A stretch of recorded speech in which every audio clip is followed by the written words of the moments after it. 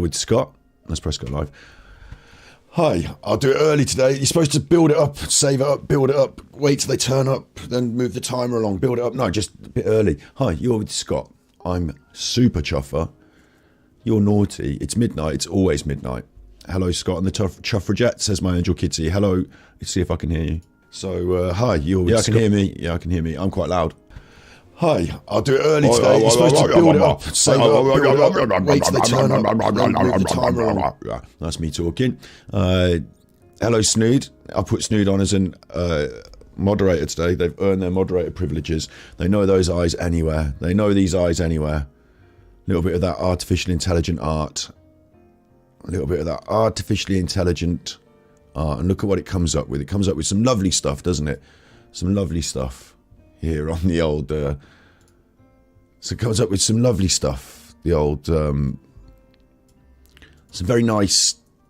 This one's one of my favourites, but I think it's too subtle. I didn't put it on the thumbnail. This one's too subtle, look. Because actually it's got a picture of like a figure here, and there's like a tail, and there's like a sad figure down here.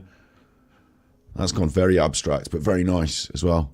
Got a very abstract, very nice one like that of Phil as well, like a destitute sort of... This isn't what we're doing today. Today we're doing Are People Evil? Today we're doing Are People Evil? Look, this is Phil, obviously. You'll know, you recognise him. That's an artificial intelligent Phil. And then I did this one as well, which was like... Look, it's like bones and things, but it's still Phil. Oh, it's a bit creep. It's a little bit creep, isn't it? A little bit creep. And we've got this one as well. Oh, I don't know about this. This is getting too much now. That's getting too much. Don't want that coming at you. Don't want that waking you up in the night, giving you a kiss. Let's get rid of them. It is indeed Derek. Let me maintain. Hey, I can't even see chat. Hey, can't even see chat. Pop out the chat. Pop out the chat. There you go. Got you. Got you. Oh, you like that? You like it? You like? Ooh, I like that. Ooh, I do like that. Oh, I tell you what, I didn't know I was going to enjoy that, but after I tried it, and oh, I do like that. Hello, Claire X. Hello, Jess. Hello, Lev Kung Fu Shaolin. Hello, Snood. Hello, Sasha. Hello, Louise. Hello, John. Hello, Persephone. Hello, my angel Kitty. Hello, Jackie. Hello, Manuela. Hello, Jeannie. I think it's Jeannie. Hello, Delightful Energy. Hello, Soccer Galsara. That's a name and a half. Am I evil? Yes, I am. I am, man. Mans are evil. Men's are evil. Fucking women are all right. It's just the men. Get them back in the sea. Get back in the sea, you. No, get back in the sea. I don't care if you've rudimentary propulsion with the flippers turning into... Get back in the sea. I don't care if your lungs are also capable of sometimes breathing air-water mix in desperate occasion. Get back in the sea. We don't need you up here. Back in the sea with the wolves. Go on, you can be a dolphin. Get back in there. I don't mind. It fucking doesn't bother me if you get all... Oh my God, he's drinking seawater. Hello, Nancy. Hello, Nancy. What we're doing today is we're going to look through some interesting videos I've got lined up. I thought, what should we do? We need to come back with a bit of a bang. We need to come back with a bit of something. And there's this channel called Shrouded Hand. Hello, everybody. Shrouded Hand here. And if you know Shrouded Hand, you'll like Shrouded Hand.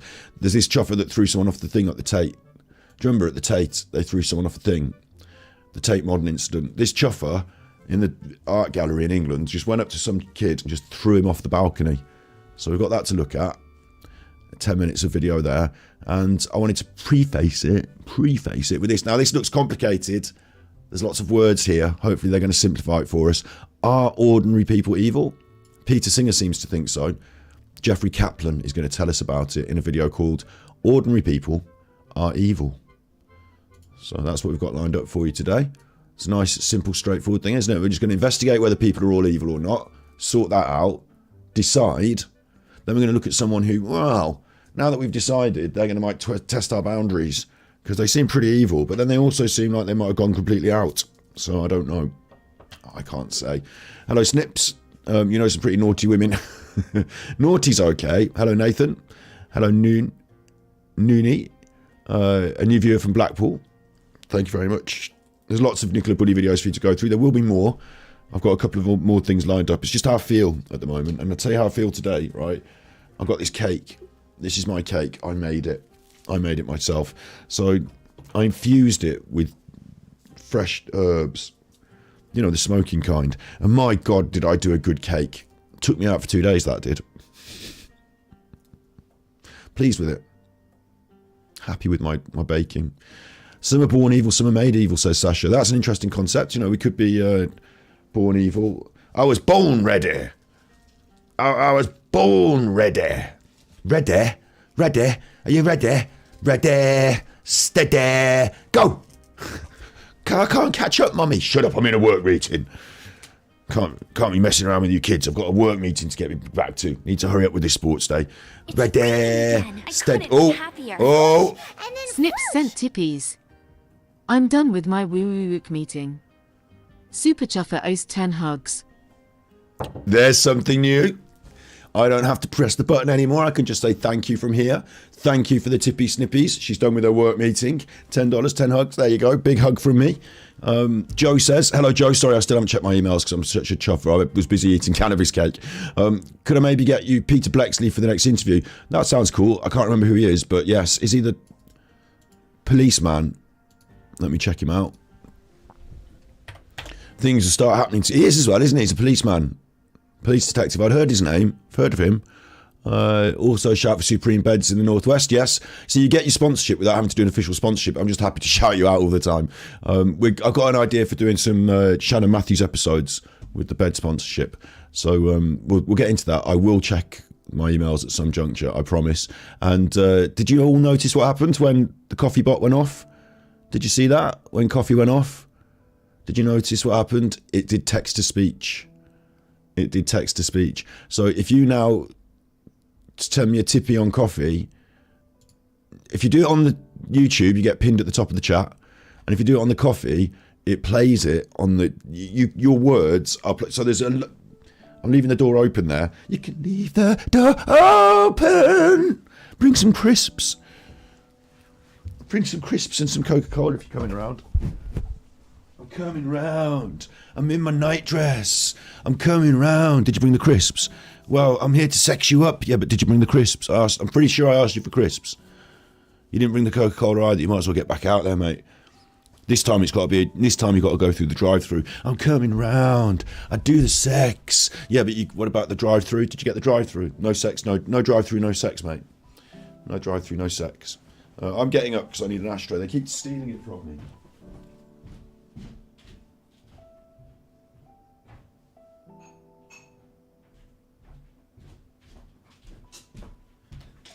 I'ma leave the door open, baby. Yeah, and you don't know who you're going to get sexed by then, do you? Leaving the door open. Not in this country. You used to, before the war. Used to all leave our doors open. Can't do now. I'ma leave the door open. Someone drops off a leaflet for the Chinese restaurant and they're in. Rifling through your kitchen drawers. I can leave the door open. No, you can't. No, you can't, mate. Home invasion. Hello, SCP Sophie. Big ups, SCP Sophie. Peace and love to the chat and peace and love to you.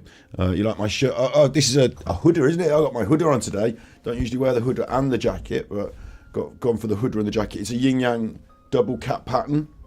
You can't wear it upside down, though, which is a shame. I did think when I bought it, yin-yang, wear that upside down. But it turns out there's only a head hole at the one end. The other end's still got a hole. It's just too big for my head. Well, it's not too big. I can get my head through it. It's the rest of me in this end that's the problem. You can leave the door open. I'ma leave the door open, baby. Relaxing video game music in the background here, if you can hear that tinkling away. We're going to get on with the video in just a second. Are you evil? Is everyone evil? Is that chuffer evil? And what's it like to throw someone off a balcony at an art gallery? I don't know. Will Coffee say the naughty words? I don't know, Snips. I don't know how far it will go. I mean, it's up to what people post, isn't it? But, like, I can't test it, really, for rude words. It doesn't allow me to turn off rude words. I just assume it's going to be good for that. But if people start banging on about the Jews or something, we might have to have a word. There's a buttons and widgets panel on it here. Let me open that up. And I can do a test, you see, but all I can do is just test the full concept. It won't let me type in my message. But if I press this button... It's raining again. I couldn't be happier. Swish! Someone sent tippies. A wild Kofi bot appears. Super Chuffer owes 3 hugs. 3 hugs. Thank you for the 3 imaginary hugs there. And we can change the picture as well. If you don't like the picture, we can change the picture. If people say, I don't like that picture, I want that picture changed. When you do your tippies, if you want, you can put tippies. When you do them, if you want, it's up to you. It's totally up to you. But when you want, in your message, you can say, I want to change the picture, and we can change the picture. When will I have my next cat, asks Claus. Good question. We've got a cat, an original cat, the cat we had first. Omar was a street cat that joined us. He joined our pack in the later years of his life. So we've currently got a dog and a cat still, so we're not devoid of animals. I do wonder if she feels a little bit lonely, you know, sometimes, because she's missing her friend now. But she's also got the run of the place, the old cat. Now it's all her stuff again, you know, no sharing her food, no sharing her toys. So there's pros and cons for her. We're all here. I've already raised the concept. I've already looked and said, oh, there's a kitten at the rescue, you know. But I think we'll just give it a bit of time, see how things settle, see how she feels, see how we feels. I'm open-minded to the concept. Is Emma evil? I couldn't be happier. Marsh Farm Sports Day 2023 sent tippies. Event list: Bigfoot 100m stomp tug of war over the wire, hide the body in a culvert relay finale. Dive into 2 foot of water. Please note Emma White must win all of the events or else you'll have to disappear. Super Chuffer owes 3 hugs. You see what I mean? I knew it'd start. Look, you don't start, cat. I knew it'd start. Even saying it in the chat as well, it's relaying it in the chat for you as well, so I can reread it. Bigfoot 100 meters, stomp. Bigfoot 100 meter stomp. Tug of war over the wire. Hide the body in a culvert. Relay. Final. Dive into 2 foot of water. Emma must win. You don't want that, cat. You don't want that. Emma must win. Emma must win. Hello, Claus. Hello, Kariku. Hello, Deborah. Hello, Midnight Aura. Hello, Jackie. We've got a new thing on the stream where people can just say Ashkenazi Frankish Sabbatians. I see what you mean there, Kingston Goberson. Do you know what? I've got a video lined up as well.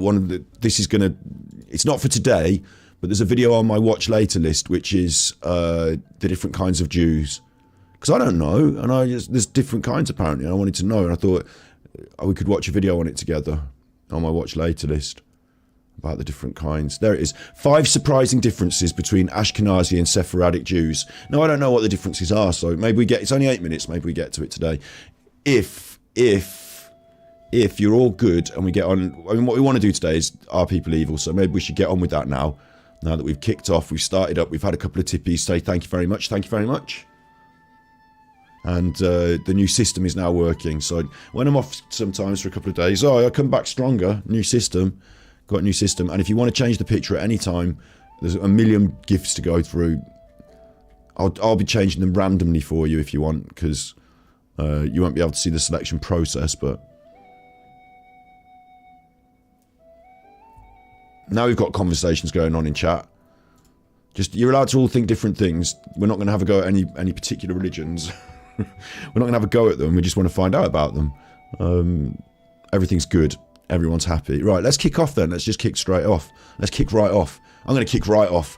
I'm going to kick right... No, we shouldn't have to pay for this. I'm going to kick right off. No, it's not right. It's not right. No, I'm not putting up with it. I'm going to kick right off. Just wait till the waiter comes round. Just wait. Excuse me. I'm going to kick right off. Just wait till the... Excuse me. They didn't see me. Wait, I will kick off. I will. I'll just get their attention. Excuse I don't think they saw me. No, I'm going to kick off. I'm going to kick off right off. Just going to. You want me to go up? Oh, I don't know. You want me to go up? Can I not wait till they kick right off at the table? You want me to go up over there? I'll go up. No, I will. I'll go up. I needed the toilet anyway, so I'm just going to go and. I'm going to kick right off. Hello there, Lee. Hello, everyone in chat. You need to learn how to send tippies, says Kerry. The tippies is you either on your YouTube on your phone, you can press a button and it will do it. Super chat, super stuffs. All the coffee settings. Coffee is a separate system. I think you need PayPal, maybe. And it's on that website there, and it should be straightforward. And if you can't work either system, then just the fact that you thought to do it was lovely, and thank you. And, you know, it's all good.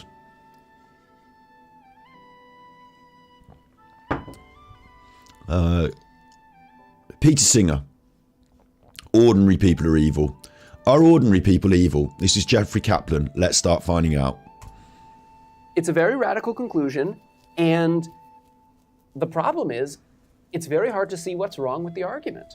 Well, I don't know what the argument is. Seems like you've done one of these soft entries. You've done one of these soft spit on it, work it up, lather it up, fire it. You don't know you're doing it.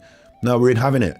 You've done one of these soft entries, soft drop. I mean, I don't know what the argument is, but you're talking about it. That's clever. It's going to get me hooked. That is going to get me right hooked. What? And it has seemed that way. Kerry, if you don't have PayPal and you still want to give me money, you can do it through the YouTube system of super stickers. But like, ultimately, it's lovely that you're here, and it's lovely that you're sharing and watching and liking. And you know, I'm grateful for anyone that feels they've got that extra that they can chuck in the hat. I'm really grateful for that. So the fact that you're here and being part of it is also good. So don't stress. Just enjoy yourself.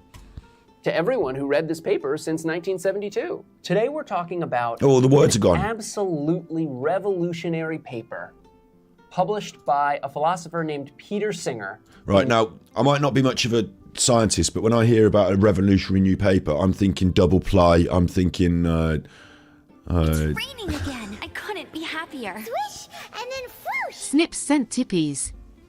Or you can send tippies to me on Ko-fi and I will give them to Super Chuffer. I promise. Super Chuffer owes 3 hugs. There you go, there's a system. 3 hugs, thank you very much. 3 hugs worth. Look at that. I really like our new system. I think that's really cool that it comes up on the screen and it reads it out. It does open up the door for anything that you want to write in those tippies messages, but that's fine. That's fine. Thank you, Deborah Rabbit, for £3 on the super chat with the avocado sticker. Bigging up the veganism, bigging up the vegans. I fly under the radar with the veganism, don't I? Not trying to beat people over the head with it, but would like it if they would think about it. This could also play into it. It's also about evilism. Right, so when I hear about a new paper, I'm thinking 2-ply, maybe it's got lotion on it or something, special paper. They bought it all out during the lockdown, didn't they? They got rid of all the stocks during the lockdown, ready for a new sort of paper. 1972. The name of the paper is Famine, Affluence, and Morality.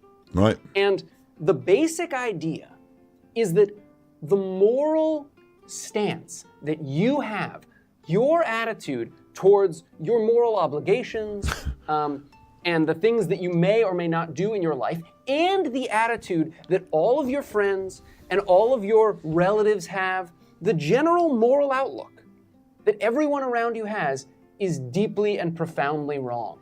And Right. the crazy thing about this paper is that, on the surface at least, it's very persuasive. Okay. Singer seems to be right.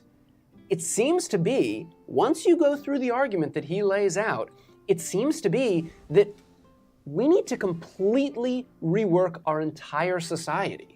Because the thing is, right, and I don't want to stop too much because we need to get through it, but Snippy's thought that it would read it as a question and sound sketchy. You can mess with it. You can mess with it. You can make it sound strange and vast. You can. It will read things funny sometimes. I think it's interesting that, saying about reworking our society, the whole reason we have our morals and our ethics as we do at the moment is generally because of religions. And it's different in different parts of the world, but in general, the religions, some people could say, capitalized on some simple concepts that were helpful for evolution and organization and civilization. Like, don't kill each other was probably quite helpful in a way, wasn't it? For our evolution, cooperate, help each other. And these are principles that religions then, preach as well. So some people could say, they got that because it's just a good idea. But you could also say that a lot of the things that we follow as rules and ideas and virtues and, this is how it's right and this is how it should be done. It's traditions and it's things that have happened over time based on sometimes quite heavy religious ideas. So maybe we do need to completely rework our, and capitalism, Snip says, that's a good point. I don't know all of the different things, but also these days as well, some rules and laws are put in not based on what's good for everyone, but based on how much medicine you can sell maybe, or how much how many free houses you have to give out or something like that. I don't know. There are other forces now, aren't there? There are market forces. But yeah, do we need to completely rework our entire society? It'd be hard to, wouldn't it? We couldn't just stop it all from now and say, look, stop now, hang on, stop, let's change. Hello,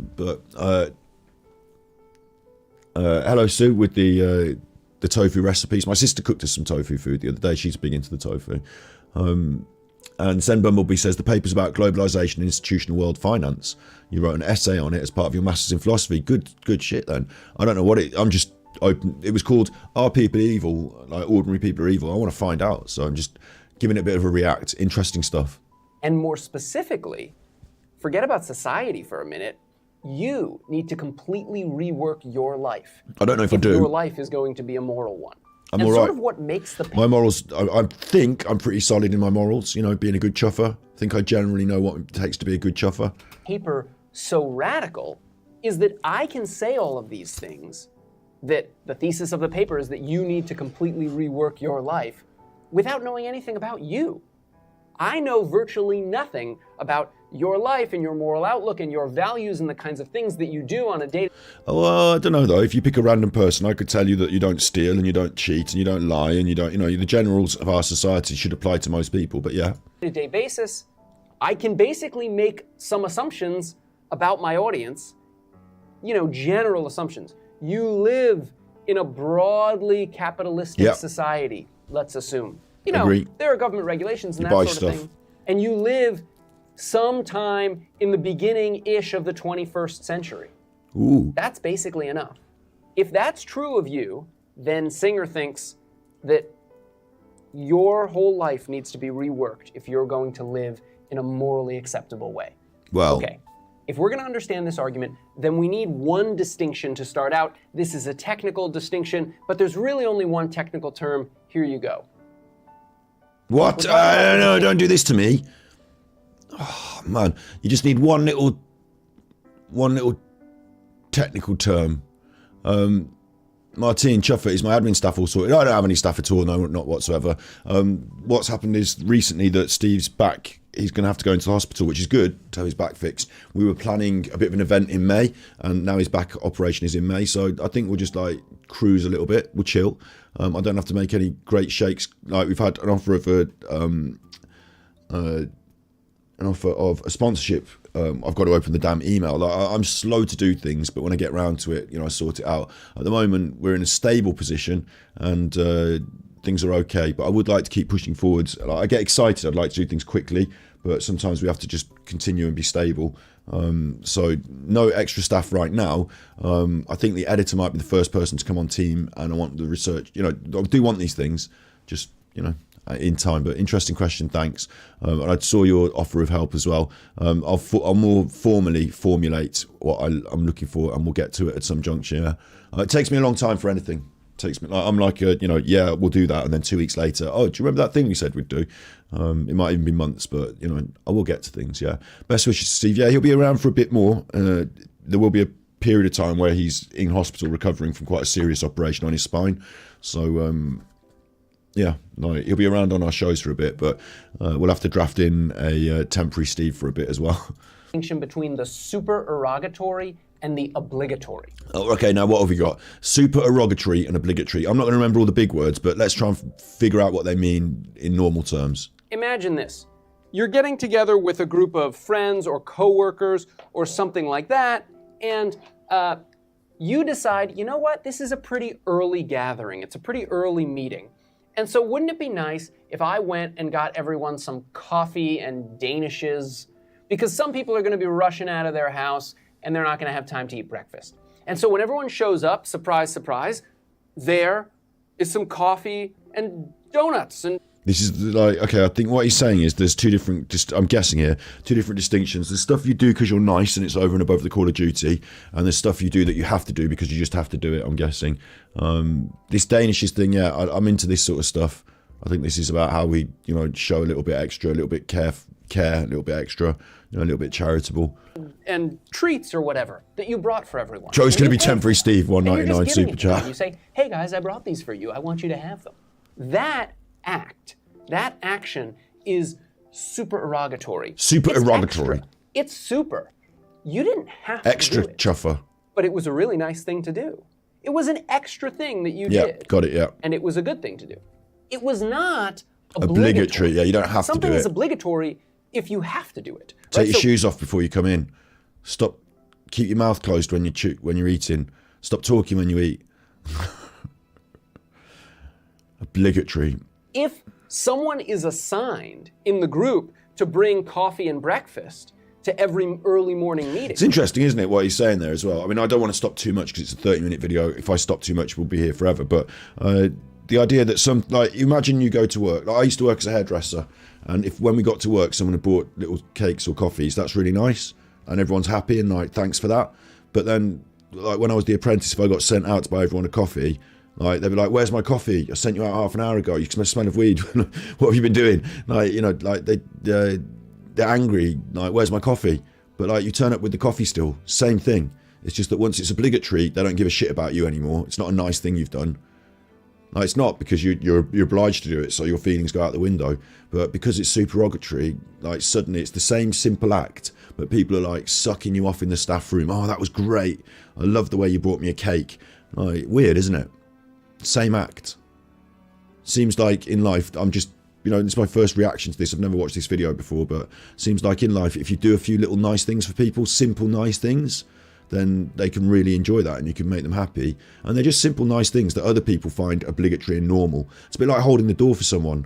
Like, it's a nice thing to do, isn't it? It's like normal and nice and everyone's happy when you do it. But if you don't do it, they're angry and cross. "Oh, you didn't invite her." If you slam it, I don't know. You've been doing some perms today, Kerry. I'll tell you what, I used to hate the perms. I've got big hands, and so there are some things that I'm maybe more adept at. Like, I can hold quite a nice section in my fingers. Like, you know, got quite strong hands, I guess. But the fiddly little Rizzler paper perms and winding it on that stick. My nan actually had to come and get her. My nan, bless her, God rest her soul, she had her hair permed about 10 times for my qualification. Again. I couldn't be happier. Swish and then whoosh. Where's the words? Tracy Matthewson Thank you. sent tippies. Keep up the good work, please send cake.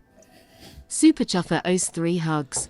3 hugs coming your way, Tracy. Thank you very much. And isn't it a step forward that I don't have to change to the other page now and scroll down and look at it and stuff, and it comes up on the screen. And if anyone wants that picture changed, then pop it in the tip and say, "Please change the picture," and we'll change the picture. SEAL Team Zero. Yeah, I am doing more videos on Nicola. I will be.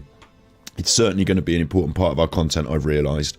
But I'm not keen to milk that too much and to, you know, wring it dry, so to speak. I could have turned that into a bad joke, couldn't I? Wring it dry, like Nicola. No, but at the same time, I am aware that, you know, it is something people want. I'm sort of brewing up a couple of good episodes, and it's when I feel in the right frame of mind and right mood to do a couple of good episodes on that. I don't just want to churn out just like oh, somebody said that they found a hair grip by the river, here's another hour. Somebody said that like this picture on the CCTV seems slightly different in this one corner, so instead of including it on my other video about CCTV, I'll do another hour. Like, I don't want to overload you with that and try and scrape every, you know, buck out of that particular barrel. But we will be doing more. We will, yeah. Interesting about these supererogatory and obligatory statements. And you signed up, you promised, you committed to bringing coffee and breakfast on that day, well then bringing coffee and breakfast is obligatory. So always under promise and over perform, I've been told, and I do it the opposite way around. I like to talk big. "Oh, I've got this idea, this is going to be cool, we'll do this." And then, like, you know, it turns out, "Oh, it's not as cool as I said it was." "Oh, sorry, I thought it was going to be cool." You know, try and do your best to under promise and over perform rather than the other way around, I think. And of course it would be nice if everyone thanked you for bringing those things, even if you agreed or promised to do it. It wasn't extra. It was something you had to do. You had committed to it. You were obliged to do it. One more example just to bring out this distinction. And this example may date this video. It may give you a sense of when I'm making this video. But anyway, at the time of the recording of this video, there's something going on in supermarkets, where when you check out in the supermarket and you're paying for your groceries or whatever, well, there's some of the payment is obligatory, right? You have to pay for the things that you are buying. But then there's this extra payment. They say when you're checking out, they're like, "Would you like to donate $1 to," and then they name some charity. "Would you like to add $1? Do you know what? I've always had this problem myself, and it's going to sound bad when I say this, but it seems like I've got my own moral, like, parameters, and they're different to the rest of society specifically, maybe. For example, if I'm in a supermarket like Tesco and they're making millions and millions of pounds and they're like, do you want to spend an extra $5 on a bag or something? I say, no, you give me the bag free or shut up, like, or I'll take it. Shut up. Like, like I don't feel angry if like, I mean, I never stole specifically from the supermarket, but I used to work at a supermarket and give things away free. And I'm not Robin Hood, but like, you know, someone's coming through with a load of nappies and I'm supposed to scan everything. And I just don't scan some of those things. Like, there you go, you've had some nappies free, lucky you. Like, it's not like Tesco is suffering, is it? Like, you know, I know it's obligatory to pay for this stuff, but I almost find it supererogatory in some cases, and they're making it feel obligatory, you know. And I think that that's the way our world works almost sometimes, is there's a few things, like if you look at the way the amount of money is going around in our society, like a great example was Joe Markowski yesterday or the day before talking about DAZN and ticket prices for boxing channels. And he was saying, you know, like it's a good offer at £20, this and that, £20 a month or £10 a month, good offer for your boxing. And then the guy pulled him up and said, ID Boxing, pulled him up and said, yeah, but there's a cost of living crisis and that's quite a lot of money anyway. You're not suffering from this cost of living crisis. You know, if you're a millionaire, then it's still obligatory for you to pay for things in the restaurant and the supermarket, isn't it? In the same way as it's obligatory for somebody who is struggling to afford those things has to pay. It's the same obligation, but the position that people are in seems drastically different, and so it feels almost supererogatory now, doesn't it? Like, you know, when you're on a like sometimes people, this goes to this point where people sometimes, and I believe in people, you see, I don't think everyone's evil, I believe in people, I suppose, but doing little things for people that you can help them out, like giving them a freebie here, letting them through there, that makes a lot of difference to some people's lives. But for the person that's in charge of the gate, it's not so important. It's just one little person. An example was when I was at the football. We were at the Wembley final of the Birmingham game when we played Arsenal. We won. It was one of the greatest days of my life. I'd only been able to wrangle myself up a ticket late, like, you know, on the secondary market. So I wasn't sat with my dad, who was sat in a different part of the stadium with his friend. And technically, I'm not supposed to go round there. Have you got your ticket, please? No, it says you've got to sit down over here. But at the end of the game, when everyone's celebrating and cheering, I ran round and the guard, you know, the security man stopped me and said, excuse me, you know, you've got to leave through these doors. Sorry, game's over. And I was like, no, I'm not trying to leave. I'm trying to go and sit with my dad because we've won the cup and I want to celebrate with him. And he's like, let me see your ticket. You know, your ticket's not for here. And I was like, yeah, but we've won the cup and I want to go and sit with my dad and celebrate with him. And he thought for a minute and he just went, okay, and let me through. And like that little thing made a huge difference in my life. No skin off his nose. It was supererogatory. It wasn't obligatory. In fact, his obligation was the opposite. But it felt like it became less obligatory because the game was over. It didn't matter on one person. We're celebrating. You know, being able to just bend the rules like that. It was really good when I was the hairdresser running my own shop because I could bend all those rules. But when you're working in a situation and you're like made to follow them strictly, yeah, I'm sorry, I gave that woman some free nappies. Go fuck yourself. Sack me. Like, they had me in the office once at the supermarket. Oh, you know, this doesn't add up and this and that. And I was like, yeah, I'd sometimes give people free stuff. And they're like, what? I don't know, it's thieving, stealing. I'm like, no, just like sometimes I get confused. Sometimes I'm distracted. They're like, got loads of shopping. It's only a bit here and a bit there. I just want you to know that I'm not telling you lies. Like, I fuck up. Like, what do you want me to do? And like, I don't find it super obligatory. I find it more supererogatory. Hello, Super Chuffer. Hello, Killy Dunn. You know, Louise says they had this vitamin spray for your mum and you just nicked it instead. See, I'm sort of speaking like that, but I'm not on the internet saying steal things from supermarkets. But I am saying, like, the other one is little things. I'll tell you the other one, little one is when they give you free little bits and pieces and some, like, should you take all the sauces or should you take all the sugars or should you take all the little milks, you know? And I'm like, yeah, fucking take them. Like, they've got loads. They don't give a shit. They're a big supermarket or a big hotel or whatever.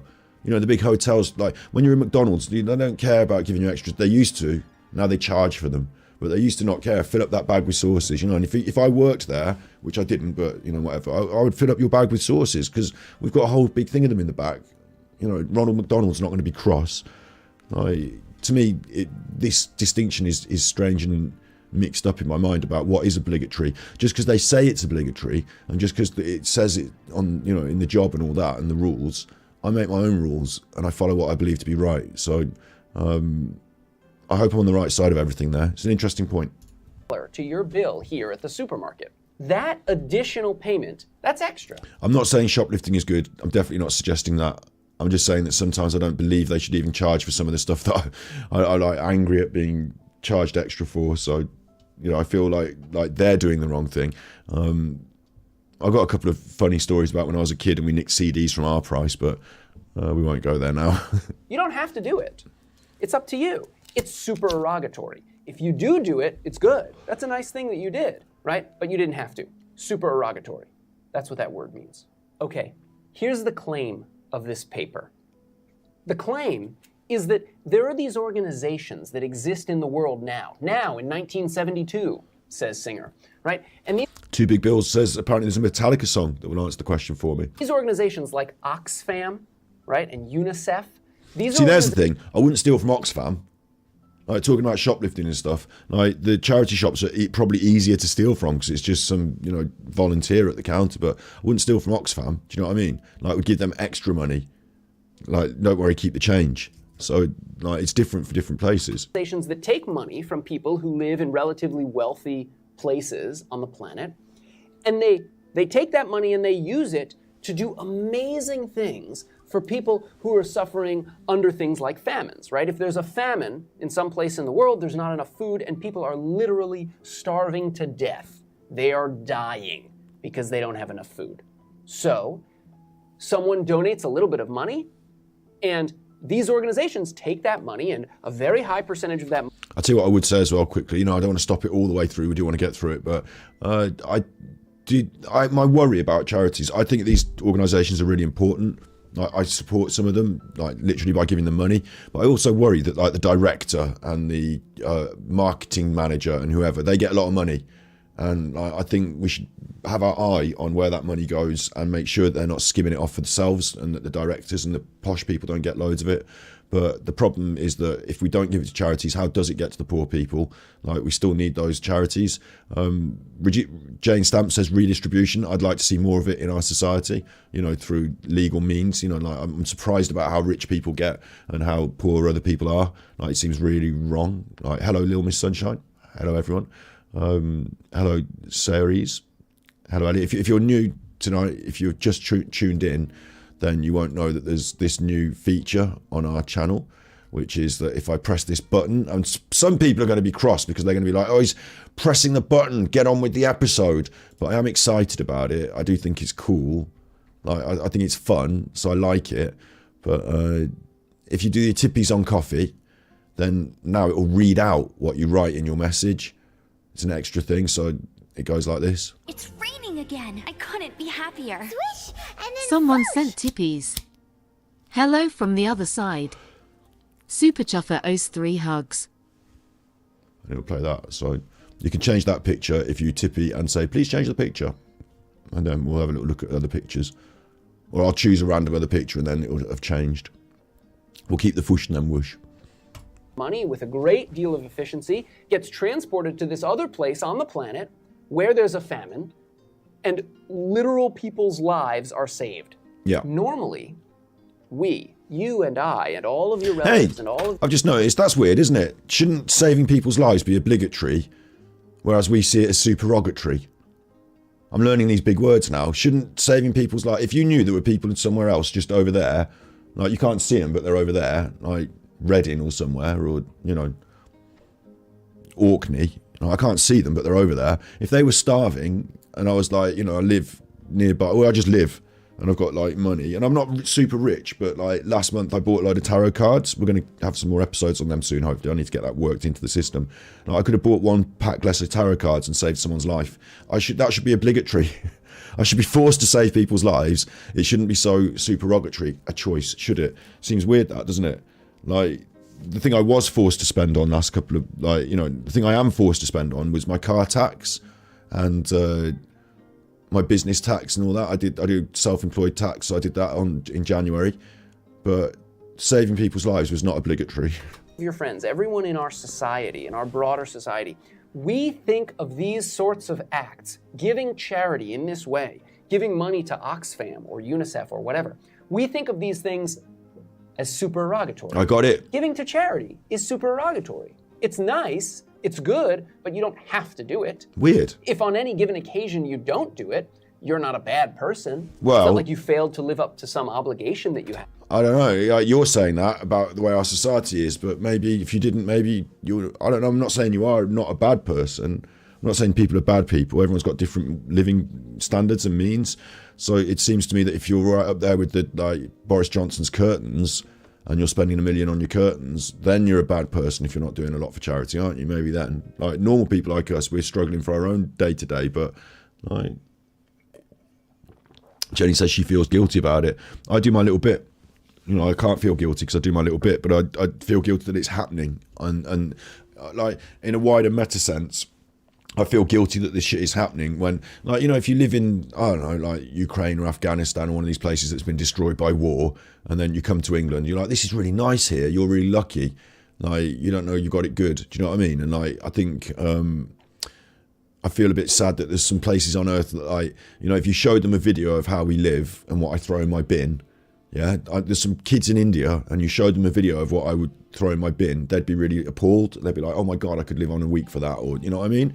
And like, I feel sad that that's happening. Not personally like I've done a wrong thing, but generally that it's wrong. You know what I mean? Singer says, no. Here's an argument that proves, Singer thinks, that giving to charity, giving extra money. And Islamic culture would say that you have 2.5% of your income is through zakat, and it goes straight to charity, and that way that's sorted for you. To famine relief. If you're affluent, if you have extra money, is something that you must do. Yeah, really, you should, shouldn't you? Yeah. In the same way that you must not murder, or you must catch someone if they're falling and you can just reach out your arms and catch them and save them. You must do it. That's the. It's weird as well, right? That's weird because that totally shakes our perception of what a hero is. I've told this. Some channels are being bullied, says Persephone. I won't accept any bullying in my chat. So if anyone feels they're being bullied, then highlight it in my chat, and I'll, you know, bin off anyone who's doing any bullying. But sorry if I'm doing that by mistake. I've told this story before in my chat, but my neighbour's house was on fire once, not so long ago, and I was required to just sort of smash my way in through the door, which was open. I didn't have to smash it down. I bashed my soul, you know, come on, let's get in, and get them out of the house and sort of put out some burning landing with a damp towel and get the fire engine there. I did that, you know, obligatory, I think.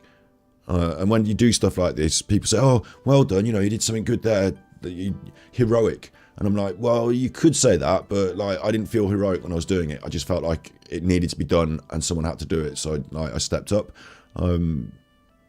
I was the person, like there were two people there, me and my sister, so it was on me, you know. Like, you know, you don't have to agree with what this guy says as well. He's explaining an argument from somebody else's paper, so maybe it's Singer that's wrong. I don't know, but yeah. Yeah, like interesting things. The Toon play Man United this weekend. You can't wait. It should be a good weekend. It's always nice when you have good sport, and Anthony Joshua's on as well, isn't he? Should be good. So Singer has an argument for this thesis, an argument for this conclusion. But we're going to get to the argument in 1 minute. First, let's just skip to the end of the paper and see his statement of that conclusion. Go on, Here's then. what he says. Here's what Singer says. Because giving money is regarded as an act of charity, it is not thought that there is anything wrong with not giving. The charitable man, or if we want, because this was written in 1972, we can say the charitable person. The charitable person may be praised, but the person who is not charitable Why didn't you just change not it? Condemned. People do not feel in any way ashamed or guilty about spending money on new clothes or a new car instead of giving it to famine relief. No, they don't, do they? Indeed, the alternative does not occur to them. What's the alternative? The alternative is not getting those new clothes and not getting that new car, and instead taking that money that you would have spent on new clothes. That's because in our economic system, we have a system, there's an idea called opportunity cost. So if I buy something, I can't buy something. If I buy a Mars bar, I can't buy a Snickers. If I buy a Snickers, I can't have a Mars bar. You only have one or the other. You know, it's like the thing you could have bought, the other thing you could have spent your money on, that's the opportunity cost. So the cost of a Mars bar might be 50p, the cost of a Snickers might be 50p, but the actual cost of a Mars bar is a Snickers, or it could even be an apple, or it could be anything. It's whatever you could have spent the money on. It could be that 100 Mars bars could have bought you a new jacket. you know, so you have to choose what you spend your money on. And so when you're being forced to make this daily, it's a mental choice, you know, you have to work it out in your mind, but we're so used to doing it now, budgeting, you know, deciding, then it becomes something that, like, of course it's normal to choose to spend your money on the things that are for you and your survival and your pleasure and your joy. It's become sort of normalized that choice is being made. You don't even make it anymore. You don't even think, what should I be, you know, if I didn't spend this, maybe. The only times you do it is when you're buying something big, like a car or something like that. Then you sit down and you have a good think, don't you? Like, you know what I mean? You're not just going to go out and wallop the 10 grand on a car. You have a good think. You have a good think, and you work out and you analyse and compare. But in normal day-to-day smaller things, you're just used to making those choices, and the choices always fall on your side. I want this, I want that, I have this, I should have that. Like the other side of that coin, the opportunity cost, someone else should have something, I should give it away. It's not even part of the equation. It's I should have this or I should have that. That's the equation that we're taught and we grow up with as a basic underlying premise of how we organise our economy. Here's your pocket money. Now, would you want this or do you want that? It's not often given to the child and said, or you could give it to charity. But when it does, like that kid who slept in a tent all those weeks, you know, when kids do come up with that concept themselves, it's strange, isn't it? It's like, wow, look, this kid decided to give all their pocket money to the orphans fund, get them in the newspaper. Like, it's like an outside the box, non-normative way of looking at it. Very interesting. And it's just the way we're set up. It's just the fact that you have to have pocket money and all that. That's what's doing that. Because if you and me were on a desert island, you know, you and me, right, we're on a like, imagine this, yeah? Somehow the plane's gone down. You're grabbed hold of the minibar. You didn't manage to save it. That's gone down as well. Fucking hell.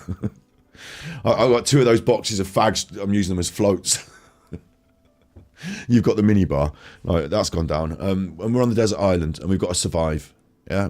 We've got to survive. We know that we're going to need water. We're going to need... There's 3 of us. We can have another one from chat. There's 3 of us now. Water, food, fire, and like maybe a cave to sleep in. I'll go gather the coconuts, mate. I'm going to spend all day gathering coconuts. You sort out, like, you know, some sort of rainwater collection device, and one of us is going to build a fire in a cave.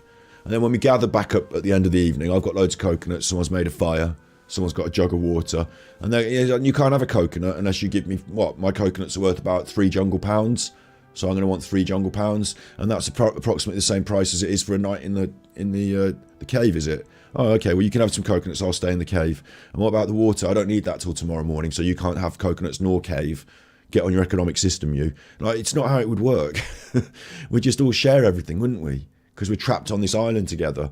So the coconuts are your coconuts as well as they're my coconuts. I picked them up, but they were just over there on the island. I didn't do anything. Like, do you know what I mean? Like, I think sharing and being more even about stuff seems more normal. Like if we're on that desert island and then you zoom out and now we're on a desert island that's as big as Britain and there's 70 million of us. No more sharing. Coconut's mine. That's my tree. Get off my tree. You can't even fucking stand on it. I don't want you in my cave. Get out my cave. Trespassing on my cave. I own all the island. You can just work here. Rent your cave off me. Like, what the fuck's going on? I'd be like, what? You can get in the sea. You. Me? No, I'm the island. I own the island. You can rent your cave off me. Can I? Or can you get in the sea? Now you're master of the sea. Rent the sea off yourself, you fucking idiot. I'm in the cave. Get out. Like, I wouldn't have it. But in this society, when it's big like it is now, we don't do that. We don't French Revolution it, do we? We're just like, Boris has got lovely curtains. Well done, Boris. You're having a chat to each other in chat. That's good. I haven't kept up with it all, but it's good that you're chatting with each other in chat. Bishop's been doing some good stuff, I see there. Good on you. Good on you. That's exactly the sort of thing I'm talking about, you know. And it's what this guy's talking about. It's an interesting thing that's come up from this today. I didn't realise it would. 7:57 we're in. We're looking at a 30-minute video. We're hoping to get to the bit where we investigate the murder as well. Or it wasn't a murder, it was a crime. But and just, well, wearing your old clothes. Am I anti-capitalism, Joe? It's a funny one. When I was growing up, I was. What thing is, I'm not, as a principle, like, oh, money equals bad. But I'm pro, put it another way, I'm more pro-sharing, you know, more like like I just described with the desert island. I don't know if the capitalist system we have works for the best for everyone. So maybe it could be improved. I understand that bartering is easier facilitated with a currency. You know, I do understand that. But I don't understand that somebody owns a load of stuff and they get more money just by nature of owning the stuff. And I have to scrub around and have less money because they own the stuff. Like, I don't think it works best for everyone at the moment. And I think it's strange that the majority of people in society are not being served by the system. I think that's a bit strange. But, you know, I haven't got the answers necessarily as well. I haven't got all of the answers. So, you know, it's not like put me in charge of the economy, I grind it to a halt and we all win. Like, that's not necessarily the win, is it? But I do think there are things that seem more obvious than not. Like, we should all be sharing in, like, the energy at the moment, you know, the crisis. It seems obvious that we should all be sharing in the boons of green energy. They get that North Sea oil up out of the North Sea, don't they? That North Sea oil. So there's only like one private company that gets all the money from the North Sea oil, isn't it? And then the tax on it. But like, it's the North Sea. Like, it's the sea. It's in the middle of the sea. So like, don't we share that? Do you share the sea? Like, you can't get off the sea. That's my sea. That's my oil under the sea now. Is it? Couldn't we have shared that and had a bit of bonus instead of all paying through the nose? I don't know. It's that sort of vibe from me. Anyway. Taking that money and giving it to an organization that will help people, that will save people who are dying of famine, right? That possibility, the possibility of not spending money on luxuries, does not occur to most people or to virtually. And also, our scale of luxury just keeps increasing. So you're down there at the difficult end, and you just need, they're not luxuries, they're necessities. Maslow's hierarchy of needs. You know, you need shelter, you need food. You get those sorted though, and then you want nicer things. I like a nicer jacket, please. Oh, my car could be a bit better. And then once you've got that sorted and you've got the big house and the nice car, then you can start going on holiday in, like, you know, the Bahamas or, you know, Morocco or something. And then once you've got that, then you can join Jeffrey Epstein on his pedo island and abuse children. Sorry, no, I'm joking. Don't do the last one. That's for the super rich. I don't need to get that. Yeah, you know what I mean? There's always another step, isn't there? You know, I want to own a Banksy, or, you know, it's time for me to have my face gold plated. Like, you know, there's always another step. Virtually anyone. This way of looking at the matter cannot be justified. I want to go to Mars. This way of looking at the matter is the way. You had so much money, right? I'm not pointing fingers here, but there's only a few people that I could point to. But I'm not pointing fingers here, but like, you've got so much money and you thought, fuck it, I'd like to go to Mars. Yeah? What about the people? What about the poor children? What about... Yeah, but I could go to Mars. So it's going to be me on the moon and fuck all those children down on Earth. Fuck, I could piss on them from the moon. Like, what are you doing? That we all look at the matter. That is, we think that giving money to famine relief is supererogatory. It's nice. It's an extra thing. That cannot be justified.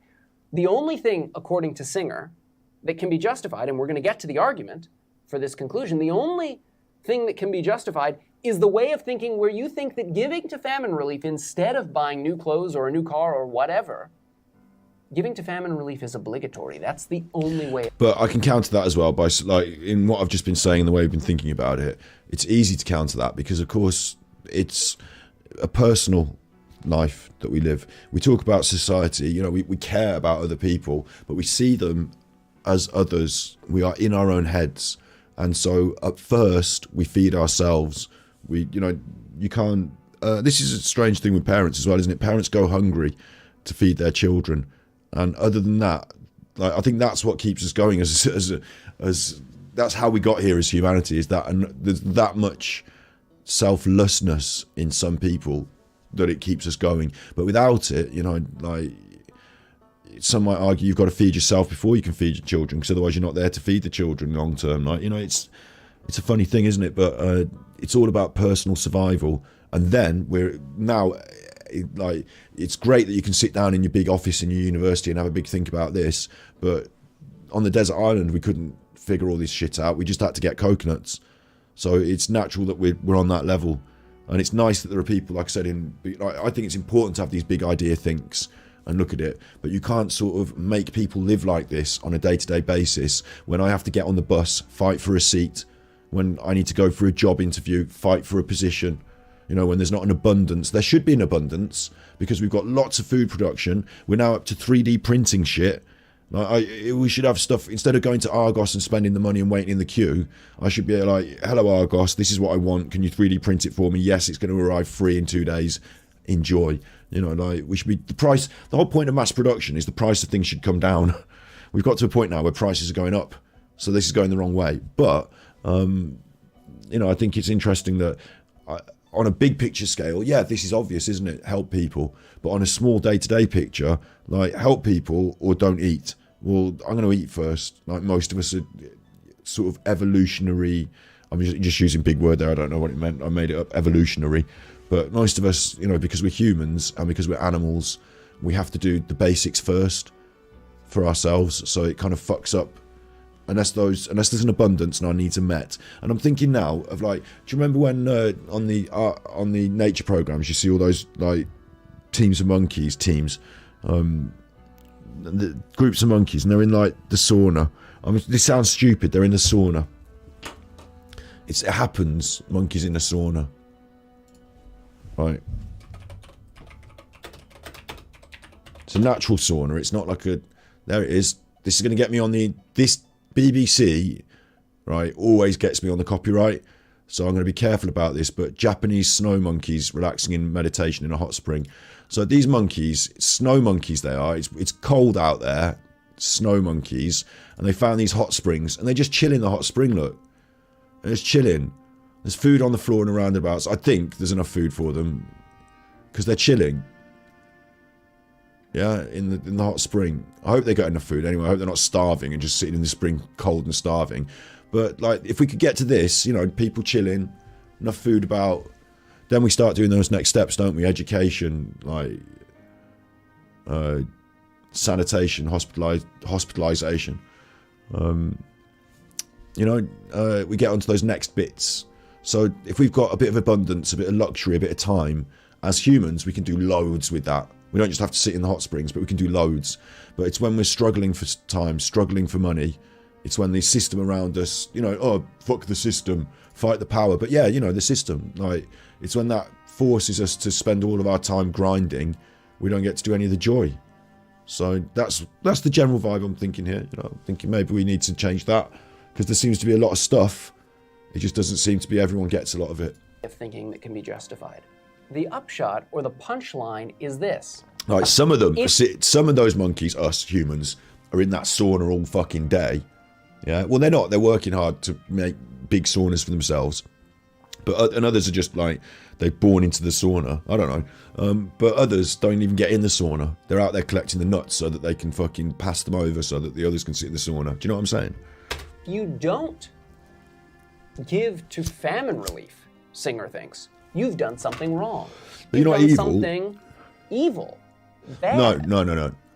Every time you buy new clothes that you don't absolutely need. Jeremy Clarkson, or you buy a new car when you could just drive your old car. Or you buy a cup of coffee. Or you buy a cup of coffee in your new car. Jeremy Clarkson, no. Will this car get me round to the coffee shop? I asked Richard Hammond to find out. No. That someone else made for you because it's more convenient for them to make it for you, and it tastes a little better than if you were to make it at home. Every time you do any of those things, you're doing something wrong. You're doing something. See, sometimes I pick up in chat, you know, I'm off my head here just enjoying my Jeremy Clarkson impression, and then I pop into chat and have a little look, and you said, I don't know where it's coming from, Lonely Fans at Colette Neil Warden. That's a good one. Lonely Fans.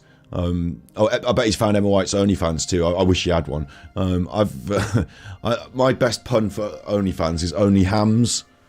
Only Hams, and I was thinking I might do I'm vegan, so I probably won't do this, but like just do like the backsides of pigs, but try and shoot them so they look like women's backsides. Try and photograph pigs. They're naked pigs, aren't they? If you get down the farm, you can take photographs. They're already naked, so that bit's easy. Maybe I want to put some little knickers on them. I don't know. But photograph them from the backside so it's hard to tell. And set up OnlyFans and call it Only Hams.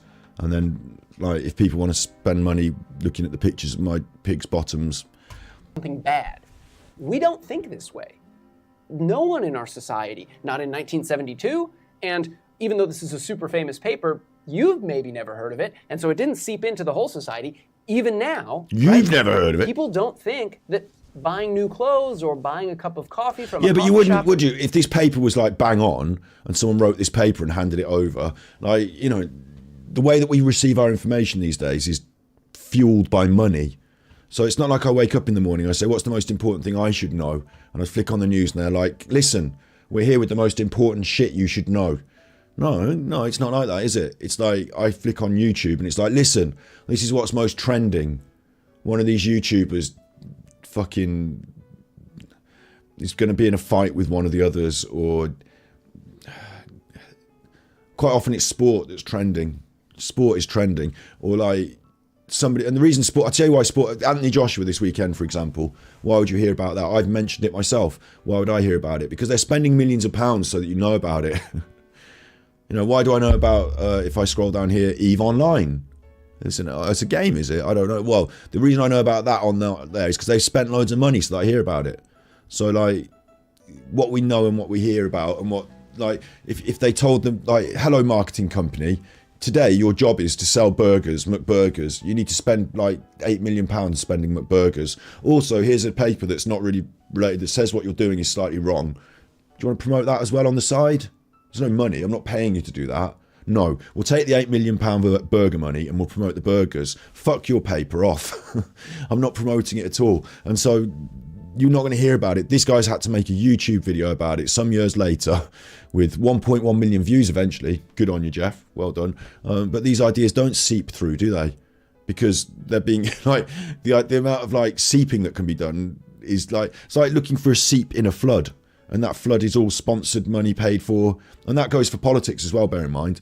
Like, you don't think the Conservative Party get where they are by skimping on the AdSense, skimping on the ad, like they've got like Saatchi and people like that, haven't they? Nice curtains, you know. The better your public perception is, the more you can stand behind that podium.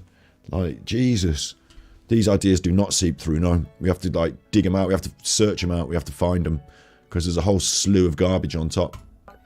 is a bad thing to do, an evil thing to do, a wrong. Adverts keep erupting. It's Gandalf.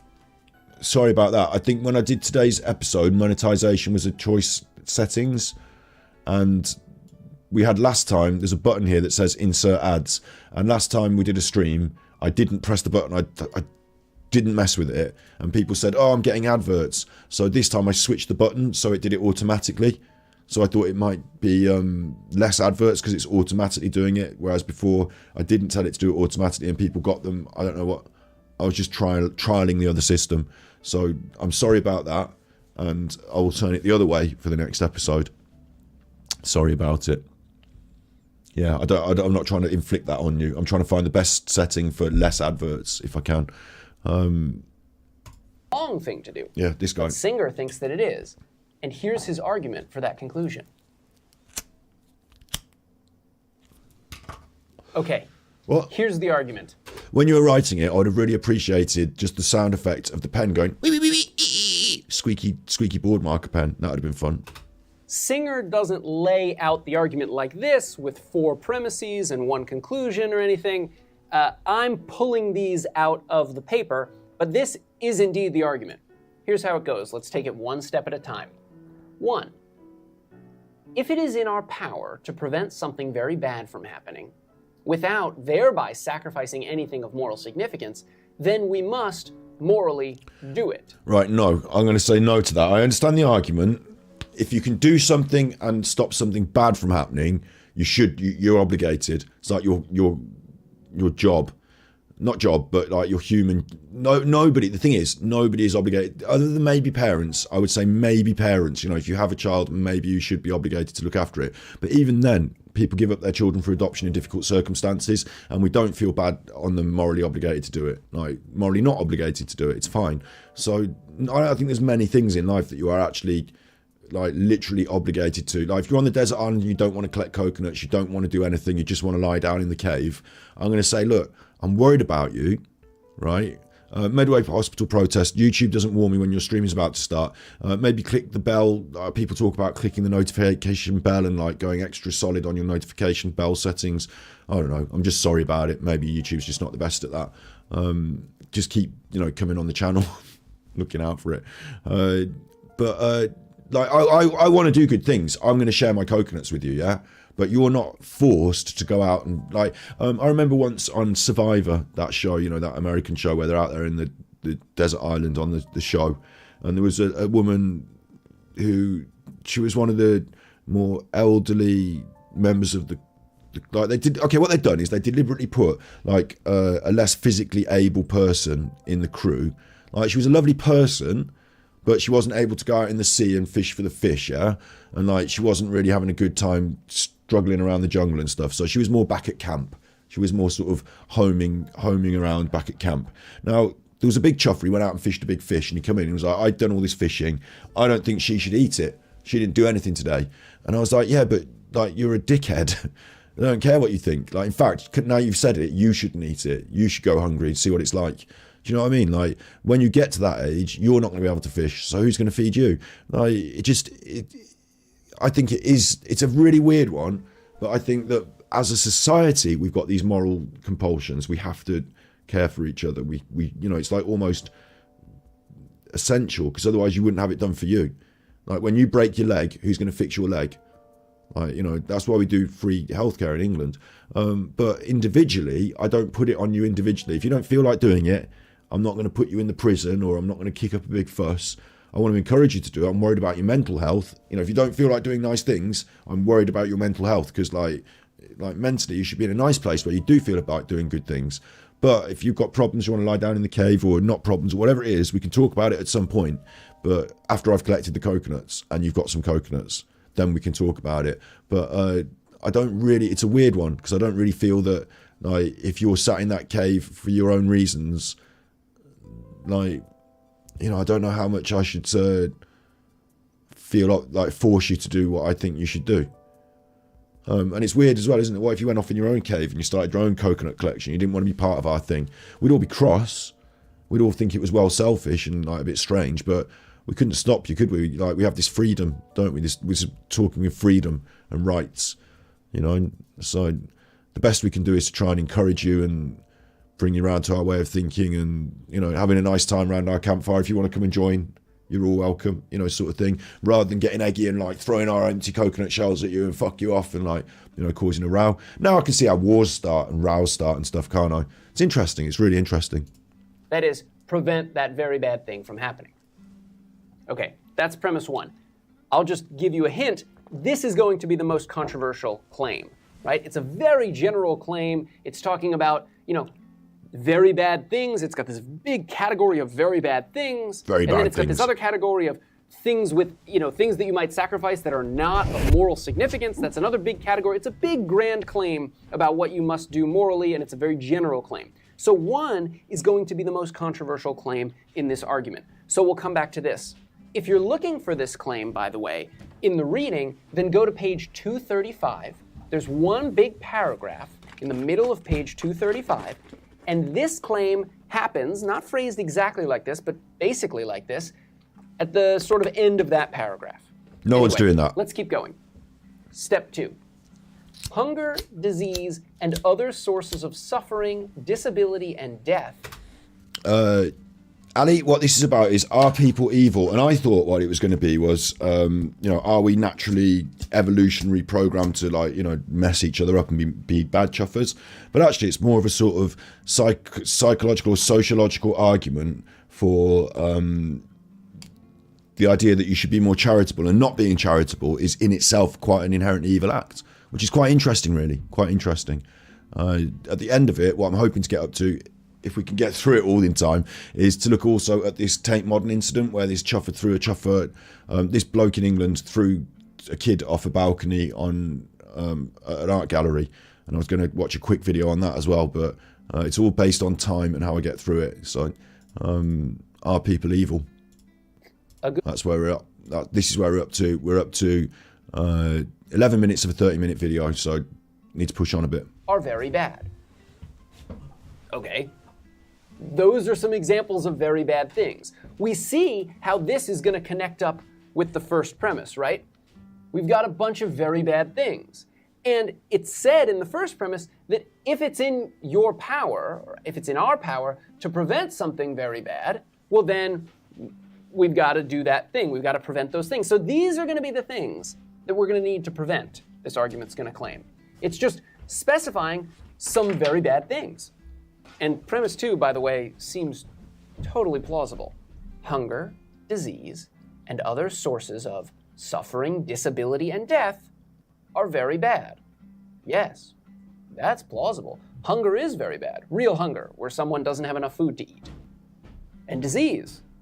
And other things that cause people to suffer or become disabled or die. All of that is bad. Yep, okay, good job. Premise 2, very plausible. Premise 3, the luxuries on which we spend money are not of moral significance. So the kinds of luxuries he's talking about are these luxuries, right? Buying new clothes. When your old clothes, although out of fashion, or a little tattered, or whatever, are perfectly good. Or buying a new car. When your old car, although not as good as a new car, is still a good enough car, right? Or the example that I gave earlier, buying a cup of coffee when you could make the coffee at home. Really going to any restaurant ever, right, counts as a luxury in this sense. I mean, you can always just, for less money, make food at home. This connects with the idea of moral significance or of some things not being of moral significance, right? Sacrifice. I think that's all completely. The problem with this as well is that it's all completely, what's the word, subjective, isn't it? You know, you could say, no, that is important to me, or that's not important to me. Well, how can I argue with that, I suppose? Sacrificing anything of moral significance. That's part of the first premise also. So, in chat, just as a side note, what's your luxury item? If we were on the desert island, if you and me, and these chuffers in chat, if you're all here on a desert island, what's your one luxury item? A chocolate covered tampon. So suppose it fulfills two purposes. What would be your luxury item if you're allowed one luxury item? Sue, I saw your story actually, Sue. Real serious and heavy, difficult time. Hopefully, talking desert islands, hopefully we're on the other side of that now, and after a big shock, you just need some time to just dip your toes in the water and dangle your feet in, sitting by the side of the river and dangling your toes in the water and just just being chill for a bit. Yeah, I expect you've still got quite a busy existence, but sometimes you just need time to chill.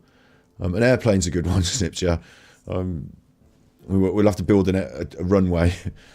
Rum, a solar powered vibrator, hot water bottle and books, cats would be nice. Yeah, a picture of a jaguar. Whiskey. Hopefully we can restore some faith in humanity for you, Sue. Chocolate, big one, yeah. Swanky yacht, lip balm, smoke, yeah. Probably seeds for me. Probably a lot of nice seeds. You wouldn't know, would you, until you got there, which one thing you'd really, really want, but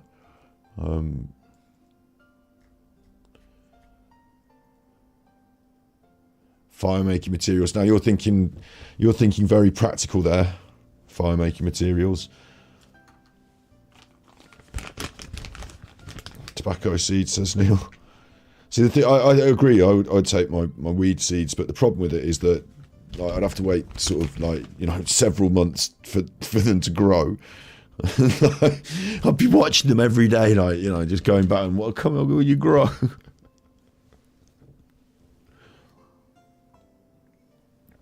It might just be nice to have a nice pillow. I suppose it'd get all dirty in the jungle, wouldn't it? Nice pillow.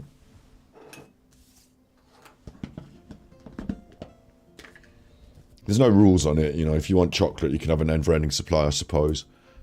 It's not just one bar of dairy milk, is it? Ration that out. We have a slice at Christmas. When you picture the desert island as well, do you picture it with just sand and like a palm tree? Or do you picture it with... Because I picture one end's got a bit of a cliff, and there's a bit of like a craggy cave aspect to it on the one end, and there's a bit of a tree, like grove, not too mountainous. The Tom Cruise, what's his name? Forrest Gump. The Forrest Gump, Tom Hanks, the Tom Hanks desert island, that to me was a bit mountainous in the middle. But I'd put it with some groves and maybe enough space for a bit of a piggin to go running around. Little piggy, you know, might have a couple of little piggies going running around. Reasonable size, but I also think the one in Lord of the Flies was a bit too big, a bit expansive. Was that an island? It's got to have a bit of jungle, yeah. Nyla were also there saying a toilet. Lots of people want a toilet. Crystal Jane, new chatter, new fan here.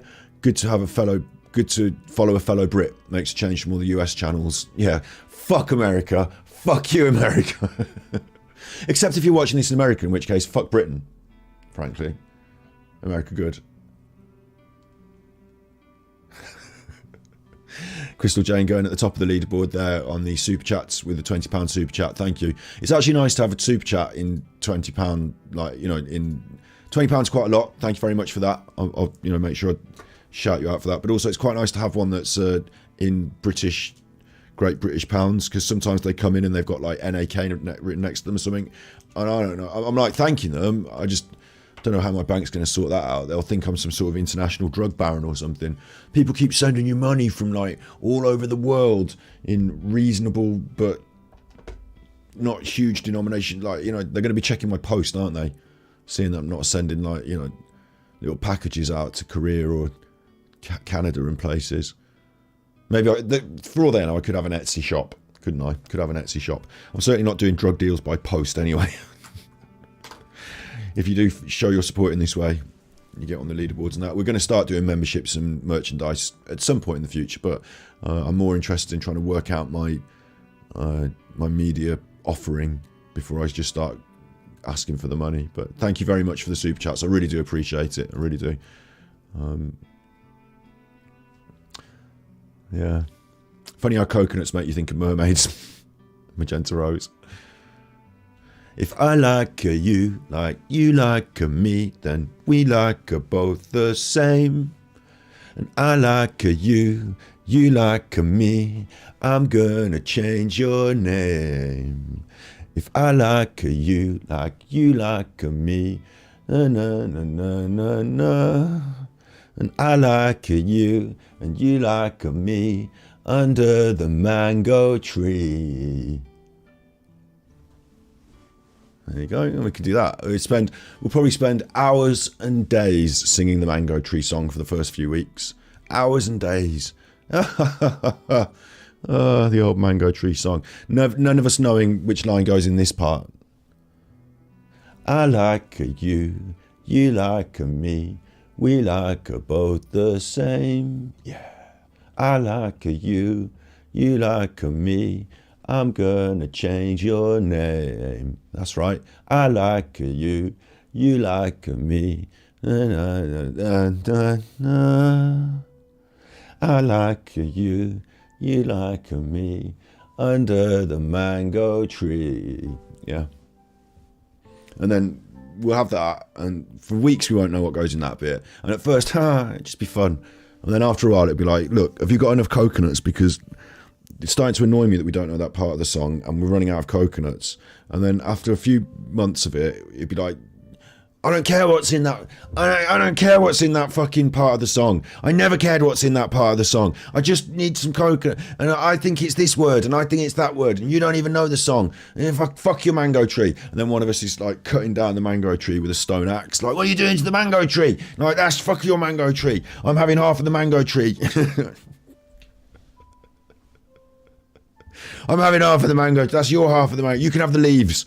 I'm having the mangoes. Fuck off.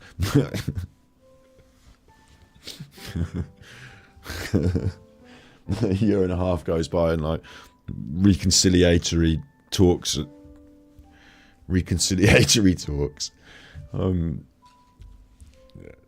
Anyway, getting off track. We need to push on with this video about what it's like to be good or bad or something.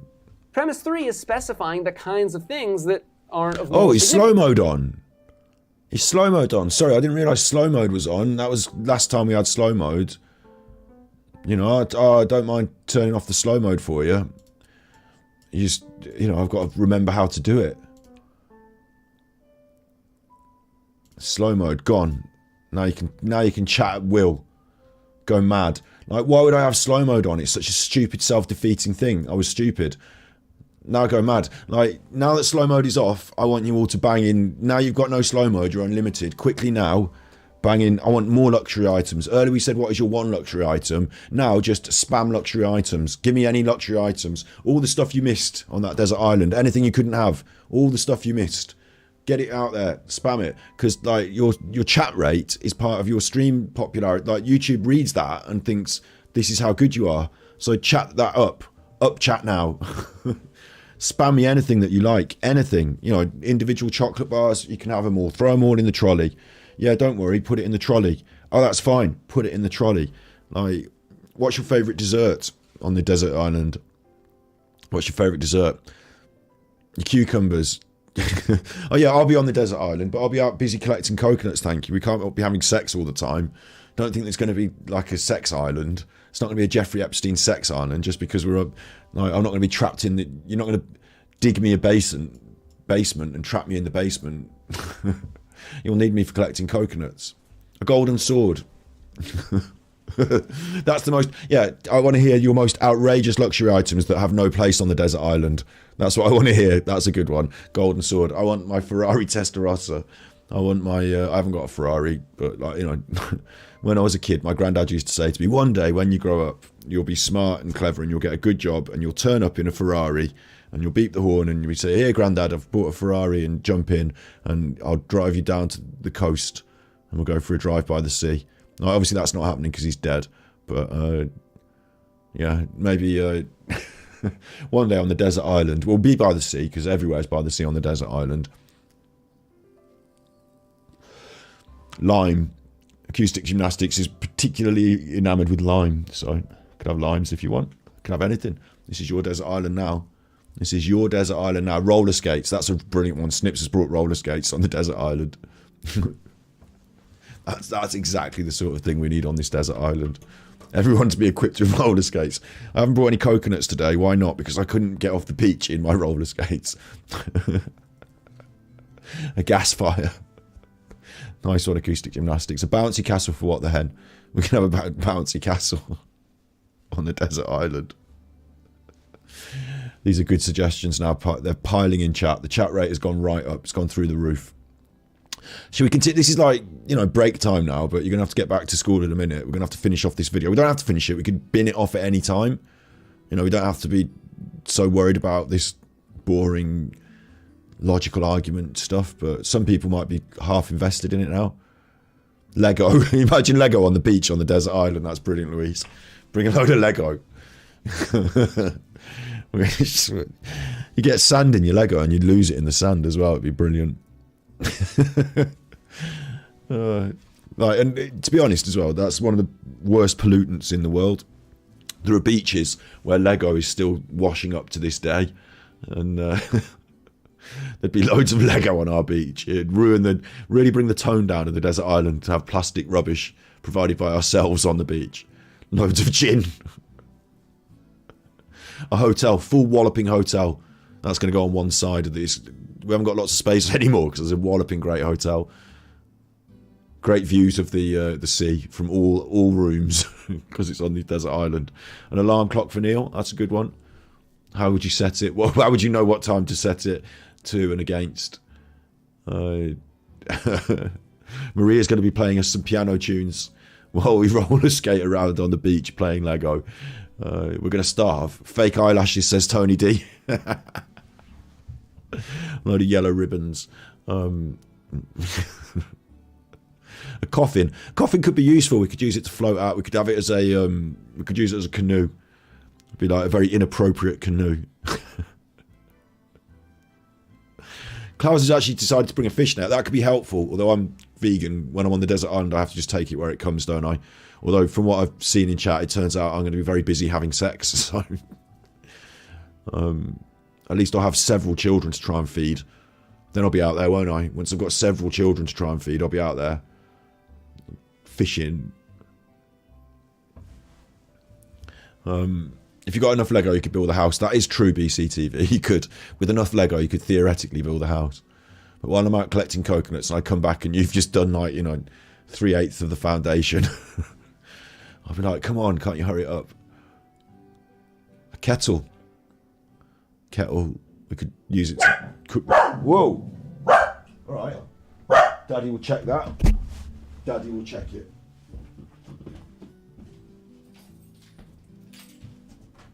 It's fine. There's nothing. There's nothing. Daddy checked it. There's nothing. There's nothing. Puncture repair kit.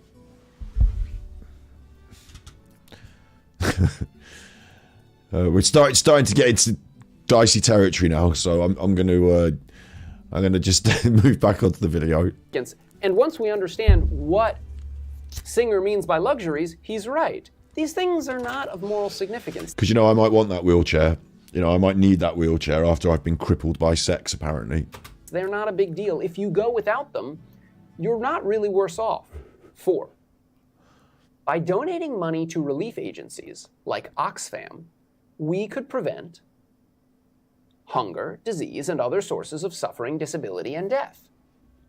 Well, that's just saying that there's a very specific way, an easy way, right, to prevent these things which premise... Yeah, and the problem here is that you can't prevent those things because they're not... It's not like, oh, we've got these problems in our society, give us money, now we fixed it. The problem is that the systemic... Like, the way that we run things causes these problems. So we need to go back and look at a root cause. Why are these problems happening? It's like drug addiction, isn't it? It's like crime.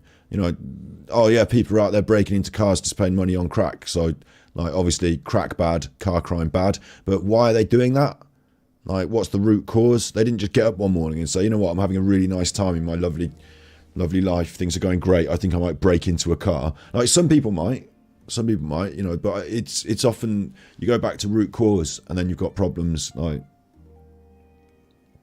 that you can solve through other means. And if you solve those problems, then it ripples out and people don't do some of this other stuff. So 2 established were very bad. Premise 4, is it true? By don't blow up, man. We could have one of those. If we're looking for someone, we could have one of those blowy wavy men. Donating money to relief agencies like Oxfam, we could prevent hunger, disease, and other sources of suffering, disability, and death. Yes, premise 4 is true. This is true. These organizations do this. You can give them the money, and then they will prevent these things. They'll try. This, premise Hopefully. 4, is just an empirical claim. It's just a claim about whether these organizations actually do the thing that they say they're going to do, and the answer is yes, they do it. How is he writing it all backwards? Okay, and then here's the conclusion, and we've already reached this conclusion. We've already talked through this conclusion. Therefore, we... Oh, he must... Do you think he's standing behind some glass and he comes round and writes on it? Or do you think it's all computer... Anyway. Must. Where is it? Must. Tell you what, I usually rip people on their media production techniques if they're not very good, but here, it's very good. I think he's done a very good video insofar as there's quite a lot of writing. It's quite a lot, but it's kind of like got the stuff you need, but it's on the screen, but it's like really there and he's doing it with the pen. So it gives you a feeling like you're at like a lesson or something. And it looks quite well lit and it's nice colors. And I think he's got a big piece of glass and I think he's behind the glass and he goes around and writes on it and edits it and stuff like that. There's some very interesting comments going on in chat there, which I'm just going to let them go. But, you know, we shouldn't necessarily use disability as the butt of our jokes. I'm just going to let them go for now. But, you know, bear in mind, I don't really tend to, like, you know, yeah. We are obligated. It's not supererogatory. It's not extra. This is something you have to do. And so the conclusion gets us something you have to do. We must, morally, donate the money that we spend on luxuries to relief agencies. No, okay, yeah, wait, as well, that argument would only hold water if you then say, and so must other people, therefore, Boris Johnson doesn't get lovely curtains, he donates the money to Oxfam. And then it's less on me, isn't it? Like, my luxury items, my chocolate soya milk, or, like, you know, my what do you call it, charity shop blazer, Like, they're less important. That amount of money is less important than whether Boris Johnson has like £1 million to spend on furnishing that. Like, the amount of money, I keep going on about Boris and the curtains, but it's so exemplary of the way they get their hands on this money tap and then they hand it over to some posh twat. Like, what the hell were they doing spending all that money on the interior designer?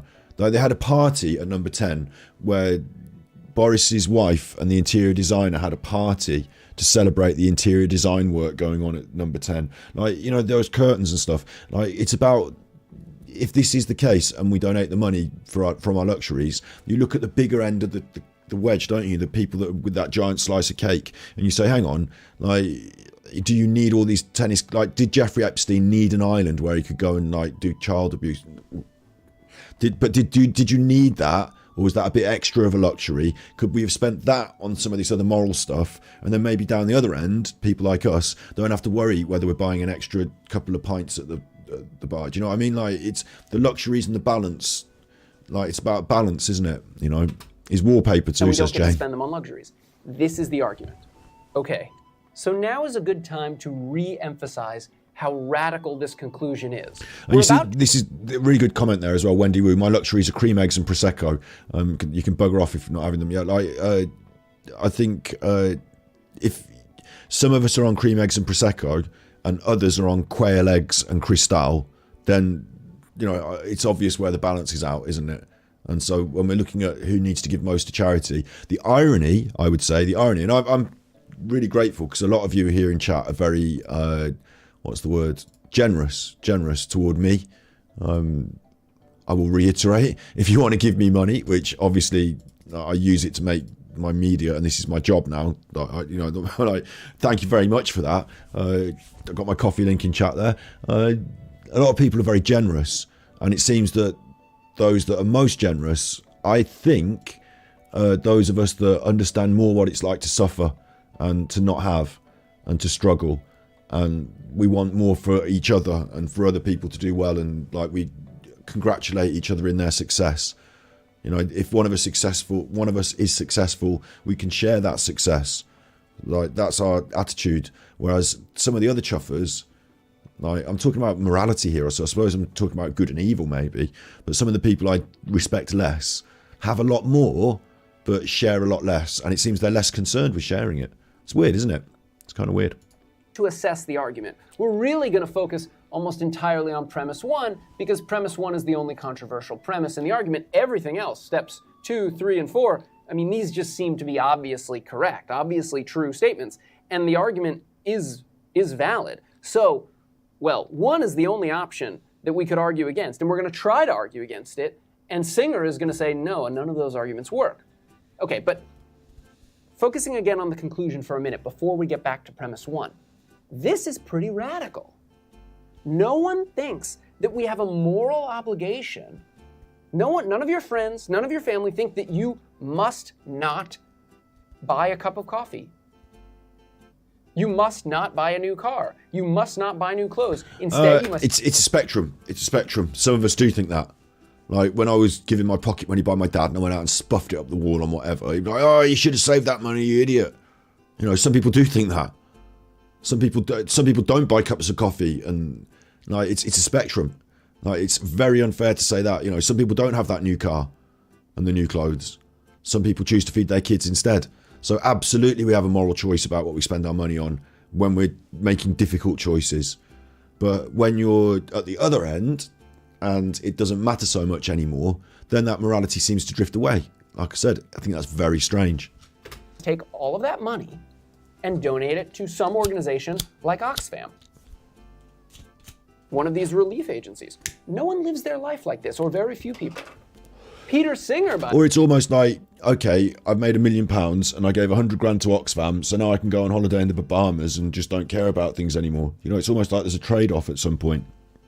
I'm not saying that people shouldn't enjoy their money and their luxuries. You know, if you work hard and you're lucky or whatever, like, you know, I celebrate other people's success. I'm just saying it's strange to me. Strange. By the way, he's still alive. I met him, right? We had dinner once. He gave a talk, and then anyway, I know him. I know. Well, big ups, you know him. The example. I feel like I want to move on from this now. It's starting to get a bit dry for me. What do you think in chat? Do you want to, like, I've linked it in the description below if you want to watch the full video. But what do you think in chat? Is this, do you want the more detailed stuff now, proximity and presence, or do you want to move on to the fella that chucked the bloke off the, chucked the child off the balcony? Would you rather watch that? Tell me in chat now. It's time. I'll do a poll as well. We'll engage with a poll. How about that? So that's what it says here. Engage your audience with a poll. Finish this video, question mark, and yes and no. Ask your community. Do you want me to finish the video that we're watching here about morality, or do you want to watch the video about the Tate Modern incident next, right now, where he throws... When I came across the Tate Modern one is this chuffer threw this chuffer off the balcony at the Tate Art Gallery. Would you rather watch that? So you've got your votes. Finish the video. So the poll is finish this video, like as in watch the video, finish the video, watch the rest of this, finish the rest of this. Do you want to watch the rest of this? If you say no, we watch the Tate one. If you say yes, we watch this until its logical conclusion, which is 10 more minutes of proximity, presence, and ending notes. I'll skip through the example a bit because I think we've had enough examples.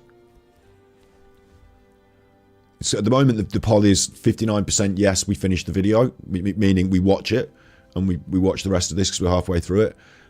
So if you want to change that now, you can change your vote as well. You don't have to stick with your original vote. But we are going to watch the rest of this video if in about, say, 30 more seconds you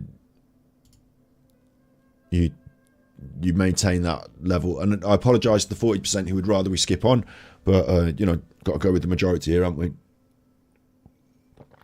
A lot of you are saying move on in chat. I mean, a lot of you are saying it in chat, but more of you voted to finish the video. So,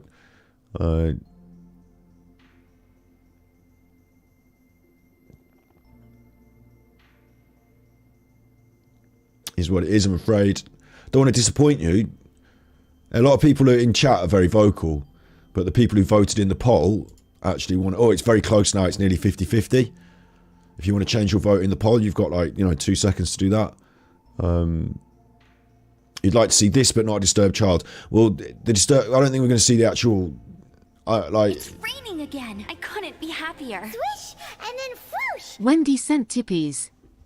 Keep your dirty paws off my cream eggs, lol. Super Chuffer owes 5 hugs. Thank you very much for the £5. I'll give you 5 hugs. You don't... No one gets your dirty paws on your cream eggs, Wendy says. Thank you very much. It's a very balanced poll.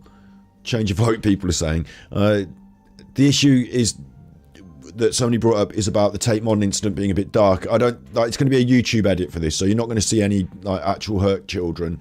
And the child that was thrown off the balcony did survive, but the poll is basically 50-50. So like we've got a choice. We've got a choice. The criminal's disturbed, yeah, and we like, you know, we're going to look at some. How do you change it? You just go into the poll and just change it, I think.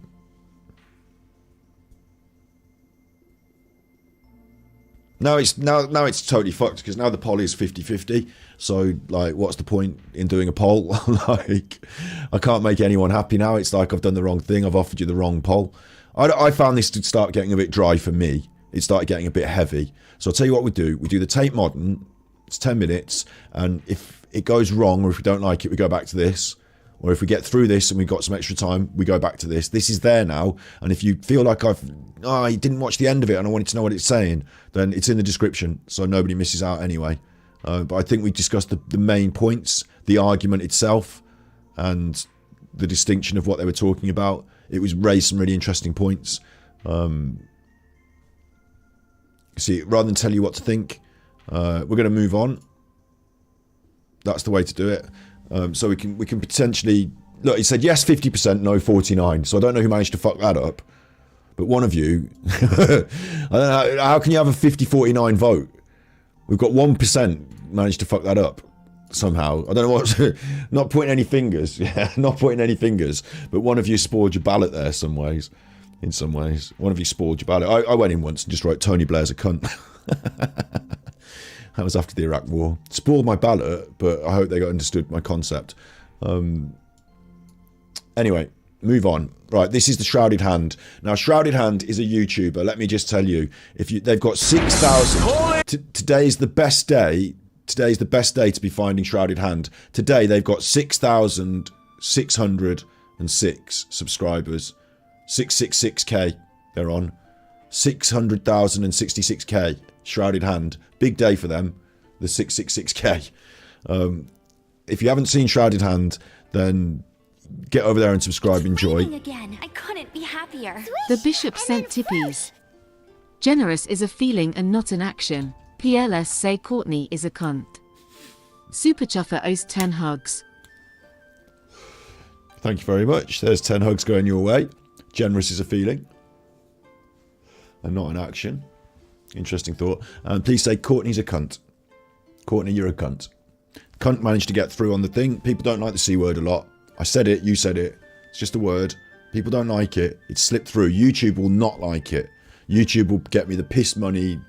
Not monetizable, not accept. I didn't even go hard on the episode today. We haven't done anything like horrible, but it's going to hear that word and it's going to say, right, bin them off, put them in the bin. Shrouded Hand is, they do videos and it's like, you'll get it. You'll understand. Like, dark, ghosty, evil, crimey. Like, it's not up everyone's street, but we're going to do some reacts to Shrouded Hand in the future. Because I've watched all of, I love, like, big fan, Shrouded Hand. My dog, if you've got a dog, right, my dog hates this start bit. So let's see if it goes off for your dog as well. When it does the eat noise, my dog hates it. It goes nuts for this. Poor Courtney. Exactly, poor Courtney. Bullying Courtney now. Courtney, sorry. Yeah. You know, I did it for the money. Right, let's see what Shrouded Hand's got to say. Because I think this, I chose this one because I think these two things go together. Are people inherently evil? Well, this chuffer that threw the kid off the fucking balcony seemed pretty fucking messed up to me. So I was going to vote yes, people are evil. Some people, I don't know what's going on with them. It's but, raining you know, again. I couldn't be happier. Lulu sent tippies. Great content. Super Chuffer owes 3 hugs. 3 hugs for you, Lulu, for the £3. Thank you very much. Great content. Thank you. I did expect some sort of derogatory swear word, I but couldn't be happier. What Hien sent tippies. A coconut for you, cheers to island life. Super Chuffer owes 3 hugs. thank you very much for my coconut. What the N? It called you what the N? Raining again. I couldn't be happier. Swish and then swoosh. Suki Todala sent tippies. Live evil lives. Super Chuffer owes 3 hugs. I think it means to say live evil lives or live evil lives. I think Suki agrees that evil's out there. Thank you very much. Have your 3 hugs. Enjoy them. This is the Shrouded Hand. Hello everybody, Shrouded Hand here. This is going to be a slightly different video to usual. It's going to be a bit less scripted. I'm just going to talk about a disturbing case that happened back in 2019 here in the UK. I've had a bit of a bad virus recently and it's left me very fatigued. I thought, well, I'll just turn on OBS, record myself talking about something, and I hope you find this disturbing and tragic case interesting to listen to. So this cheerful looking fellow is named Jaunty Bravery. I believe he's neurodivergent, or he's got some sort of like, you know, I want to be sensitive and say that, you know, he's not mentally all there. You'd have to be to throw someone off a fucking balcony, wouldn't you? But like, how do I say this as well? Like, he looks like a bit scary. I mean, in this photograph, he's recently arrested for having thrown someone off a chuffing balcony. So, to me, he looks scary. What are the other pictures, says Jackie? I'm using some artificial art for our thumbnail, and those pictures are of this lad called Derek from the Dark Side Phil universe through the artificial art filter. And you get pictures of the bunny rabbits. If you want to change the picture for the tippies, then send a tippy saying please change the picture, and we'll just change the picture to something different, and then the next tippy will have a different picture. That's fine as well. And this is a picture from Shrouded Hand. Oh, you might have meant that red thing that was going on. That's the Shrouded Hand channel and their sort of place filler picture. At the time of the attack, August the 4th, 2019, John T. Bravery was in care. He had... I mean, you wouldn't want him coming at you, would you? Autism and some sort of violent personality disorder that needs... And I'm not being like... Maybe it's because his eyebrow is continuous and so solid. So continuous and solid. It seems to be quite an aggressive, like, dead-eyed look again. Like, maybe he's on some sort of medication. But, like, is he... Maybe he's not evil. Maybe he's just, like, you know, not got it going on right. You know, maybe he's... like, you'd assume that if you threw someone off a balcony, you'd know you were doing bad things, wouldn't you? You would know that. That's, like, really, really basic.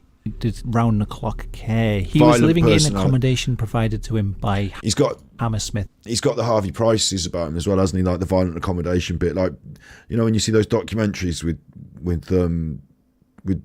Katie Price, and you just, like, you know, you think if he kicked off, like, you know, you're going out the window.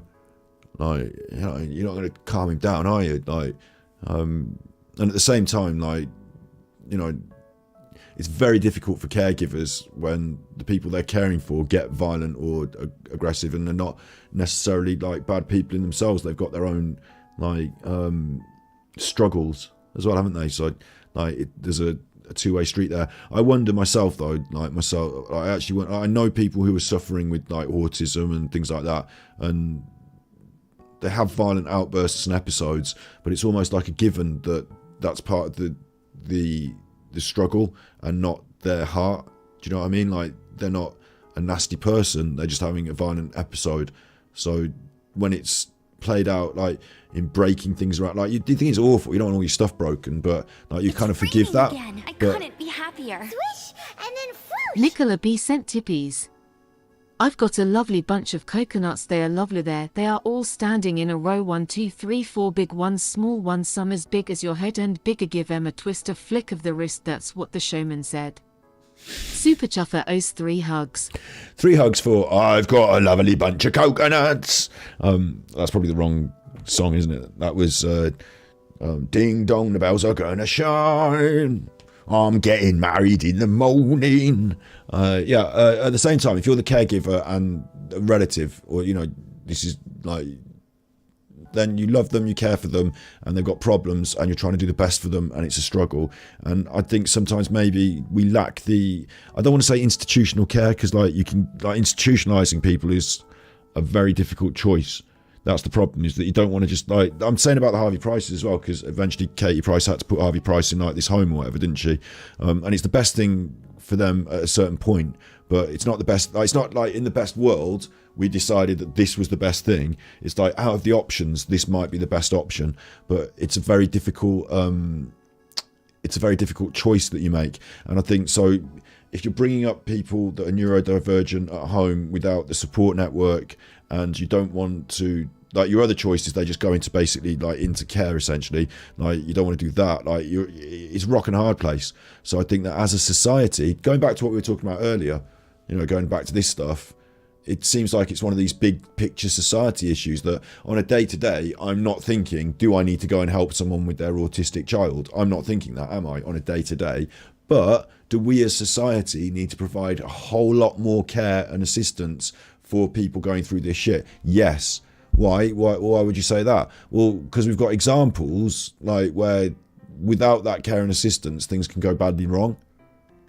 That's where I'm coming from, I think.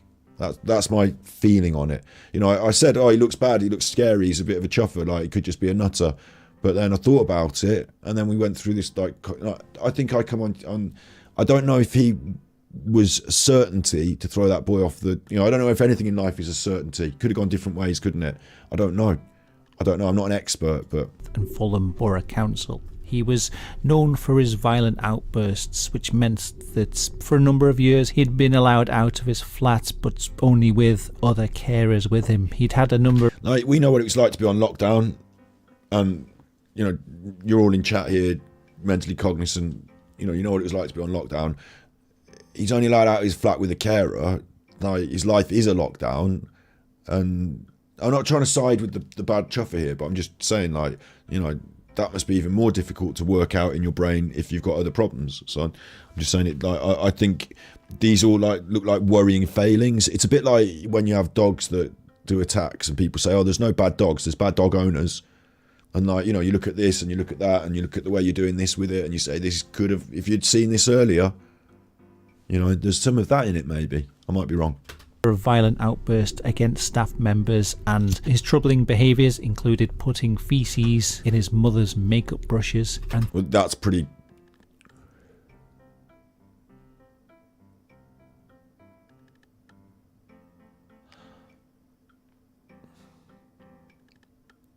I was going to try and make a joke out of it. I think I was going to go with a joke, but like, there's some part of it that makes me like kind of want to laugh in a way. Like, you know, the image of her rubbing her makeup brushes on her face and there being shit in it. You know, there's one for Emma White's kids to potentially copy if you're listening.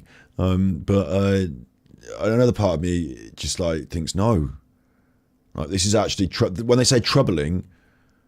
Smearing shit in your mother's makeup. Like, it's quite the one with that, right? The problem I've got with this is that it's thoughtful. Like, I wouldn't have thought that up. You know, it's worse than just like loosening the lid of the soul, isn't it? That's like premeditated. Smearing feces in the mother's makeup brushes. And also threatening to kill members of the public. There's quite a spectrum there again, isn't there? There's a spectrum that we're doing here now again. A spectrum. You know, the other day, little Johnny smeared his feces in my hairbrush. Brushed my hair, had all shit in my hair. Ugh, horrible, but... Little Johnny went out with a flick knife and threatened the postman. Different. Bit different. My feeling it's is... It's raining again. I couldn't be happier. Swish! Emma White sent tippies. I'm a bad chuffer. Super chuffer owes 3 hugs. I don't know why it said Imma. That says Ima. Well done. I'm a bad chuffer. Super chuffer owns 3 hugs. Thank you for 3 hugs. I'll give you 3 hugs back. Emma White came through on the board there. I've actually found another couple of little Emma White videos. There's not a lot in them, but you know, I found a couple of other ones we haven't looked at, so we could look at them again in the future, maybe. I think here, and this is a serious case review, highlighted this. So I think the problem here is that 2 years before throwing the kid off the bridge, putting feces in a hairbrush, and threatening to kill members of the public. I think it started earlier than 2 years ago. I think that's already got out of control at that point. I'm not blaming the mother, Mary. I'm definitely not blaming the mother. I'm saying that on your own, you're not able to, like, no mother is able to maybe, and I'm not saying no mother, I'd say no mother should, that's what I'm saying. No mother should have to face this on their own and be an expert in all of these things. A mother, in my opinion... Coffee user Sarah sent tippies. Cup of coffee and a strong brownie. Super chuffer owes 3 hugs. I've got a really strong brownie here. Thank you very much. Thank you very much, Sarah. I have got a strong brownie here. I'm saying that I believe mothers' roles are to love and, you know, care for, you know, hopefully do good cooking, healthy cooking, you know, keep the family going. And you don't have to be the cook. You know, the man can be the cook. I just mean, like, you know, kids love their mum's cooking, don't they? It's just a thing. You know, be a mother. Like, you don't have to be an expert in mental health or like, and then if you're in this situation, suddenly you have to be. Suddenly you've got this new challenge. So I think in those situations there should be like extra members of the family that are social. Like, people don't want the social workers coming around trying to take your kids off you, like judging you. That's not, they don't like that. But it should be that, like, you have this like extra support because societally we understand it's a really difficult situation. So you have extra support. And I'm sure there is. I'm sure there is stuff that's there. But I don't think it should be a choice between put them in the care home or, like, you know, struggle. I don't blame the mothers at all, actually. I blame the rest of society not giving enough support. In this instance, in all instances where we see... I think it's an example of, like, I think it was good that we looked at this thing at the start, because I think it's an example of this sort of thing. I don't necessarily have all the answers, you know, I'm not saying that. I'm just looking at, are people evil, and looking at some cases and some interesting stuff. threatening to kill Hate to see what he did with her toothbrushes, Kerry. members of the public. He repeatedly told his carers that he planned to kill someone, and at one point one of his workers recorded this. This is John T. Bravery talking to one of his carers in 2018.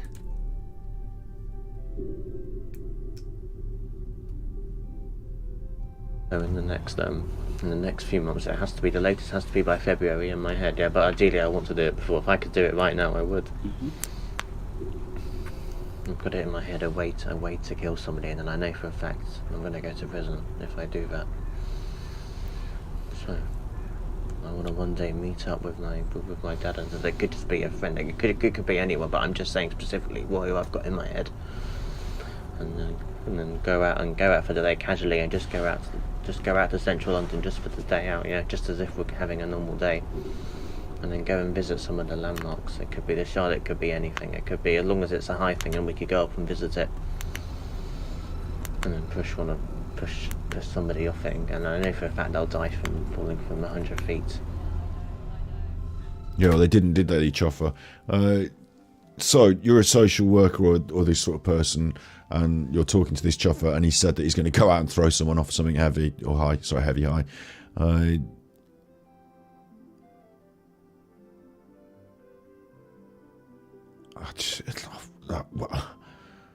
There must be a button you can press, mustn't there? There must be a thing you can say, like, I mean, isn't it a crime in itself to... Is it a crime in itself to, like, you know, plan a murder?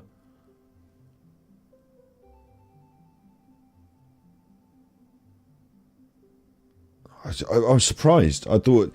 I'm saying there needs to be more stuff in society to help. Like, I totally still stand by that, but at this juncture where it's got too far and someone's like this far off the spectrum now, where they're not the autism spectrum or anything, like they're being a chuffer spectrum, where they're like confessing directly, oh, you know, I'm going to go out and I'm going to throw someone off the chuffing building, you watch, see if I don't.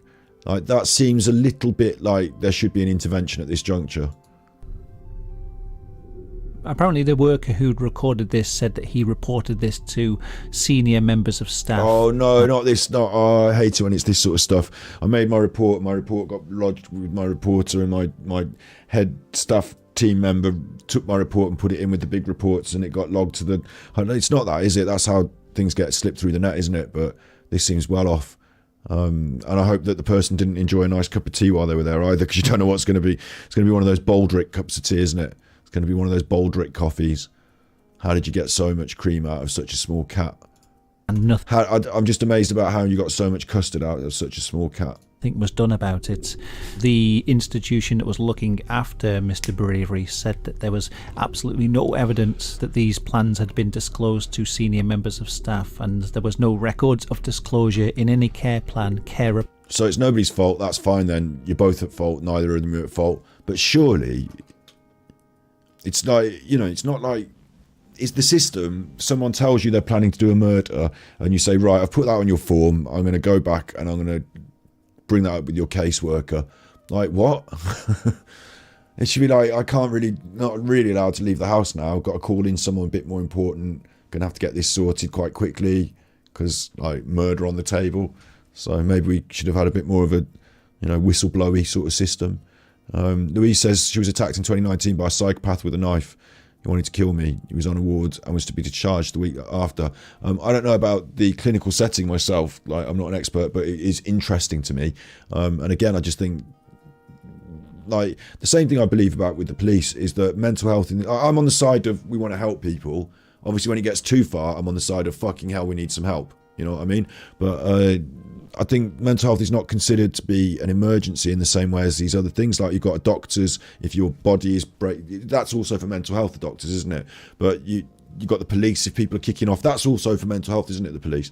But, like, you know, you've got the fire service, if stuff is on fire, that's for the fire, that's not mental health. But we should have a mental health, like, in the same way as you've got a police station, a fire station and a hospital, you should have another building, and it should be the mental health support building, and they should have their own mental health ambulance, and they should have their own, you know, ability to go out to a mental health issue and deal with it as an emergency, and they should have the wards and the beds and the stuff, and they should have, you know, more funding, more stuff.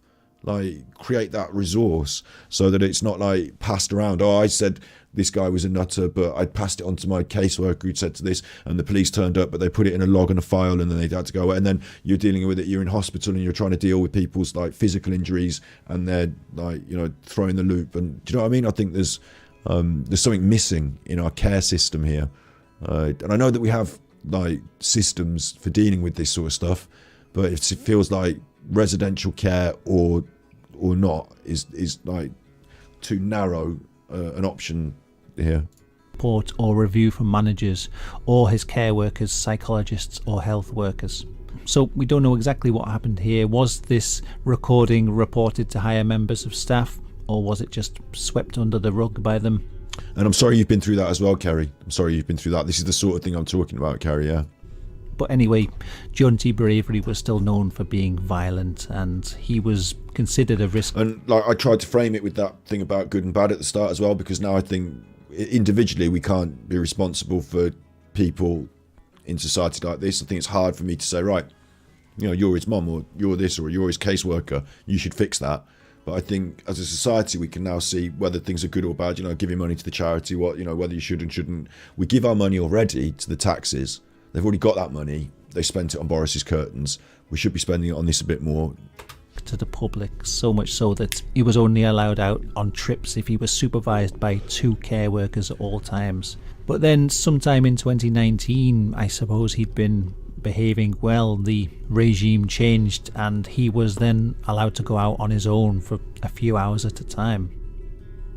On the morning of Saturday, August 4th, 2019, Bravery set off alone from his flat in Northolt, northwest London, and brought an Oyster travel card at 12:15 p.m. to take the train to London Bridge, arriving at 1:15 p.m. He strolled to the Shard and asked the ticket seller of the price going up. He balked at the... The worst thing about this is he's already told us, hasn't he? So, like, the red flags, like, knowing what he's doing, like, there's somebody out there already that he's told this is what he wants to do. £34 cost and walked off. Prosecutor Diana here said he asked a member of the public where the next highest building was. At the Tate Modern's 10-storey viewing platform, which is free, CCTV images show Bravery mingling with sightseers at 2:15 p.m. Some noticed... Sorry, they've got the same sort of CCTV as Paul Ansell there, haven't they? Look. Him because he was behaving in an unusual way, walking close to the railings around the balcony, looking over the railings. That won't be CCTV, that'll be someone who was at Tate taking photographs.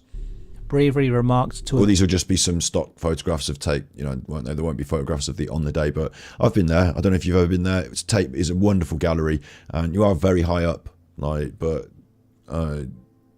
you get a really good view over London. It's like a nice place to be. It's a shame that it should be, you know, you should have to worry about these sort of things, isn't it? Don't want to, you know, trigger warning, don't want to make you feel bad, but like this chuffed someone off there, so like, you know, he's going to talk about it now. Visitor called Carol Hunter that and, you know, talking about these mental health things in chat as well, like, you know, yeah, we all care about each other and we all want everyone to feel good, so I'm not going to take you down a dark road here and leave you there. We do have Mental Health Mondays, one of our, if you're checking out our channel, if you're checking out the channel, you go to YouTube, you go to my channel, you go to the channels, and Mental Health Monday is one of these buttons here, and it has mental health support videos essentially. And if people want to bring up more stuff, we want to talk about it more, we can do mental health issues again in the future. Today's video is about like evil in general, and I'm not trying to take you down some dark place in your life again and leave you there feeling bad. In the end, we're going to be chilling like monkeys in the sauna, remember? So at the end of this, after this Tate thing, we'll probably just do a detox, not desensitization, a decompression video of something nice for a minute after this. It was a long way down and he had vertigo and he wouldn't want to fall off. He then turns his attention to 2 women, Rose Harwood and Nancy Barnesfield, and their sons aged 11 and 8. Bravery leant on the balcony and leered at them as they took photos of the views. According to them, he looked relaxed, he smiled at them, but they soon noticed that he was following them and staring at their children. They felt uneasy until he moved away. By now it was 2:32 p.m. and the 6-year-old French boy and his... So if that chuffer is up there looking at kids and making you uneasy, right, I know this is a bit weird in today's day and age, but I'd either, like for me, and I might be different, I might not be for everyone, but for me I might say, you alright mate? Like, I'm not going to say, you fucking nutter, are you a pedo? But I'm going to say, are you alright mate? Just so like I can clock whether, like if he gives me a weird, and like if he says stuff about the devil or something, I'm going to be like this is a, you know, alarm bells, this chuffer. But like, you know, if he says, oh yeah, you know, right, yeah, I was just dozing off there, got to pick up my niece in a minute, and I was wondering if she wanted the same sort of lunchbox as your daughter's got there. Sorry. You know, if he gives me a reasonable response, then I can, you know, like I might just test the water there, or it might be worth saying to somebody like, you know, one of the people that works there, have you seen this nutter? Like, you remember the Manchester Arena bomb? Like, that chuffer was fucking up there with a great big bag of stuff and went past the security. Like, I'm surprised that people don't say more often, like, are you all right? What are you doing? Like, you know, just checking out. Sorry, I live in a society and you're in it, in the public space. Just want to check out that you're all right there. Lovely Jobby says, can I help you? That's another good one. Yeah, can I help you? You're right there. Like, no, it doesn't have to seem aggressive and confrontational, but I'm not suggesting that you also, like, you know, in your lives, I'm not suggesting you go up and confront these weird characters that you see knocking around, because it could get you into some situations, couldn't it? But, you know, in a place like that, public place, you know, it seemed a bit creepy. It's okay to question it. People say question the narrative. People say, you know, I think it's okay to speak up and to say, you know, like, you know, on a bus or something like that. You know, you all right? Have you missed your stop? You know, family had just arrived on the viewing deck, having enjoyed a picnic lunch by the river on the south bank. They were on a week-long holiday and had planned a full day enjoying London's sights. Well, at least it was someone French. It wasn't. I'm joking. You know, it's still bad even if it is a French person. French toast. Bravery switched his attention away from Mrs. Barnfield's. Can I explain how I receive tippies? Yeah, I can. You can either do a super chat. I mean, obviously, I'm happy to receive money. Thank you. I'm very grateful for it. This is how I want to make my living, and I want to use the money to make slightly better media in the future. Not so better, you know, I want to improve what we do and offer more, and hopefully, you know, expand into a sustainable media product on YouTube. So that's the coffee.com link will take you to coffee.com. You can send a tippy through that and I get most of it, take less of a cut. YouTube takes slightly more of a cut, but you could do a super chat with a button on your phone, stuff like that, you know. Yeah. Group. As they turned away from the railings and walked along the balcony, the boy wearing a blue t-shirt and shorts skipped a little way ahead. Oh, the Bishop, I'm sorry to hear that. I do actually have a cool video on Mental Health Monday about breakups, the breakup guide. There's a book that really helped me through a breakup called It's Called a Breakup Because It's Broken. And if you prefer books, then the book is also good. But the breakup guide is a sort of overview of some of the concepts. And it's there on Mental Health Monday, the breakup guide. I'll grab that and put it in chat. The Samaritans there waiting for your call. I'll put it in chat. There, it's a breakup guide video specifically for that. Fuck them.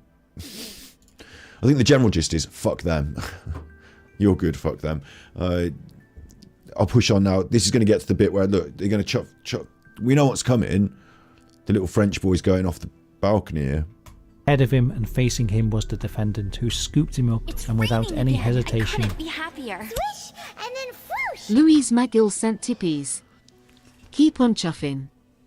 Super Chuffer owes 6 hugs. 6 hugs flying straight out to you for the £6 there. Thank you very much, Louise. And what a perfect moment for the swoosh and then whoosh to come in. The defendant scooped him up and without any hesitation, swoosh and then whoosh. Carried him straight to the railings and threw him over, the child plunging headfirst down the tower's sloping slide, which slightly slowed his fall and landed in a crumpled heap at the 5th floor roof of the main part of the gallery. Oh man, oosh, that's bad. Obviously it's really bad. Fortunately for the little boy, and it was horrific, you know, it's big news at the time as well, he didn't throw him off the edge of the side of the building, he threw him off this bit, so he landed on this roof. I mean, it's still a huge fall, it's 100 foot, but he did land on a roof, and maybe some of the slope of the building might have, you know, it sounds bad to say, because obviously you don't want to be smashing down a building, do you, but would have reduced the speed of his fall in some way, I don't know. But on the roof, they got the emergency services out, pretty bad stuff, and from what I remember at the time, I might be wrong, because Shrouded Hand would probably tell us, but I don't know if they grabbed the guy immediately, did they? Or did they... I think maybe they did. Maybe there was people on the balcony and they like grabbed hold of him. At that point, you know, you talking about what you're socially obligated to do earlier. Do you remember what we were talking about? You know, social obligations. It's weird, right? At that point, you are obligated. Like, you have to go and grab hold of that nutter who threw that kid off the bridge. You have to go and help the kid. It's raining again. Like, I couldn't be happier. Maria Solos sent tippies. Request for some ASMR at decompression time. Thanks for another great stream. okay. Super Chuffer owes 3 hugs. I will. We'll look at some ASMR. I don't know if I can do ASMR live. I'm not very good at doing it live, but we can certainly look at some ASMR and have a little chat about it in a way for decompression time. Since you paid the tippies, you get to, you know, the person that pays the money chooses the tune. So yeah, go on then. We will. Interesting with this that we know from what we were talking about earlier about obligations and that other big word that he said that was like super obligation, super non-obligations. We know that wait, I've got Frozen Monkeys, that's from earlier, that's Peter, but actually this is the music. We know that if someone chuffs a chuffer off a roof, like, you're socially obligated to help the person that's in trouble. Like, you just do it, don't you? Just spring into action. This is like I was talking about earlier. And then the chuffer that, grab them, get them done, like, put them on the floor, call the police. Like, you know, do you know what I mean? It's weird, isn't it? You know definitely you're supposed to be doing that. And I think you know definitely, like, this chuffer knew definitely that you shouldn't throw them off the roof as well. They knew that. They were doing it deliberately for some reason. They didn't... I'm surprised with that bit of interview earlier as well. Why didn't they ask them, why do you want to do that? Why are you doing this? Why do you want to do that? Like, what is it? What's going on? Is he really evil? It seems pretty evil to deliberately do it. The court heard that he had smashed his head, was bleeding heavily, and had broken arms, legs, and hips. That's a shame. His That's right bad for that ankle child. was almost detached. When the French boy was hurled off the Tate Modern, his shell-shocked father confronted jaunty bravery and stuttered, "Are you mad?" Fucking hell. Now, if I'd been up there and that was my kid that had gone off there, there's 2 things I would have considered doing. One, jumping off myself. Like, can I make it down there quick enough? Am I going to hurt myself? Or can I climb down this building? Obviously, I'm going to have to go and wait for the fucking lift. That would do my head in. But the other one is, if Jaunty's still up there, I'm surprised Jaunty didn't go over as well. I'll just say that. Like, are you mad is an understatement. Are you mad? I'm surprised. I'm actually surprised. I wouldn't have been able to restrain myself from attempting to, but maybe that would have been the wrong choice. You know, maybe I would have entered into the realm of the evil myself to try and chuff Jaunty off. Maybe I'd have been more concerned with my child, and then secondary to my child would be revenge. Do you know what I mean? And then maybe after I'd, like, you know, put revenge secondary, maybe it can fall further down the list, because maybe my revenge is less important to me than other things in my life. But you would be very angry. "Yes, I am mad," the teenager calmly replied. As the little boy lay twisted and broken after his 100-foot fall, his mother became hysterical with the stocky teenager, who just looked at her with a big smile on his face. It's that these two groups of people shouldn't be stood there talking to each other. They're not going to get on. I'm thrown by this. I'm sorry, it's pretty dark. He told onlookers, "It's a long story. Bex has got her hand up. Yeah, you can put your hand up. What's up?" It's not my fault. It's social services' fault." The CCTV footage not shown in court captured the incident, then showed Bravery backing away from the railings. The prosecutor said, "He can be seen to be smiling with his arm." So someone in chat has said evil is if you're sane and get pleasure out of inflicting pain. And here Jaunty says that he's smiling. Whether he's sane or not, you know, is questionable. But like smiling, like the evil is enjoying it. Like that seems pretty messed up. I thought it was something to do with social services, like a political statement. Like, but it seems like he actually quite wanted to do this as well. This is getting really dark. I'm sorry about this. Like, was raised. At one point, he appears to shrug and laugh. During the... I'll tell you what, I thought I'd try this as... I was having a chat the other day, right? To my now good friend, my now consultant. If you go on the old YouTube and you type the Decepticon. And I'm going to be going on another channel as well soon, as well, the Decepticon. Why isn't it bringing up the Decepticon? I must have spelled it wrong. The Decept... Maybe if I filter by channels. No, it's because I'm... Yeah, there we go. Decepticon. I was on the channel the other day, yeah? We did a react to Darkside Phil live. This Cringe Zone. Did a bit of a watch of the Cringe Zone. I was on there. It's quite fun. Had a good time. And I'm going to be on Detractor Beam as well, coming soon. But we had a good chat afterwards, and they were talking about the content that I was making. And I was saying about how I do lots of different stuff, about how if you look at our channel and you look at the lives, for example, yeah, there's a bit of true crime insofar as we've been covering the Nicola Bulley case. But my avenue into that Nicola Bulley case was I did a body language analysis of the interviews. Nicola Bulley 11 Facts features that first interview, Paul Ansell on the water. And, you know, I did a body language analysis. And then Channel 5 did their interview, and I edited it all and put it on a little video, and then did a reaction and analysis of the body language.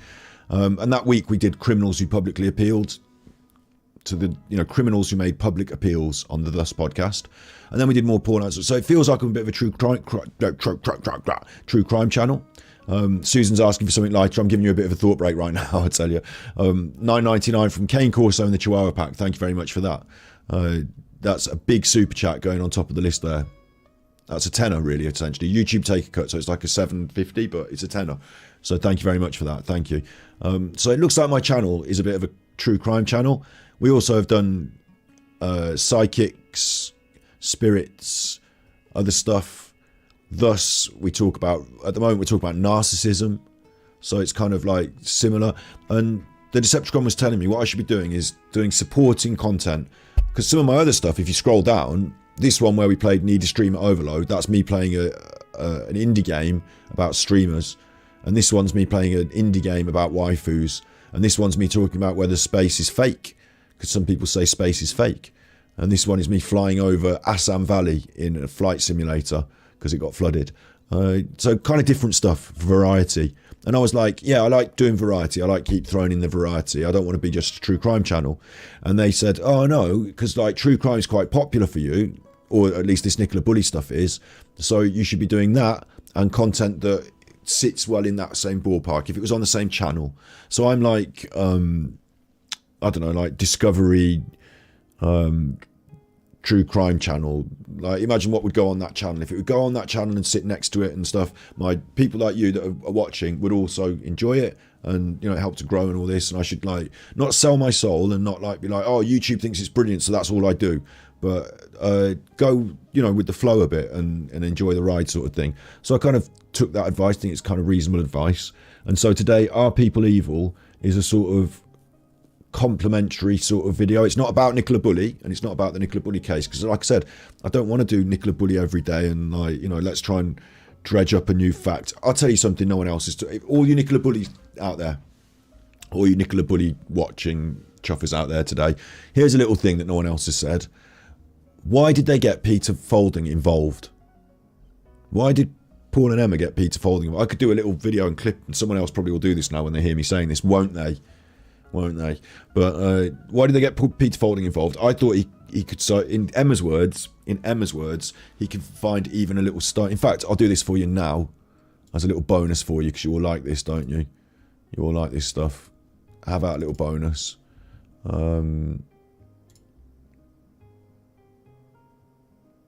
I need to just find the... not this, not that. This, okay. Time for all of you. I mean, this was it this one or was it the team other that's video? coming in today, you instigated them, didn't you? What are you hoping they're going to find? Yeah, from when the news bulletin came in on Friday and the police's hypothesis, and we said it's a theory, we need some evidence to back that theory up. And then going on the media, we saw this guy, Peter Folding, CGI Group, who has this specialist equipment, they've got expertise in running this device. The sonar device can come along on the bed and pick up a little stone. We thought, well, how do we get in contact with it? We need this. You can go on and pick up a little stone. This is an Emma interview that I hadn't seen.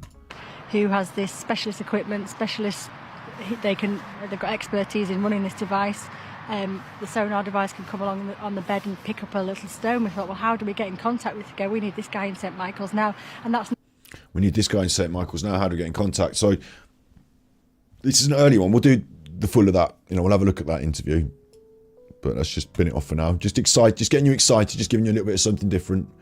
Since you said it was getting a bit dark.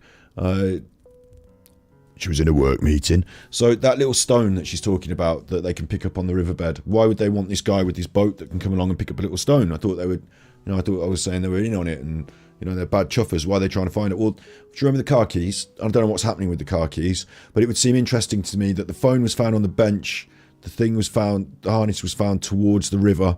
It's almost like they're laying a trail towards the river and that you were to find and think Nicola was in the river. It feels like there's one piece of evidence missing, which is something in the river, and it feels like they wanted Peter Folding to go up that bit of river with his thing that could find a little stone and find something that was probably little, about the size of a stone. That's why she mentioned it, little stone. And what would that be? It could be a car keys, could be a key fob, couldn't it? Something else in the river, and they could say, oh look, this is definitely in the river, so now we found something of Nicola's in the river, so that's even more likely that she's in the river. And I think that they didn't find that, just didn't find it. Maybe he threw the car keys in the river and they just didn't find them, and that's why they wanted him there, and he just didn't do it, didn't find it. But I think that's possibly that, when's the work meeting remix out? I've got music software, I can produce it, there's a lot to do. But yeah, we'll get, I know that you want this Nicola Bully content, right? So, and I know there's still things to say, but I don't know how much more and how aggressively I want to pursue. I'm not a gossip monger. I'm not going to say I heard this person say this, or this one tweet was out on Twitter and therefore I've got an episode now. Brilliant, more Nicola Bully money. I am concerned with finding her and hoping she gets found, right? But I'm also not a detective. I'm not a true crime channel. I want to be in this space, but I don't want to just do that specifically. My big thing that I'm good at, I think we'll all agree, is doing the red flagging, doing the body language analysis. So if someone's going to do an interview, I can watch the interview and I can tell you what I think they're saying. That's where we've had most success, really, isn't it? The body language analysis, the red flags. So I will look at more interviews. I'll look at the police interviews. I'll look at Ron and Penny. We've got those episodes there to come.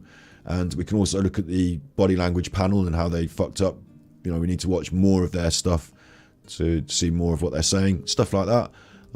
But then I also need to make some content that's not strictly Nicola Bully, that's in this space, that could be more. I could do the Madly I McCann body language for more of their interviews and more of their parents.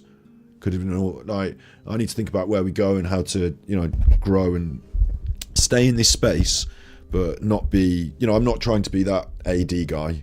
I'm not trying to. Definitely not trying to do that. There's lots of things we could talk about and speak about. So today's episode, Are People Evil? I feel is in that ballpark. Hopefully it's interesting. Of course, it involves a crime, like a true crime, and this is my problem, right? I haven't got the stomach for this. Maybe it's that. I've seen. I don't know if you've seen all the horrible videos on the internet. I've seen all the horrible videos on the internet. I've been around. I was young. I've seen all the horrible videos on the internet. I mean the horrible ones, not the CP, not the pizza, not the cheese pizza, not those horrible videos, not the Jimmy Savile videos, not that. But the videos where someone gets electrocuted or someone gets their head cut off or something. All those horrible old videos that were going around. I don't like it. It's disturbing. Like someone in chat has already said it. We get to this bit in this thing and it's disturbing. It's like not nice to hear about. I like doing jokes and having fun. It'd be a weird angle for me to be a true crime channel where my unique selling point is comedy. Wouldn't it? It'd be a bit weird. Embedded statements, yeah, Susan, I'm bang on that. I love that. I did the Madly McCann embedded statements. I reviewed the embedded statements videos in our Madly I McCann playlist. Check that out. It's a really good one. Where's Madly I McCann? There she. Where is she? She's in the sea. Madly I McCann and embedded confessions here. The interviews and embedded confessions. Done two videos on the interviews, embedded confessions, and 2 videos of body language analysis for a different interview. But there's more there. There's more there to be doing. You'd rather have a laugh as well, wouldn't you? Yeah. I think we all agreed on that, aren't we? We've got to find a good balance. We've got to find a way to progress on this channel where we're making content that you're interested in. For me, today's a good barometer test. I feel the same discomfort with this facing of and talking about something so brutal and a bit horrible. It's raining again. I couldn't be happier. Swish! Harlequin sent tippies. Cheers. Super Chuffer owes 3 hugs. Cheers to you too, Harlequin. I think today we push on and we listen to the rest of this video because that's what we're here today, and this is the episode, you know. And I take a bit of a. I don't like it if people are watching my video and they're saying to me in chat, "I don't like this, I'm leaving." Like, that's not a good vibe to have going on. So, you know, I'm concerned by it, but at the same time, I can't really back down now from watching the rest of this video. Well, it depends how bad it gets, because I hope that we find out what happens to the chuffer. You know, what the crime and punishment aspect of it is, and we get, because I'm talking about it in a social sense about how to best deal with. Like, we're not talking about prison here. We're talking about a very specific, strange aspect of it where mental health is not being addressed or supported in this way. Not just specifically mental health either, but, you know, neurodivergence, I suppose. But it's a delicate and difficult topic, I suppose, as well. And for me, like I said, it's a good barometer because it turns out I'm going to find it very, like, I don't know how. No offence to other people. I'm not naming their names because I'm trying to give them any shit. But the only ones that I know of that I watched. What did we say?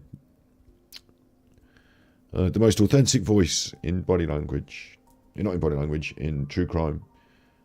True crime rocket science, you know. I gave them a shout out the other day. I made Sue cross because I forgot that she wasn't happy in their chat. I'm not trying to big up anyone or anything like that. I'm just saying, you know, I'm aware of their work. I think their work is good videos on true crime. Someone made me aware of this Grizzly true crime recently. We looked at some of her videos. That AD guy has, you know, thrown himself in front of my bus. But I can't do what they do and churn out a video about a murder every week because I don't want to look at a murder every week. Do you know what I mean? I couldn't really want to be... if I was a police detective and it was my job to go and do all the murders. Medway says, stop worrying. It's only one episode of your lives. You did the Ouija board one. Yeah, good point. You know, if you didn't like that, you still came back. But it's a general principle now. I'm trying to think, how are we creating content? Like, the idea is that I should do a bit more. Like, people think I'm a bit of a true crime channel. My peers on the internet, the other streamers that I chat to, have said, oh, you're a true crime channel now. I see that's going well for you. And I'm like, no, I'm not. But do I struggle to not be, or do I lean into it? You know, and if I lean into it, then we get more episodes like this that I feel are making me uncomfortable as well. So I don't know, you know, I don't know. I do worry. You're right, actually. It's a good comment, Medway, because I'm worrying and I'm making worry a feature of my content now. So I will stop. I've said it, I brought it up, and then we'll see if this video can just continue and not be so horrible. Police interview the next day, Bravery claimed he'd heard voices telling him to kill, but he later admitted to making this up. When he was shown CCTV video of the atrocity, Bravery laughed as it was played. Just hours before the attack, doing things like that, laughing as it's played, it's not like a crime in itself, and I don't think you they don't make a note of it and bring it up in your trial and say, like, you know, give him an extra year for that. But I think it makes everyone around you uncomfortable, and I think it makes the people that are dealing with your case less sympathetic toward you. So the question of evil, I don't think we will today. I don't think we will be able to say, yes, certainly there is evil in people. No, I mean, Hitler was bad, wasn't he? But you know what I mean? We won't be like, you know, Jimmy Savile was evil. But what is evil even in itself? I'm not even trying, you know, I'm not trying to do a philosophy debate on what is evil and what. I think we won't ever be able to say for sure people are evil or beyond help. But doing shit like that seems pretty fucking dark. Bravery had used his iPad to conduct Google searches, including, if I have autism, can I still go to prison for attempted murder? And which is most likely to cause death, pushing a girl into River Thames or shooting a girl in the stomach? It's almost like, in some ways, I think he's like mechanically obsessed with the mechanism of trying to get into prison, but then he's laughing about the act of. It's like a weird one, this is. He also googled how to get to the Shard. I've been to the Tate Modern quite a few times, and let me tell you, this building here is absolutely massive. It's just a great big exhibition hall. The photo doesn't. Chuffer sent tippies. When is the chocolate tier list stream? Red Heart Hash. Super Chuffer owes 3 hugs. You see, this is it. I was told good advice, same advice as I would give to somebody else. Don't do the chocolate stream. It's not really your wheelhouse now. Do it as an extra. Do it on your B-side channel. Yeah, I'll do it on the B-side channel. I'll do it.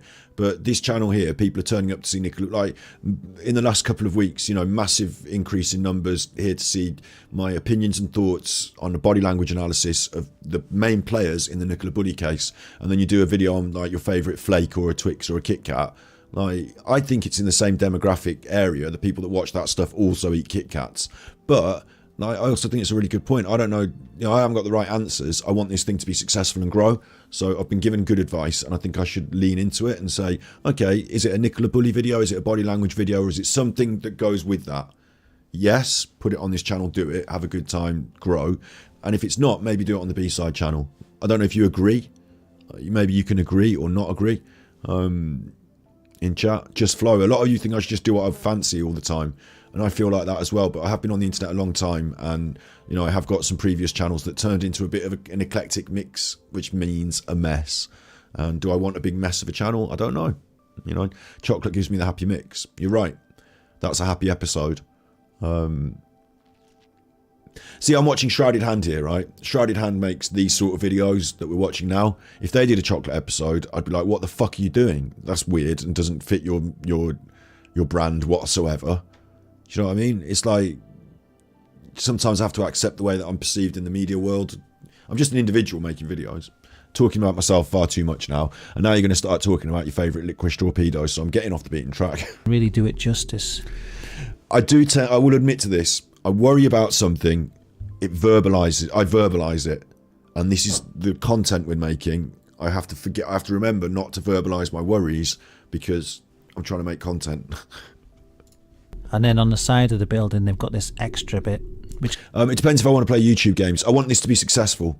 I know how the algorithm works. And if I'm foolish, I can shoot myself in the foot. Like, if I was doing a makeup video and a true crime... Like, they do makeup and true crime in the same video, so that's a bad example.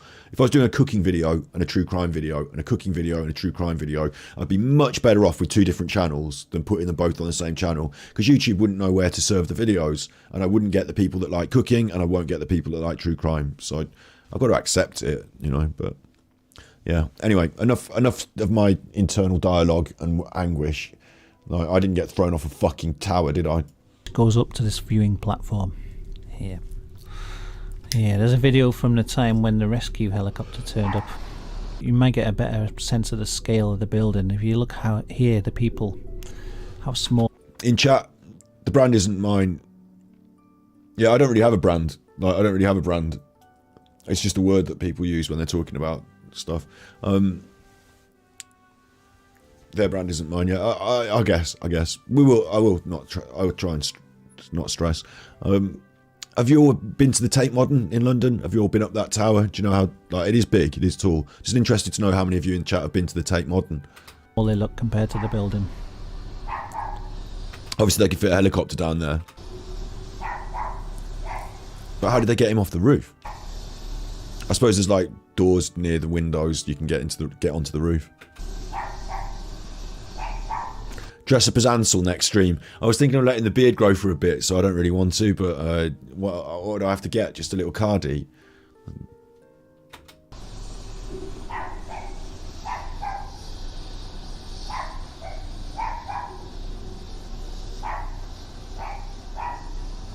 Whoever's recorded this has got the little dog going. Right, now what? Last Ramadan, we brought you this. Okay. So I didn't know what that was then. It was an advert for charity, but because of what we've talked about earlier, I feel more convenient. It's more convenient to skip it. Yeah. After the attack, Bravery approached a member of the Tate Modern staff saying, "I think I've murdered someone. I've just thrown someone off the balcony."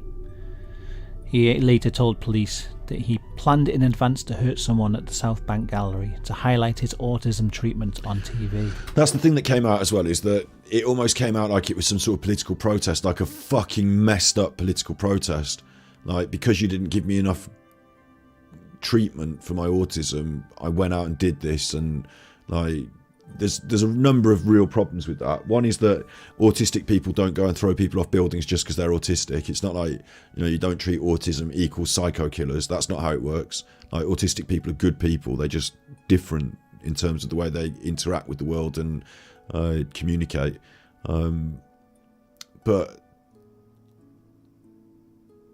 I had him down, like, in a way, I had him down as less, even more evil, so not less evil, more evil, that you would do it as a, like, it's one thing to glue your hand to the road, it's another thing to throw, like, that kid didn't want to be in the protest, did he?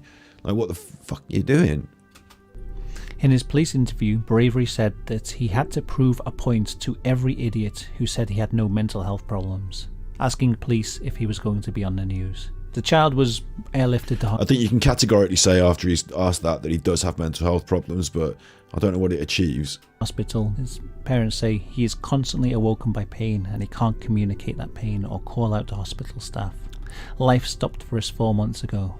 We don't know when or even if we will be able to return to work or return to our home, which but he's not dead. Is not adapted for a wheelchair.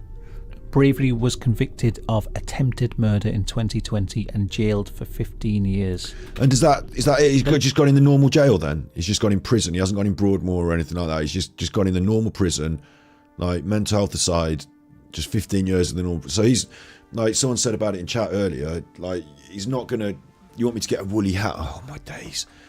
You want me to get a... I'm supposed to be running this show and you want me to get...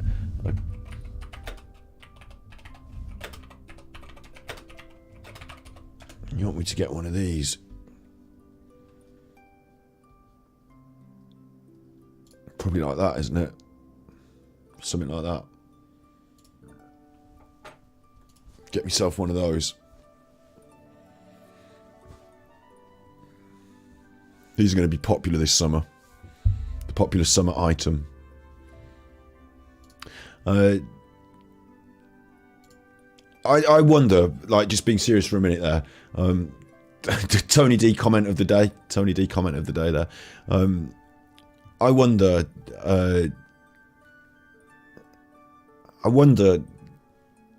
how 15 years, or probably 7, the way it goes, but I wonder how that's gonna, is it deemed an appropriate punishment for ruining that child's life for the rest of his life? No jokes there. It's funny, like, when it's dark, I want to make jokes, like, to relieve tension, and, like, I think sometimes, when Diana died and people made a joke and it was like, oh, you can't make a joke about Princess Diana's death, like, is it too soon? That sort of vibe. I'm a bit more on the side of it's okay to make jokes as long as your heart is pure and you're not really doing bad things. And someone said that's making me sad, you go, okay, sorry, look, let's calm down.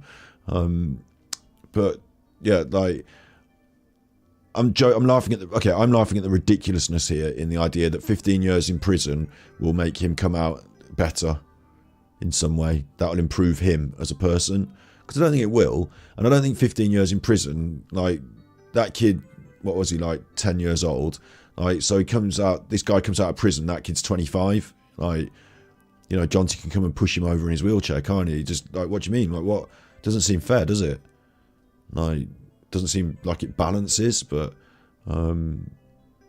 funny world we live in. Latest article I can find on the boy's condition says that he is improving and he's practicing a gentle form of judo and adapted archery. Last July, the boy's family... That's much better then. If he can do some sort of judo and archery, then he's much better off than I thought he was, so at least he's got that. You'll want to practice how to flip someone over off the edge of a thing in case they come at him and try and throw him off a thing. That's what he'll need to learn, because Jonty will be out in 10 years. Said they took him to an adapted holiday. Disgusting. Look what he's done in prison, Super Chef. I don't know how... I'll have a look in a second, but I don't know how dark I want it to get, but yeah, I'll have a look. To train him to walk with a cane. Explaining that the boy was also improving with his breathing, they wrote, "We have also found a new speech therapist, and thanks to her, our little knight has made considerable progress in swallowing and breathing." So the fact that he was left unable to even swallow or breathe on his own shows how extensive his injuries were. He's able to blow out his candles again. He hardly makes any more wrong turns when he drinks liquids, and he's starting to keep the rhythm of the songs better. Absolutely horrific. Agree, horrific. I don't know how dark it's going to get, but I just saw how dark it got. The words were on the screen. Thanks, Brutally Honest Marv. I don't know, we're not supposed to say those words, are we? Because it gets us binned off the internet. But, you know, you hope that someone like Jonty might receive some reason for... They might be scared and want to change their behaviour to be better, or so, I don't know. Like, instead, he's the predator in the prison system and has been doing that. He's not been dropping the soap. He's been throwing the soap around in the showers. Bad news. As for Jonty Bravery, let's see, I can find some...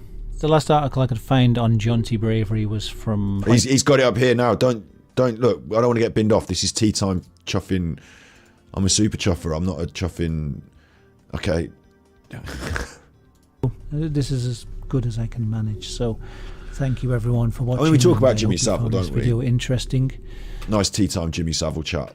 I'm not sure if this story made it out. It was quite big news in the UK, but I don't... It was, wasn't it? Shrouded Hand. So yeah, I've reacted to that.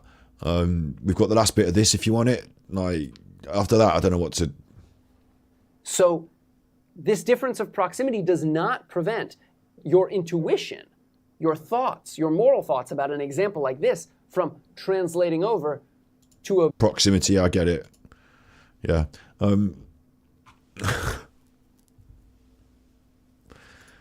This is why I need this relaxing video game music in the background. It's gone quiet. That's why I need the relaxing video game music. You know, Victor Meldrew is one of my favourite people on the telly. Victor Meldrew is one of my... You can't show the Victor Meldrew clips without getting us binned off, but Victor Meldrew... I'll tell you what. I'd like to see a revival. We can't wait for him to die before we get back on Victor Meldrew. I would like to see a revival. I mean, Victor Meldrew's dead, but I want to see a revival of, like, you know, the show. Maybe a 4K upgrade or something. 4291. 4291.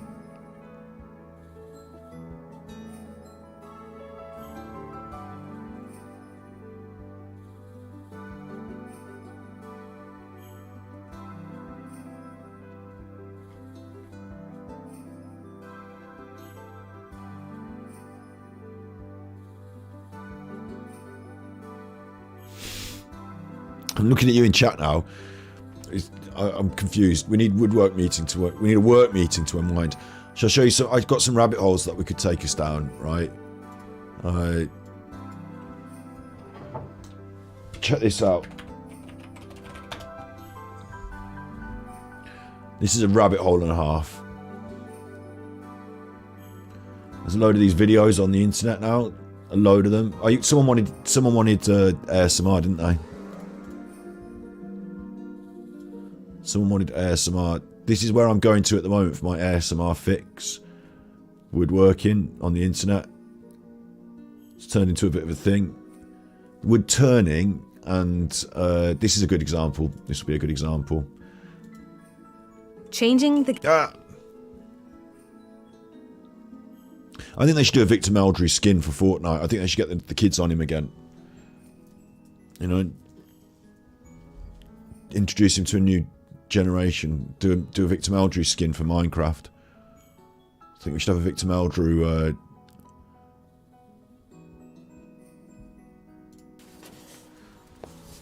So look, you got a bit of wood.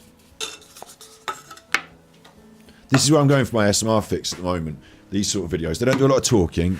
So it's ASMR-esque. It's ASMR-ish. This particular one is from Dave's Wood Turning, 192,000 subscribers. But there's another channel that I'll rep in just a second. It's my favourite. They've got a lot of resin going on. There's a lot of resin going on. If you're not subscribed to me, please subscribe, because I would like my number to go up, please.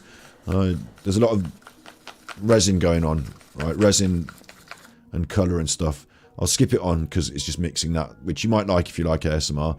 But what they do is they're going to make like a shape around it, fill it up with the resin, look. The resin sets, and now you've got like this big walloping block. Usually they make a bowl or something useless. Like occasionally it's like a lamp. Like they need to think of better uses for these things. But this process here on the lathe, Before we get going, right? Before we get going, I had a teacher, Mr. Colston, and he taught us wood turning and stuff on the lathe. And for an entire we had double tech, double tech. This lesson was, and for an entire double tech lesson, we didn't touch anything or do anything. We stood near the lathe and listened to him talk and he told horror story after horror story. One of the stories he told us about a kid who had his tie out and his tie went in the lathe and it cut his face off. I'm not kidding. Like, you know, he wanted to really drill it into us. Design tech joke there, drill it into us. He really wanted us to get the idea that this lathe was dangerous. So he went on and on about this lathe for like 2 lessons, two full lessons. We stood there. I'll never forget that. Wendy's never heard of ASMR. ASMR, Autonomous Sensory Meridian Response. It's just a tingly feeling you get down the back of your head when you're doing something quiet or watch. Like I got it in the library or at the opticians in my life. And then people started making videos on the internet whispering or doing little things where you concentrate. And people say, oh, I like that. I get an ASMR feeling. And it became a genre of video on the internet.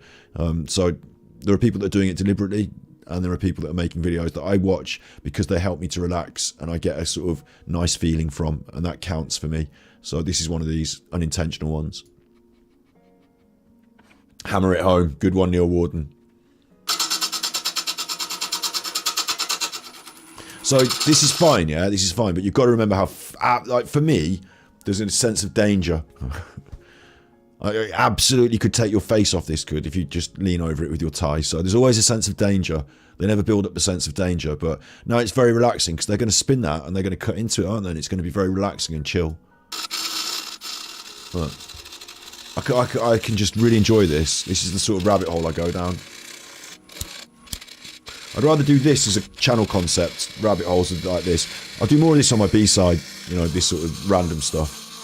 That's the way we'll do it. We'll have the main channel here, the serious stuff, the Super Chuffer stuff, the Nicola Bully stuff and that. The B-side, I'll appear and I'll do rabbit holes, just for a bit of relaxation at the end of today. And that's making some funny noises, though. It's making some quite strong noises. But we'll show you a couple of rabbit hole videos today, and then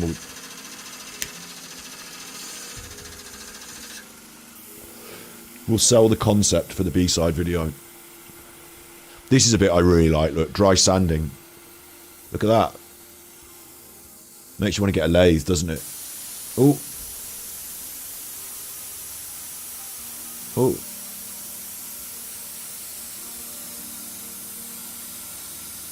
Turning out nice. What it's going to be? Is it going to be like a vase or something?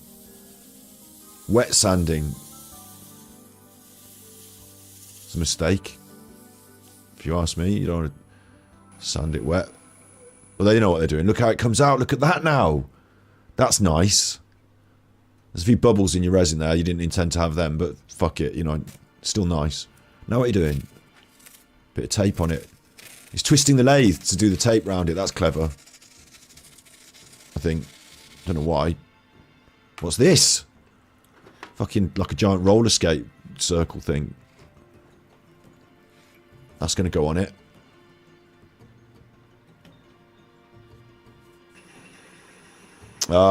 Yeah. Cutting out the middle. Putting a hole in that. Maybe it's going to be a lamp. But this is very satisfying now, isn't it? That's nice. And I don't know if anyone realises, but the bit that comes off it, they throw that away. They call it swarfiga, the bit that you grind out from in the middle. But to me, it looks like when you scrape butter off the butter. I don't use butter anymore. I'm vegan, but like, you know, it looks like when you're in a restaurant, in a posh restaurant, and they've scraped it all for you and they put it in a little toddy, and then it's all like in a curl, like a butter curl. I really like this. So Carol Smith says she just loves it when I rap and take the piss out of Emma and Paul. I should do more funny comedy stuff. I think if I only did the comedy stuff, it would come out really weird. I think it needed to be contextually balanced by all that talking that we did as well. Because if I just did an Emma and Paul, imagine you hadn't heard of me and you just saw the Emma and Paul rap. It would be kind of funny, but then like, who the fuck is this and why are they doing that? Like, I think if we'd done 3 hours of talking about it, then we can make the jokes. But Fiona put sultanas in. I don't know what you're on about. Sorry. The bits that come off, I think you should save them up in a little box because I think they look nice. There's something nice about the bits they discard. Look where that's. Oh, look at the shavings coming off that. I actually quite like the shavings. Maybe I'm a nutter. Maybe it's just me. But I quite like the shavings. Just realised we've done the whole episode without these sidebars on that I like to have. My little sidebar. Where's my little sidebar? Thank you very much, Darkseid of Phil, for my bit of art. Just have it cheekily snuck down the side. Look at this now. Widening the hole. That's how it's done. Look at all those shavings.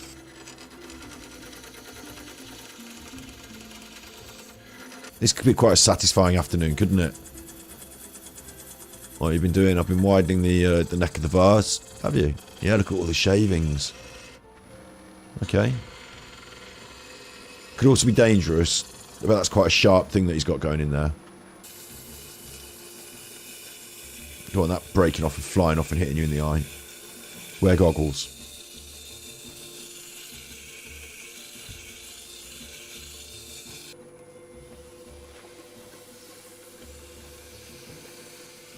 They got that in there now.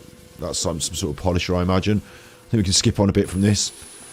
It's going to come out nice though, isn't it now? That resin bit now will work like the vase bit. I think that's okay. I mean, I like vases. I like a vase. I've got a few of them. They're for flower holding.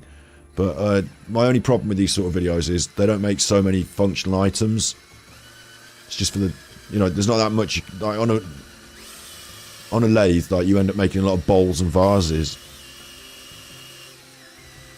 Polishing that up with the drill. Double trouble there. Look, drill and a lathe going on. Then you put your little sticker on it, and then what are you doing now? Buffing and polishing. Even more polishing. Look at it.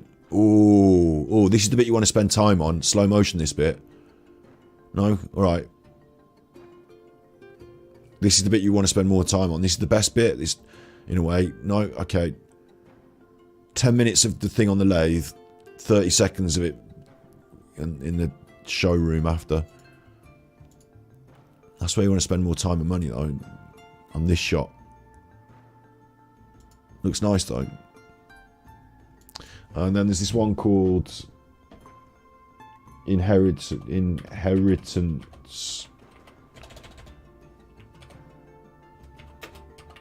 Machining, right? This starts to get me hard now. I'll bear in mind. This starts to get me hard, right? Inheritance Machining. This is a channel. This is such a lovely concept. They've got 200,000 subscribers, so subscribe to me. You know, forget them. Don't go over there. Stay here. But they've got their videos that I think their granddad or someone died and left them all this machine working stuff, this like engineering stuff, like this great big lathe, and so they restored it and then made a YouTube video out of making stuff on it, and so they called it Inheritance Machining.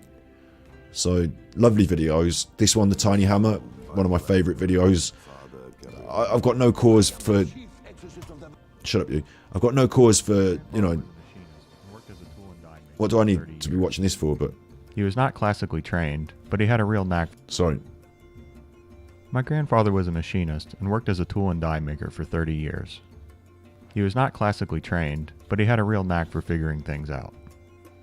Solving problems and making the solutions often extended into his personal life. So it was a natural progression that he built out his own personal machine shop. And that's where all of this comes from. Every tool in this shop belonged to my grandfather. Well, every tool except for one. This tiny machinist hammer. Turns out that my wife's grandfather was also a lifelong machinist. He took the more traditional path through a formal apprenticeship starting at the age of 16. And they make hammers like that. But isn't it mad? Like, isn't it a cool concept for it? Like, I think it's a beautiful concept. All that stuff left to him in the will, grandfather, all this stuff. And instead of saying, right, fuck that, sell that, I don't build a room in my garage for that, like, just sell that, I don't need that. Instead, he took it all there, learned to use it. Like, he obviously had, so I imagine he learned a bit already. Like, you don't just walk into this and like start doing this. But I've got a mate who works in a place that does CNC and stuff like that. Yeah, he's got his own machine shop in his garage now, and he's using it to great effect. Really interesting and excellent YouTube channel where just making stuff with the old tools, and the old soft way. vinyl top gives a good surface for the compass. Still make that stuff like this these days, but now they have CAD design. The head of the drafting machine has detented positions for common angles. And any other... My uncle's a draftsman as well in Coventry, my great uncle. So, yeah, I know a little bit of draftsman. Look, he's all doing it by hand, all the designs. Very nice for ASMR. You know, you can chill and watch that. And then he makes it on the old machine, look. Does a bit of the, oh, yes, get the metal drill in there. Lovely. Sponge cuts is way more effective. The end mill seems to relish cutting like this. Before I cut away the rest of the material around the handle, I need to center drill exactly in the middle of the end that will make up that handle. This will be used for tailstock support when we finally get to the lathe. The lathe's coming. The lathe is just one step away. Rather than mill away the remaining material around the handle, we'll just cut it off with a bandsaw. Bandsaw, love it. This leaves pretty sizable offcuts that might be useful for another project. Now we can start the much anticipated lathe work. Yes. The stock doesn't have a single round feature on it, so we'll need the 4-jaw chuck, but I've definitely seen it done before. Regardless, I'm being a little cautious since I don't want to overload the tool or cause the material to work its way loose. Okay, maybe that's a little too cautious. You need to cut it. Let's take some deeper cuts. Go on, get in there. The diameter only have one set of knurling rollers, so I'm kind of stuck with whatever this makes. The smaller lives full length down to this size. The diameter of the gripping part of the handle is a 1/2 inch, so I'll turn the whole length Classic down lathe to this action. size. Then we can switch to the knurling tool. Classic and I've learned lathe I also action. have to change to a smaller live. The deeper I go, the more talkative the tool gets. Maybe a different speed will work. You know, it's just a really simple concept. Made a little hammer, didn't he? And then at the end, you're happy because there's a hammer. It's the lathe. So I go down these rabbit holes. I watch a lot of these videos, and it's not just this. There's all sorts of other rabbit holes that I'm into that I find very, very relaxing and very enjoyable. So I hope I've introduced you and changed the tone at the end there. I hope you found something a lot more relaxing. ASMR was suggested. I do have my own channel, of course. Channels. I'm not evil. I'm a good chuffer. Did the ASMR. If you really want to sleep, if you've got a problem sleeping, and someone did say recently they've been watching my content and it helped them to sleep. This guided meditation hypnosis here on this channel, that one really can help you sleep. But otherwise, they're just nice whispery, like in the same way as I enjoyed watching those videos you just watched. I mean, it's a bit more abstract, but like some of them are more, like the concept's more clear. And they're just nice videos for you to chill and watch and react to. In fact, I had a guest on carving a ring out of soap. Sorry for the adverts. YouTube does that. This one, Ilona, my friend, carves this ring out of soap. So it's a very similar vibe, but with no commentary. Just the sound. And it sounds like you're really there. I've recorded it with a binaural microphone, so it's quite a special sound experience. You wear headphones, and you get a really cool vibe while you watch that. If that helps you to sleep and relax, that's that sort of thing. I'm a big fan of it.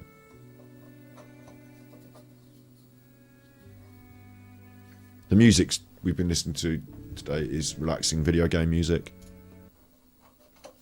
That's not on my video. My video is just the sounds, but it's quite nice with the music as well, isn't it?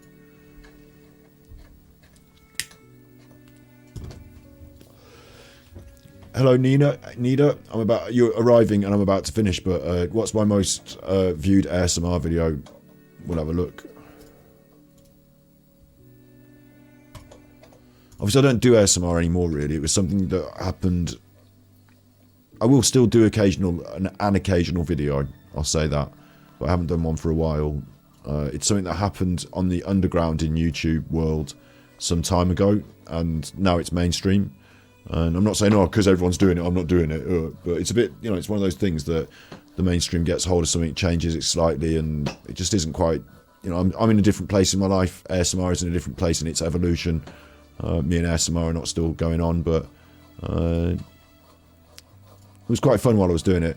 The one where, obviously, okay, so let me just pause that, actually hearing that. This one's called ASMR Sex, and what I did was I did a whispering video about how there was a lot of people thinking ASMR was sex videos 8 years ago, and I was like, made a video saying it's not really about sex, and because it says sex, I think it got a lot of views. But that got 400,000 views.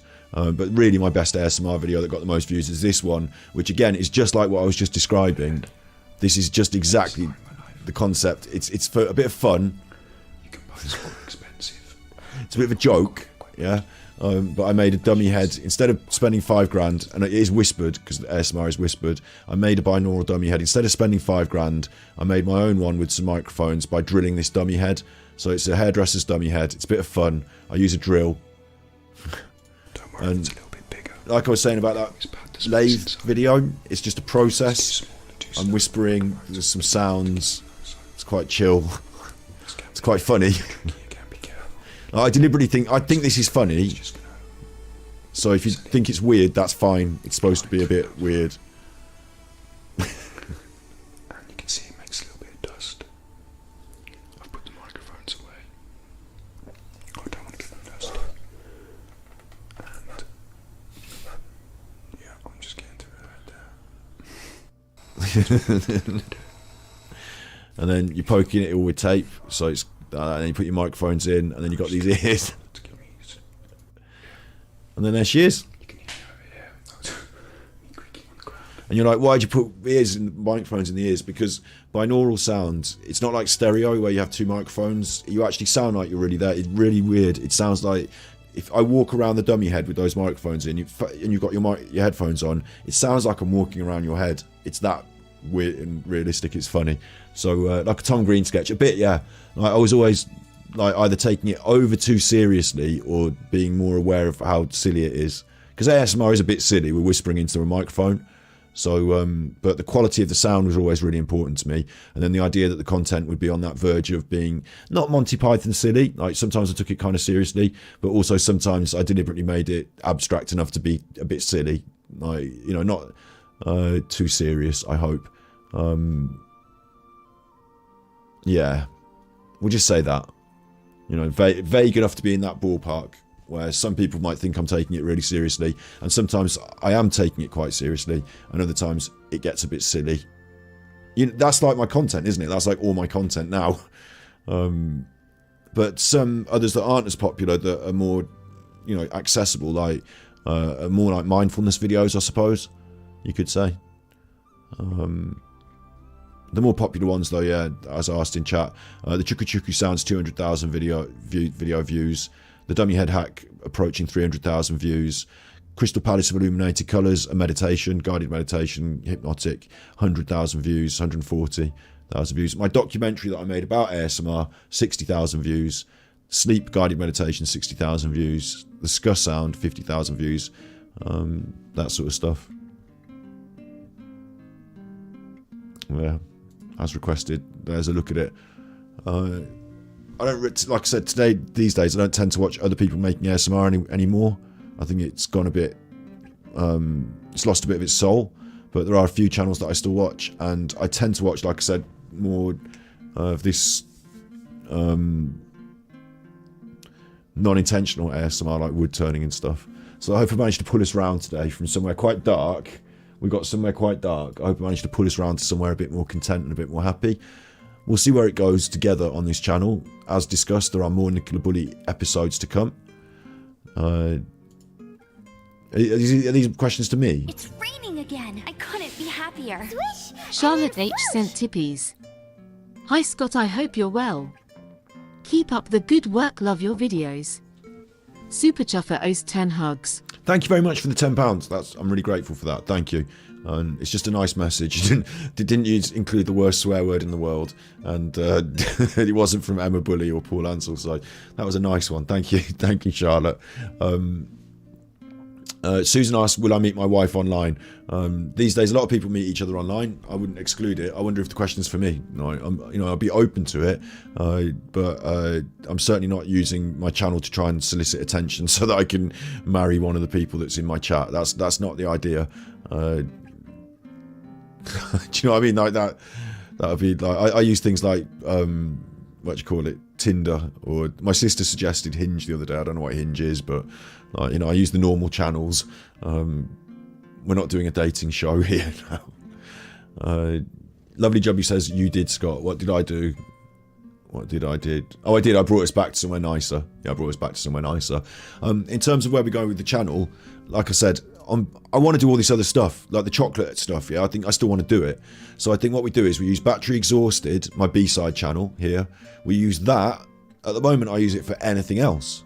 LOLcow stuff, B-side Nicola Bully stuff where we looked at, like, I thought a CCTV review for an hour and a half was a bit long for a main video. There are some lives here, but at the moment it's just a bit of a scrapbook channel with other videos, all sorts of stuff. So I think this is where we put that. We've, like, look, the Soft Body Tetris rabbit hole is there. That sort of stuff that I've just been doing now, that rabbit hole stuff. So maybe we move the chocolate, but, you know, maybe I start streaming on Battery Exhausted a little more, and it's all the variety and all the strangeness and the randomness and, you know, whatever goes there. And I try and do both things. I try and make the main channel that you're watching now, the Super Chuffer channel, 1 in every 5 videos will be something a bit different. 1 in every 5 lives will be something a bit different. Thus, we'll move to its own channel eventually. When it gets to about 10,000 regular viewers and it can sustain its own channel, it'll move to its own channel. The content here will be around the idea of, like, my concept for me, what I offer is unique selling point, value, or whatever. My open-mindedness to explore any individual, whether it be the psychic or Paul Anson, you know, my open-mindedness is a good aspect. But really, I think my ability to read the body language, to do those red flag videos, and a bit of comedy along the way, you know, so we keep all that. The way it's been looking recently is how my channel should look. People are here watching it. I'm grateful. I want to continue that. But I'm not going to be a true crime specific, dedicated true crime. I'm more psychology, body language. Like, you know, if tomorrow someone else did a crime and they were on the telly doing a press conference, I'd be right on that. You know, I'd be on the press conference telling you what I thought. Are they telling you the truth? Are they lying? You know, that sort of stuff. Digging up old crimes and telling you about horrible things that happened in the past, and, you know, being a horror channel and a horrible bad crimes channel. You know, Shrouded Hand I watch, but I don't want to have to talk about murder every episode, you know. So we try and find a way to navigate, to create, to find our voice. You help me to find it. You know, the things, the edges and the borders. You know, I'm looking at you for my what's the word? Like, I think that together, like, we can steer this ship, and I'm looking for you to, like, you know, give me my warning signs where I'm going off in the wrong direction sometimes, maybe. Please don't go. I can hang out a little bit longer. I can hang out a little bit now, and we can just do whatever for a little bit. But today's episode, Are People Evil? We looked at the interesting videos. We looked at the intellectual one. And we looked at an example of someone who seemed quite evil. We came to no real conclusions, and overall I said that it was making me feel a bit dark, so I wanted to cheer us up. So we went over here to cheer up a bit, and the conclusion for Are People Evil is, we don't know. Maybe we need deeper conversations.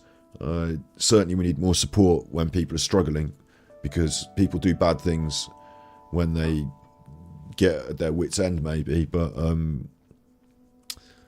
yeah, in terms of today's episode, you know, when people come back and watch this, it's a 3-hour episode. We've done an episode. It seems like it fits and makes sense. It's an episode. So should I stay on for another hour and just, like, drive it into the ground for another hour? Maybe not. For the sake of the channel. But there's a lot of people here, you know, you're here, so I don't mind chilling out with you and being guided by you as well if you want to see something different or something that supports what we've been saying today. If you've got any ideas, please do a live event in person one day, me and Steve of the Dead. Yes, the Bishop, we certainly will do one day. If we continue our progress, what I would like to get is 10,000 regular video views. We're on the road now to 10,000 subscribers. I'd like to get to there, and then I'd like the next step, 20, then 50, then 100, and at that point, that's my wildest dreams. Don't have to go a million, just that's my wildest dreams. And live events and conference things could be part of that. Turning up at conferences, doing a few live events could definitely be part of that. Yeah, happy to do that. That'd be a real pleasure, a real joy. I've even got concepts planned out in mind for how to achieve some of these things. I've also got that, you know, that Dangerous Nutter bloke, when we did him and he did his book. I've got his book and I've got the costume. I need a day off here and there to start doing some actual concept videos that might not be appealing to everyone. I'll tell you what we could do now. Now is great time for this. Now is a perfect time for this. I've got a treat for you.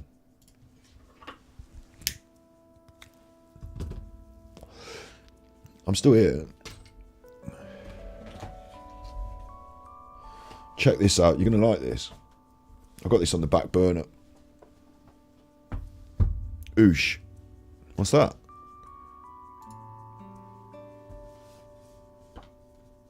What is this? But what is that? How'd you like those apples? Pick this beauty up. This absolute beauty. Pick this up off Amazon. Never forget, there are people that support me. There's a lot of you that have been giving me tippies recently, and I'm really grateful to you. A lot of new people have been giving me the old coffee tippies recently. I'm very grateful. There have been people that have supported me in my work for a long time on the internet. Nigel bought us the Golden Girls tarot cards. My best deck of tarot cards. Nigel bought me those. Snippies, who's been in chat today, has been a huge supporter. Capital K got me bang off the mark on Twitter. There have been people that support me like Tree and people over on the other side, you know, because those are the channels I showed you. There have been people around for a long time. This, I felt, was a little bit expensive, but because of all your support, your tippies, and because of those people I just shouted out there, I bought this deck. Now, they do seem, I'm a little bit worried as I get them out of the box. They seem a little bit curved. What's that in the middle? What's going on there? Is that a curve?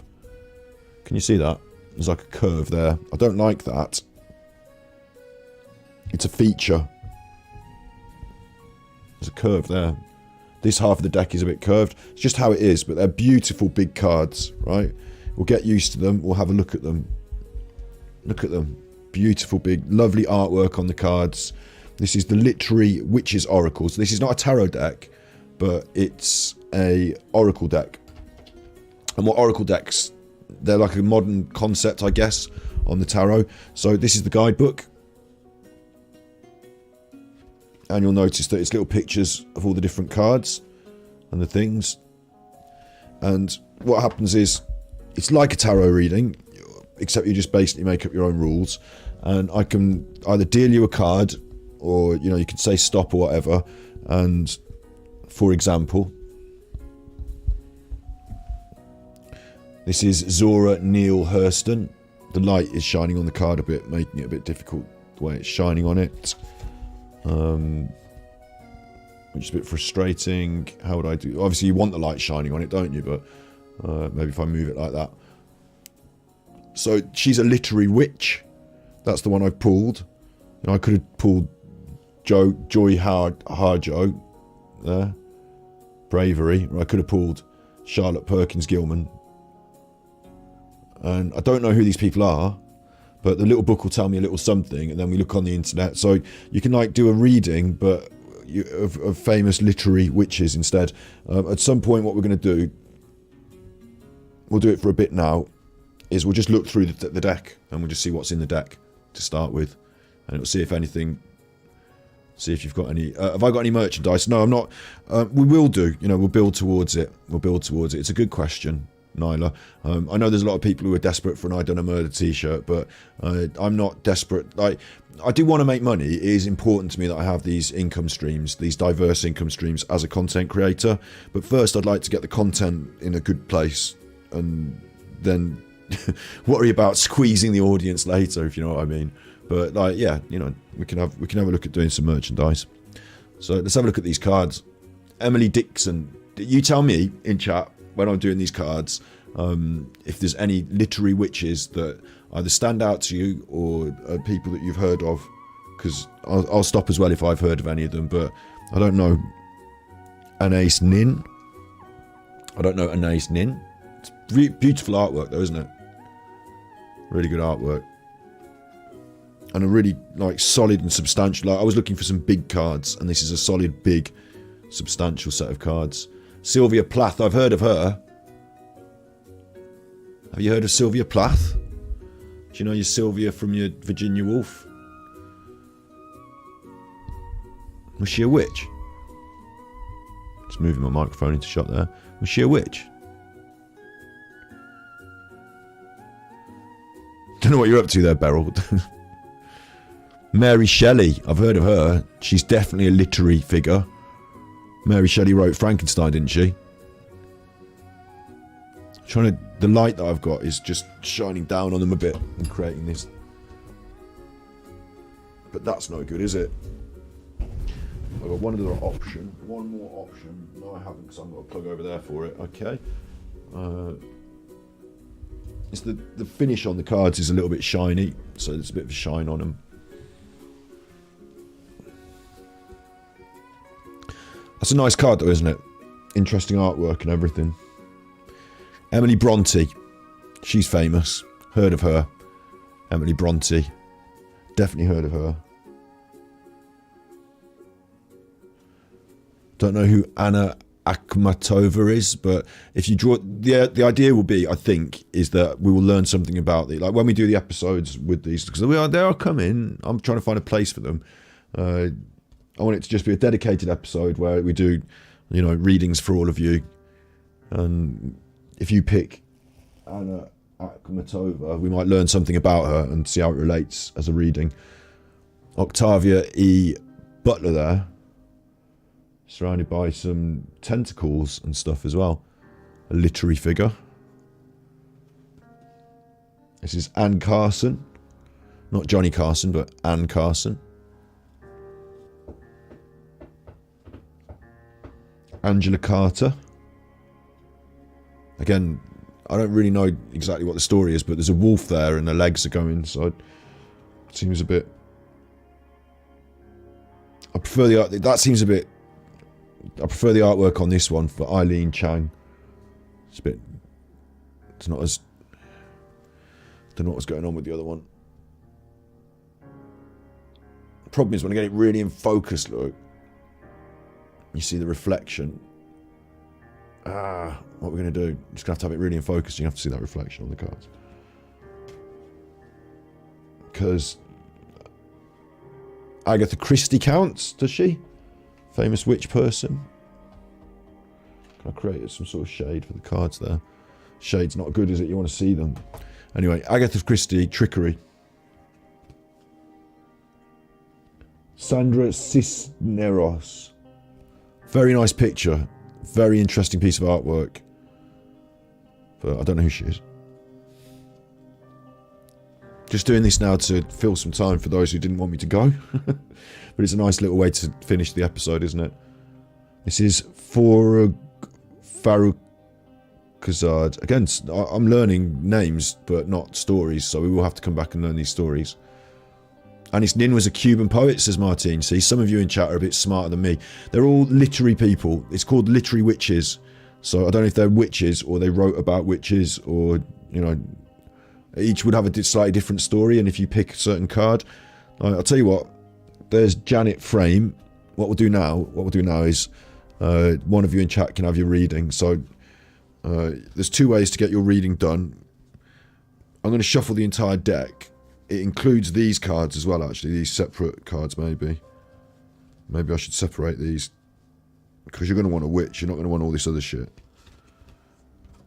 These are the witches. That's the witches there. Right? And then look, the rest of the cards. There's a lot of these. And these are things like hedgehog and snake. Look, there's a lot of like filler. I'm going to call these filler. We'll put the filler aside. You don't want to draw pond. You're not interested in pond. You want the witches, mate. So I'm going to put those cards aside. Now I'm going to shuffle these witches, right? If anyone sends me the super chat or a coffee.com while I'm shuffling, I will stop and then that'll be your card. It's got to be... Oh, wait, I haven't even got the coffee thing on, have I? You could have been sending me them and I don't know. Hang on, wait. Wait. I need the coffee thing. Let's get this. Coffee. Copy.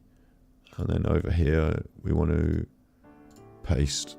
Okay, now it's on. Now you'll see it if it happens. And I'll just check that it didn't happen in the last 10 or 5 minutes while I was just doing the cards.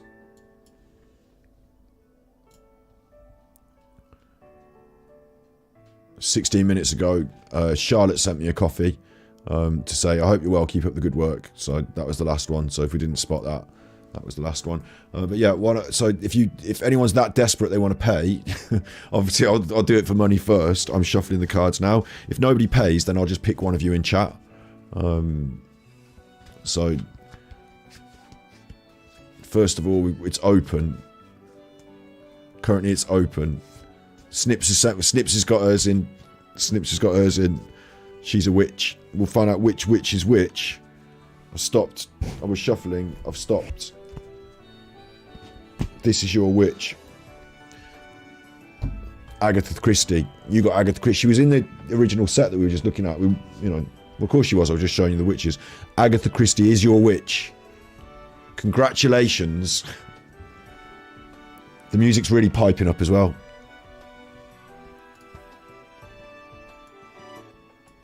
The music's really piping up for your witch, so we're going to skip that slightly. I'll read you what it says in the book about Agatha Christie, right? And then we'll freelance it from there. So, does it got a number on it? It doesn't have a number. It says trickery, though. Oh, it's telling you can use them in different ways with different layouts. So you can like put a witch with a thing.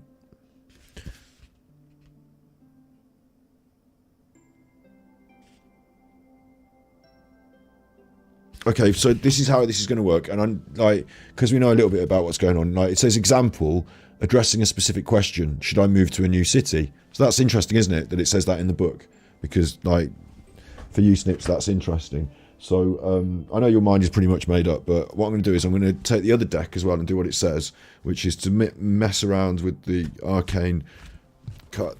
I'm shuffling up the support cards now, right? And these are going to help us to do the rest of the reading. So I've got the support cards. Oh, don't drop them. These ones wanted to come out, so these are your cards. So that's the past, the cauldron. I'm in the way, but it is the cauldron. And the future is the chukkun. I think it's pronounced chukkun. I think that's how they did it on the cards anyway. I don't know. I'm just reading it off the card. Chukkun. So what it says is, you do that. Obviously, there are different cards in the example here, so...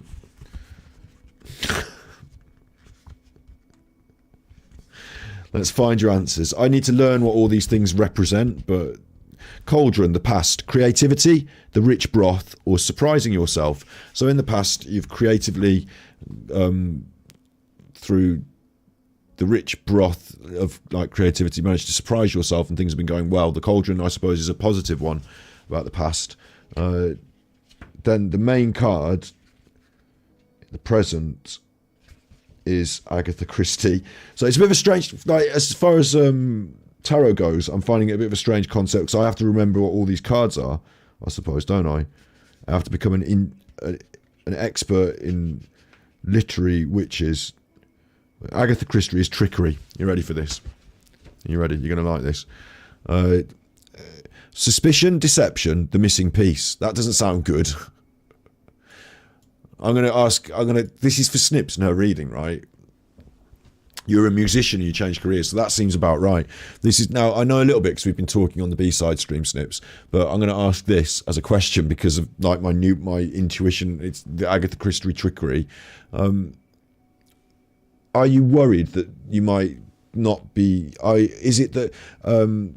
I don't want to like reveal all Snips' personal business on the internet. That's up for her to do if she wants to. But she's considering a move in life, a change in life, and I'm going to ask: are you worried that people around that concept, the sight of the Agatha Christie card as a central card here makes me think that you're worried that it might not all be as it seems, and that things might not all play out as you're being told, and that I'm not going to say that they're lying to you or they're tricking you, and that they're trying to deceive you, but you're worried. You might be worried about that as a worst case, because it's like are people deceiving you?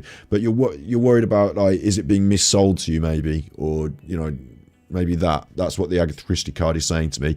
It says Agatha Christie, 1890 to 1976, wrote nearly 70 detective novels, making her the most popular novelist in all of history. I should take a leaf out of her book for the internet. She was popular. She knew what she was doing. Taking place in a British Taking place in a British aristocratic world filled with luxury trains, handsome estates and butlers. So for our special edition, we're going to be on a train with a butler. Her looks keep the reader guessing about the truth behind their murders until the shocking twists are revealed. So it's about illusions of luxury. It's funny, we were talking about luxury today, wasn't it? We were talking about illusions of luxury. We're talking about a world where this is the present. This is the problem you're going through, the question for your reading. So we're talking about illusions of luxury, about how important that world is, about what's the truth underneath, about getting to that truth underneath. We're talking about maybe worries, keeping guessing until the final truth is revealed, and shocking twists. We don't want any shocking twists in our lives, but that's what's been brought up by the card. And then the chukin for the future.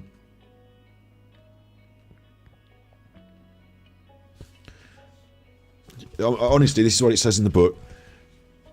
The cackle, ancient past or lore. The cackle, like a laugh, like a witch's laugh. The cackle, like ha ha ha ha, and the chicken goes chuck chuck chuck chuck. So the cackle, ancient past or lore. So I don't really know how to apply that to the future. Ancient past and lore, I suppose. Ancient past and lore is maybe so in this whole context of what we're saying today, stuff you know to be deep down in yourself a truth. Now, I'm not telling you what your truths are, but you might have intuitions about things, and you might be saying, look, I'm not sure about this, so I'm willing to be open-minded, or I'm willing to give it the benefit of the doubt, but I think in my heart of hearts this might be true. And then it might be like, 2 years down the line it turns out, you know what, I was right, it was true. I was willing to give it, but maybe the ancient past and lore, the idea of the chicken being sort of representative of ancient past and lore, L-O-R-E, rather than lore, L-A-W, L-O-R-E, like folklore, like ancient knowledge. So I would say there's some ancient knowledge within you that you simply, and in your future, it will play out that you are right in that ancient knowledge, whatever that is within you that you feel to be true. So the cauldron suggests your past has come from creativity and has been successful. The cauldron is like a melting pot of positive things that which produces powerful spells from. Agatha Christie, trickery, confusion, twists in the plot, luxury, and then knowing what you know in your heart to be true turns out to be true in the future. That's your reading from the witches. It's quite good, isn't it? It's quite good in a way. I mean, it is what it is. I can't vouch for the literary witches necessarily immediately, because but I was drawn to this deck. It was something I was interested in. I thought what would happen is we'd turn a card like Agatha Christie and I'd have to learn about who Agatha Christie was and stuff. I suppose will for a bit until I know who they all are, and then once I know who they all are, then I can just say it off the top of my head. What do you think in chat? Snip said it was great. What do you think in chat? Did you like that as a reading? Do you think it was legit? Because I'm interested with the tarot cards, even the Golden Girls tarot cards, they are tarot cards. So people put a lot of stock in the fact that the concept is the tarot cards. But here, it's a more modern concept. Someone has designed them. I'll shout out the author. Written by Tasha... Why do I have these names? Kittiskaya. Written by Tasha, anyway. Tasha done it. No, he's out of focus now. Written by Tasha Kittiskaya. Illustrated by Kathy Horan. So, but written by Tasha Kittiskaya. Right. Written by Tasha Kittiskaya. So, you want me to talk about my love life? Well, I have had a few witches. Hey. No. I'm okay to talk about certain aspects. Like, for example, I was listening to Rylan the other day on the radio, and the question came up of his worst date ever. Or it might have been Theo Lane. Matteo Lane. I might have been listening to him, the worst date ever. And I thought, well, my worst date ever was actually quite a successful one, because we got into bed together. That was going well. And then she was violently sick all over me. So that was negative, net negative, overall negative. And then there was the awkward question of like, once you've washed it off, like once I've washed it off, can I carry on? No, okay, you feel quite poorly. I see. No more sex then. Probably no more sex for you or me. Just, I've got the benefit of the vomit on my body, so at least I had that. That was warm. Yeah. But do I want to turn this into like whoever that is out there, if she's listening to that, I don't want her to feel bad. Like, it was quite a nice date. We had quite a nice time. Sorry. So it takes two to tango. So a lot of my love life stuff, I'll be also revealing aspects about other people's lives. So I'm not really sure I want to do that for their benefit, for their sake. But as long as I keep it vague.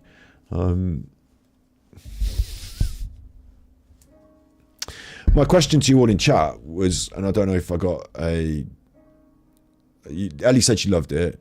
A lot of people said it was good.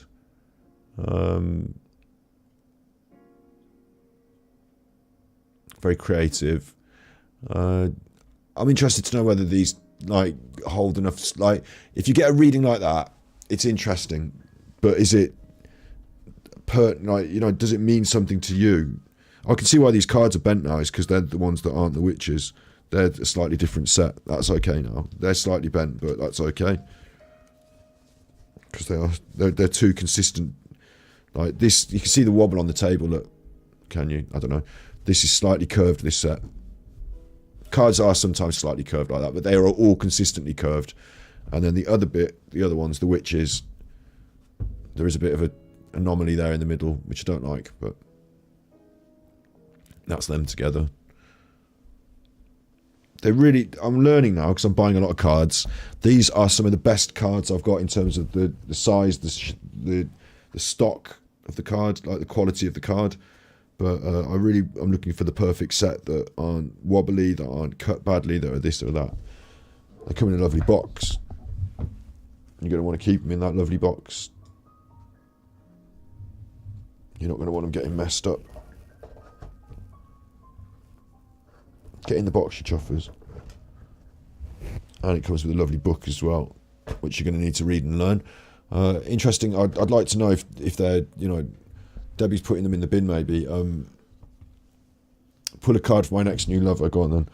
I'll choose it from this set then. Go on. Well, that means my next new lover is going to be a witch. So that's not ideal, is it? Like, you know, out of all the cards I could possibly choose, she'll be a witch. I'll only select it from the witches as well. I mean, maybe I'm tempting fate now. I would hope my next new lover would be my last as well, because, you know, I'd better get on with things at this juncture. So, when I say last, I don't mean, you know, I mean, I hope it would work out and we could stay together. Like, you know, last in that context. What the hen says, she's not vegan, that counts her out. Nothing counts anybody out. I'm open-minded. You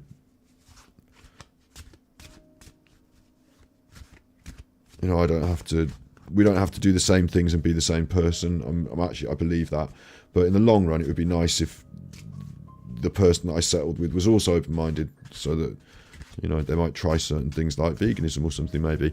So what should I do? I've shuffled a bit. We'll go for the top card, you know. And I've pulled another one that we've seen earlier, Emily Bronte. I've pulled Emily Bronte.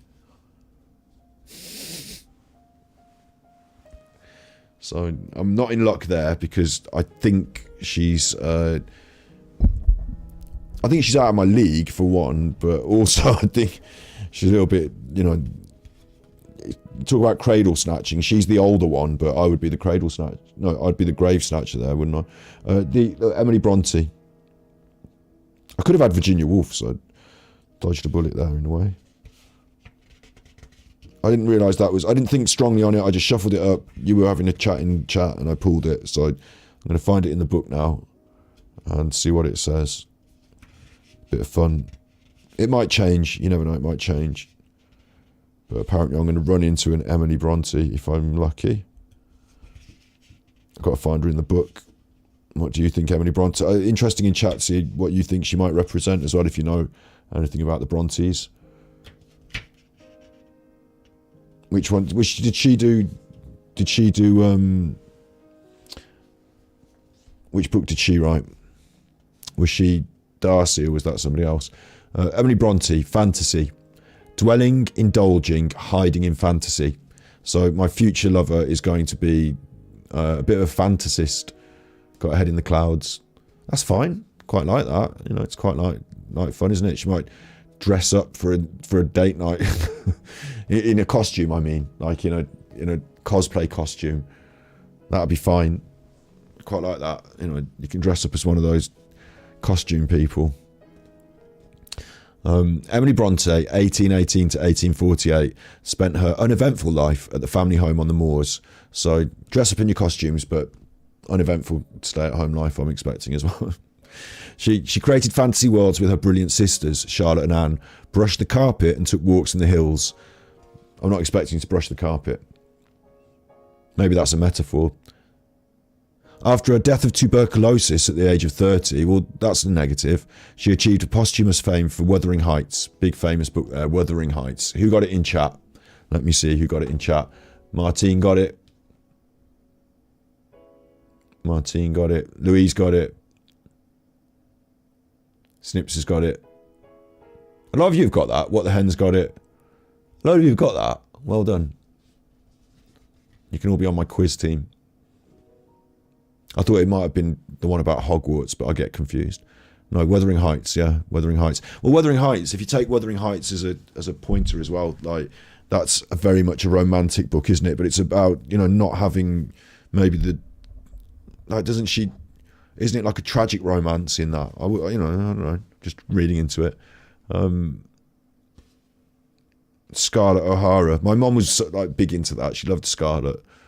She's going to call my sister Scarlett. Or maybe I'm like the man chuffer. Like, isn't he supposed to be quite a nice man chuffer in that? Isn't he a man chuffer? Like, isn't he a sort of like, frankly, my dear, I don't give a damn. You know, isn't it that sort of stuff? Isn't there a bit of, you know, I don't know. Debbie's putting it in the bin again. A vicious novel of romance between two isolated, stormy characters, Catherine and Heathcliff. So I'm looking for my Kate Bush. Up in the Clouds, off her head. Stormy Daniels. That's Donald Trump, Stormy Daniels. Stormy. I do like a fiery lady, I'll say that. But I'm not so much fire that I have to come down, the house is burning down. You know, not that. Can we chill out sometimes? Can I do some whispering? No, not on this stream. It would be too the context would be weird, Rita. It would be strange. I think it would be weird. Bishop said something awful. Needs to be. Bishop's been all right for a while. I'm hoping you're all right in chat with each other here. I hope everyone's all right in chat here. We're not going to finish off with any rows. Try not to have a row with each other. Martine, Rita, you know, try everyone to just not have a row with each other, please. Because I don't want to have to like dig into it, and you know, it's coming to like everyone seems to have been having a decent, you know, go all right. Rita as well, like, you know, I'm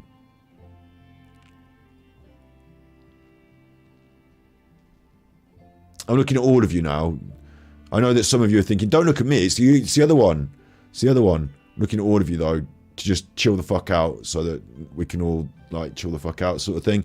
Because I don't like to ban people. I'd rather people were able to voice their opinions. You know, if I become the sort of person that bans people that all the time, then we don't have that open flow of discussion for the other things. So Rita's saying she's stoned. We're going to get over it. Everything's going to be fine. Everything's going to be fine. I mean, we are all capable of doing just a little bit over the edge sometimes in a chat. And I'll tell you what the worst thing is. The worst one is when like quite good people end up having a row about a political or a whatever topic. Like, that's not happening now, so that's okay. But like, you know, like you've been there, we've all been there. I've been there once where I, like, you know, quite fed up about this chat I'm having on the Facebook or whatever. And then I thought to myself, like, if I was on the bus with this person, it wouldn't get to this. Like, I wouldn't be yammering on the chat. Like, I'm almost like, in my mind, I'm almost like shouting in this chat. Do you know what I mean? I shouldn't be this excited or angry. Like, if I was on the bus with them, I'd go, all right, okay. Fair enough, I suppose. You know, I wouldn't let it get out of hand, would I? You know, but like when I'm on the internet, for some reason I can get like hot and angry, and I'll start typing it. And you know what? It's some chuffer that I kind of know from the chip shop or something or whatever on Facebook, and we're having like some fat psychological like political discussion in a comment on a Facebook thing, and it's probably on like a comment of a cat picture or something. And where does it end and where does it go? Like 6 months down the line, when I look back in 6 months, like I'm not going to be like, I'm glad I had that fucking mad row with someone on the comments. Like, do you know what I mean? Like, do you know what I mean? Like when I'm 6 months down the road from that thing, I don't look back and say, you know what, that Facebook row I had was like one of the more meaningful evenings. I hope they're doing well in their life, and I hope that things are working out well for them. Maybe they've changed their political allegiances because I said that thing.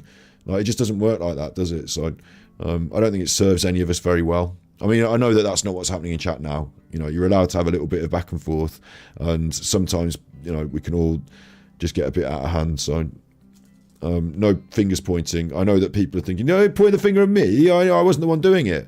And I know that other people are thinking maybe I was doing it a little bit. So we're all just fine. We're all fine.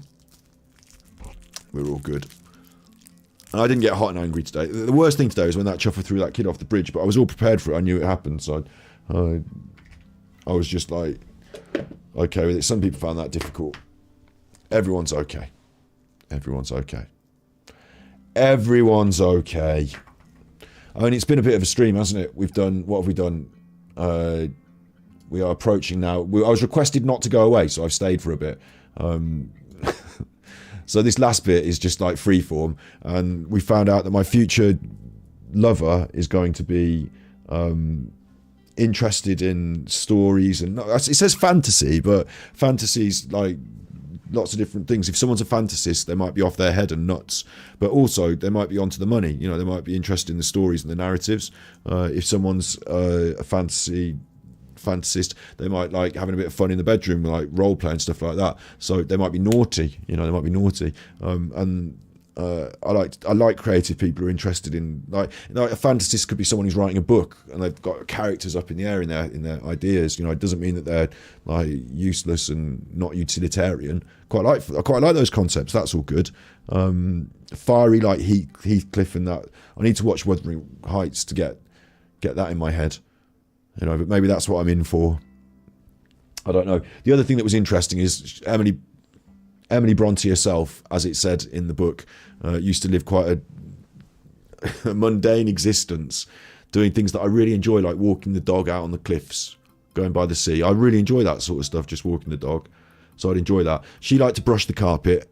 I'm not that interested. If you want to get one of those Roombas, or you want to get a, you know, if you've got an extra bit of cash and you want to get someone to hoover the carpet for you, I won't be cross. You know, I don't expect my wife to have to do basic house care duties. If you want me to clean the carpet, I can clean the carpet. You know, we can do that. But interesting that she liked to live just quite a mundane life as well. It's like quite a nice combination, is being able to get the mundanity, you know, being able to do the day-to-day life, being able to have your dinner and, you know, keep shit together, but also have a bit of a wild time, fantasy world. You know, I'm thinking of cosplay events as well, like, you know, going out at the weekend to a fancy dress party. You know, it's nice to be able to have the balance. So I think Emily Bronte actually encapsulates almost everything I would look for in an ideal woman. So there you go. Are there any? Is that what she looked like though? Because, you know, I don't know if I'm. Do I need someone that's a bit? I think, is there any actual? I'm going to quickly ask the internet for Emily. Maybe it's just a general thing. Maybe it's not. Oh, no way! Hang on, you're going to love this. You're going to love this. You're going to love this. Actual pictures of the chuffer. No, that's not actually her, is it? Is it? Actor Chloe Pierre, bring them. Oh, that's actor. She's an actor. I thought they took a photo of her. So honestly, I thought that was a photo of her. It's not.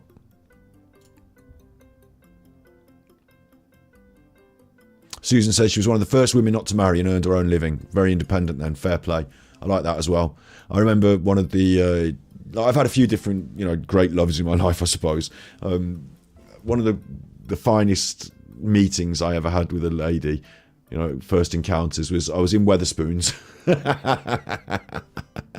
Not the finest place to meet your future. I was in Wetherspoons. She was working behind the counter, behind the bar, and it was about 3 deep at the bar, and she was quite a striking presence. I'll say that. She was quite a striking presence.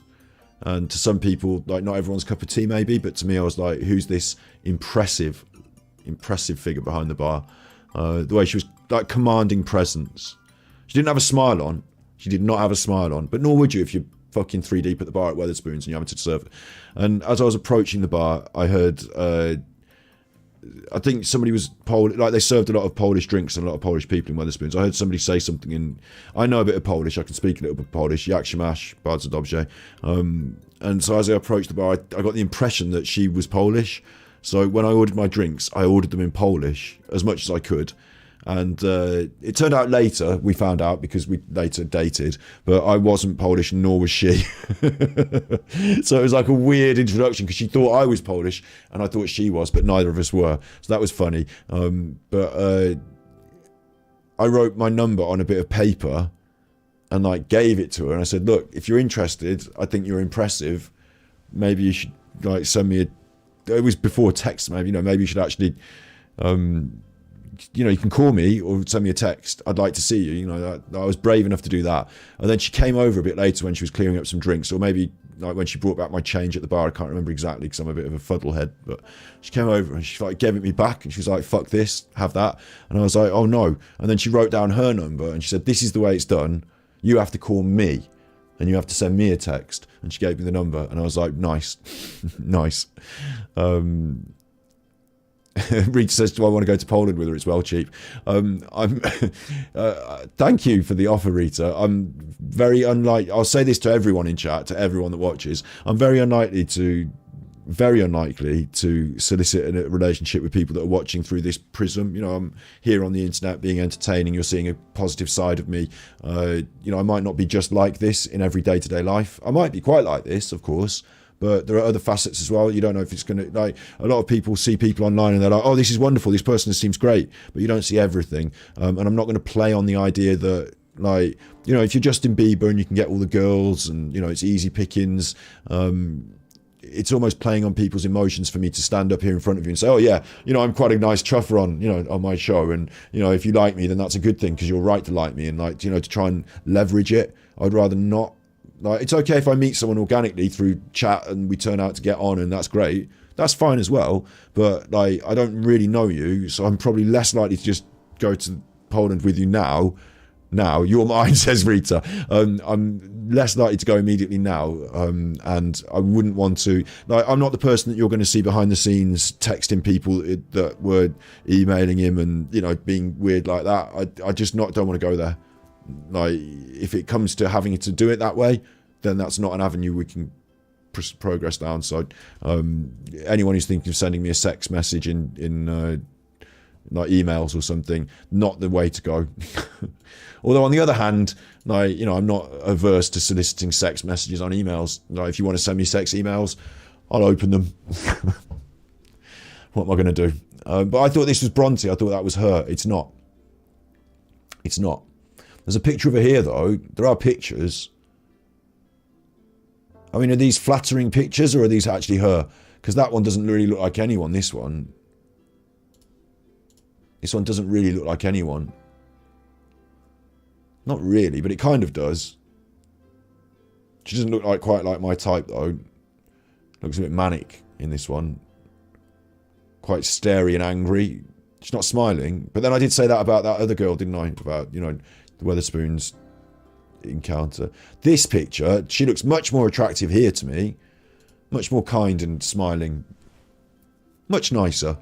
But have they just made her look good for the putting her on the £5 note? Everyone's having a chat in chat now. What do you think in chat? Which one's the real? Would the real Emily Bronte please stand up? Is this her? If this was your Tinder profile and that was your picture, at first I'd be like, it's not a photograph. But then on the other hand, I'd be like, well, is quite attractive though. You know, there's a level. I have like a bar. It's not like you're unattractive, you're out, you're attractive, I have to see you. It's like, are you okay? Like, you know, do you look okay? Is it like you not look like you've been hit in the head with a shovel? Okay, so we're over a certain line. Let's see if you've got a personality. That's where I go from. It's like a start point. Yeah, but and personality can override a lot of other stuff as well. But yeah, we don't have to pick on Rita. She is being funny. We're okay. We're okay. Don't go with what the hen, she wants to tie you up. No, what we should do is we should do it like blind date, shouldn't we? We should have an episode once a week where 3 of you fuckers come on and like answer questions like blind date, and then I have to go on a blind date with one of you, and then somebody videos it, and then we just see how it comes out. She looks like me without the beard. Well, that's okay then. That's okay. I'll tell you what, there is a psychological thing where you are attracted to people who look like you. That's a genetic psychological thing that happens. I also think I'm attracted to people who are quite different from me as well, in other ways. But me on OnlyFans, absolutely not. I wouldn't charge for it. I haven't got much to give. No sliding into the DMs, no.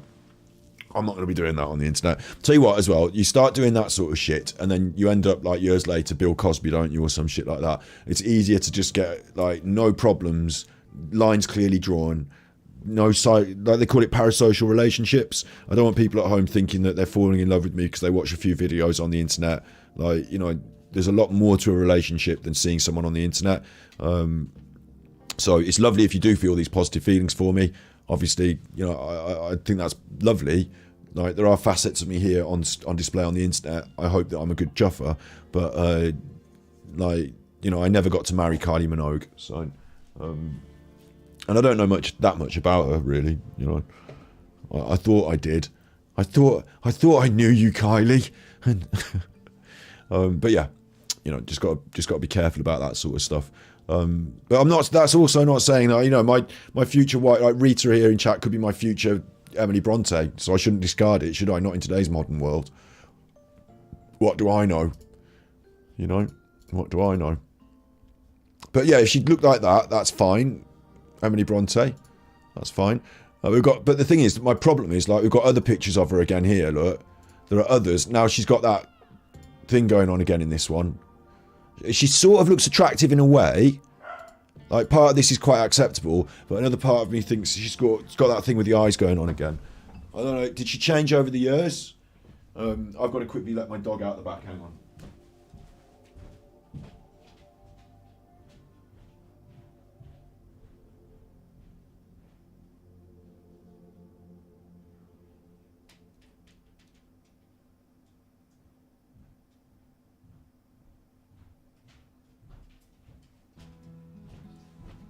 Now the cat wants to go out front as well.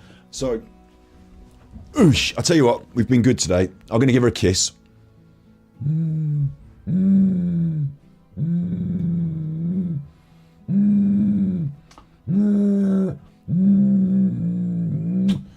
Give her a big kiss there. Looks a bit like a man, you say.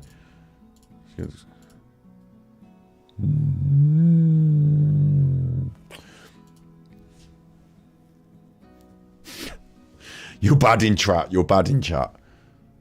You know, if you wanted me to do a bad joke in response, I could say, well, maybe that's why the books came out so well then. Maybe that's how the books came out so well.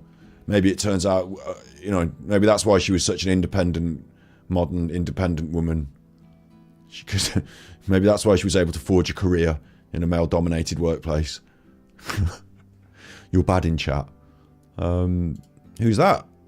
Emily Bronte, Wuthering Heights. Oh, this must be a modern... Obviously, again, my first thought is someone's got a photo of her, but obviously not. But, you know, maybe that's a modern equivalent. You know, I would be very happy to get married to whoever that is, just on the surface level of that's how she looks. Fine. Ticking a box. Box ticked. Fine. Turns out that she's got a nice personality as well. We're on to, you know, come home to find her in bed with the rugby team. Not happy. Depends how it goes. You've got to play these things out. You've got to give things a bit of time. Do you need a magnifying glass and tweezers? Beaklet jog. For me? For what? For my winky? No, I'm all right. I'm all right. You know, I'm all right. I'm not like those videos on the internet that I've seen. Bloody hell, some of those things are scary, you know. But I'm a normal human specimen, reasonably, reasonably happy with how it's all worked out. Not going to be like, you know, running around waggling it in your face, bragging about it like, "Way, look at this fucking." I'm on the internet like those weird videos, like. But at the same time, you know, just quite happy. Quite happy. I've not answered. I thought I just answered then. Oh, are you answering someone? Were you asking someone else? I answered for me. I'm not going to show you my wing. I'm not going to show you my. I wouldn't want. Listen, I wouldn't want it to be. It'd scare people. It would scare people.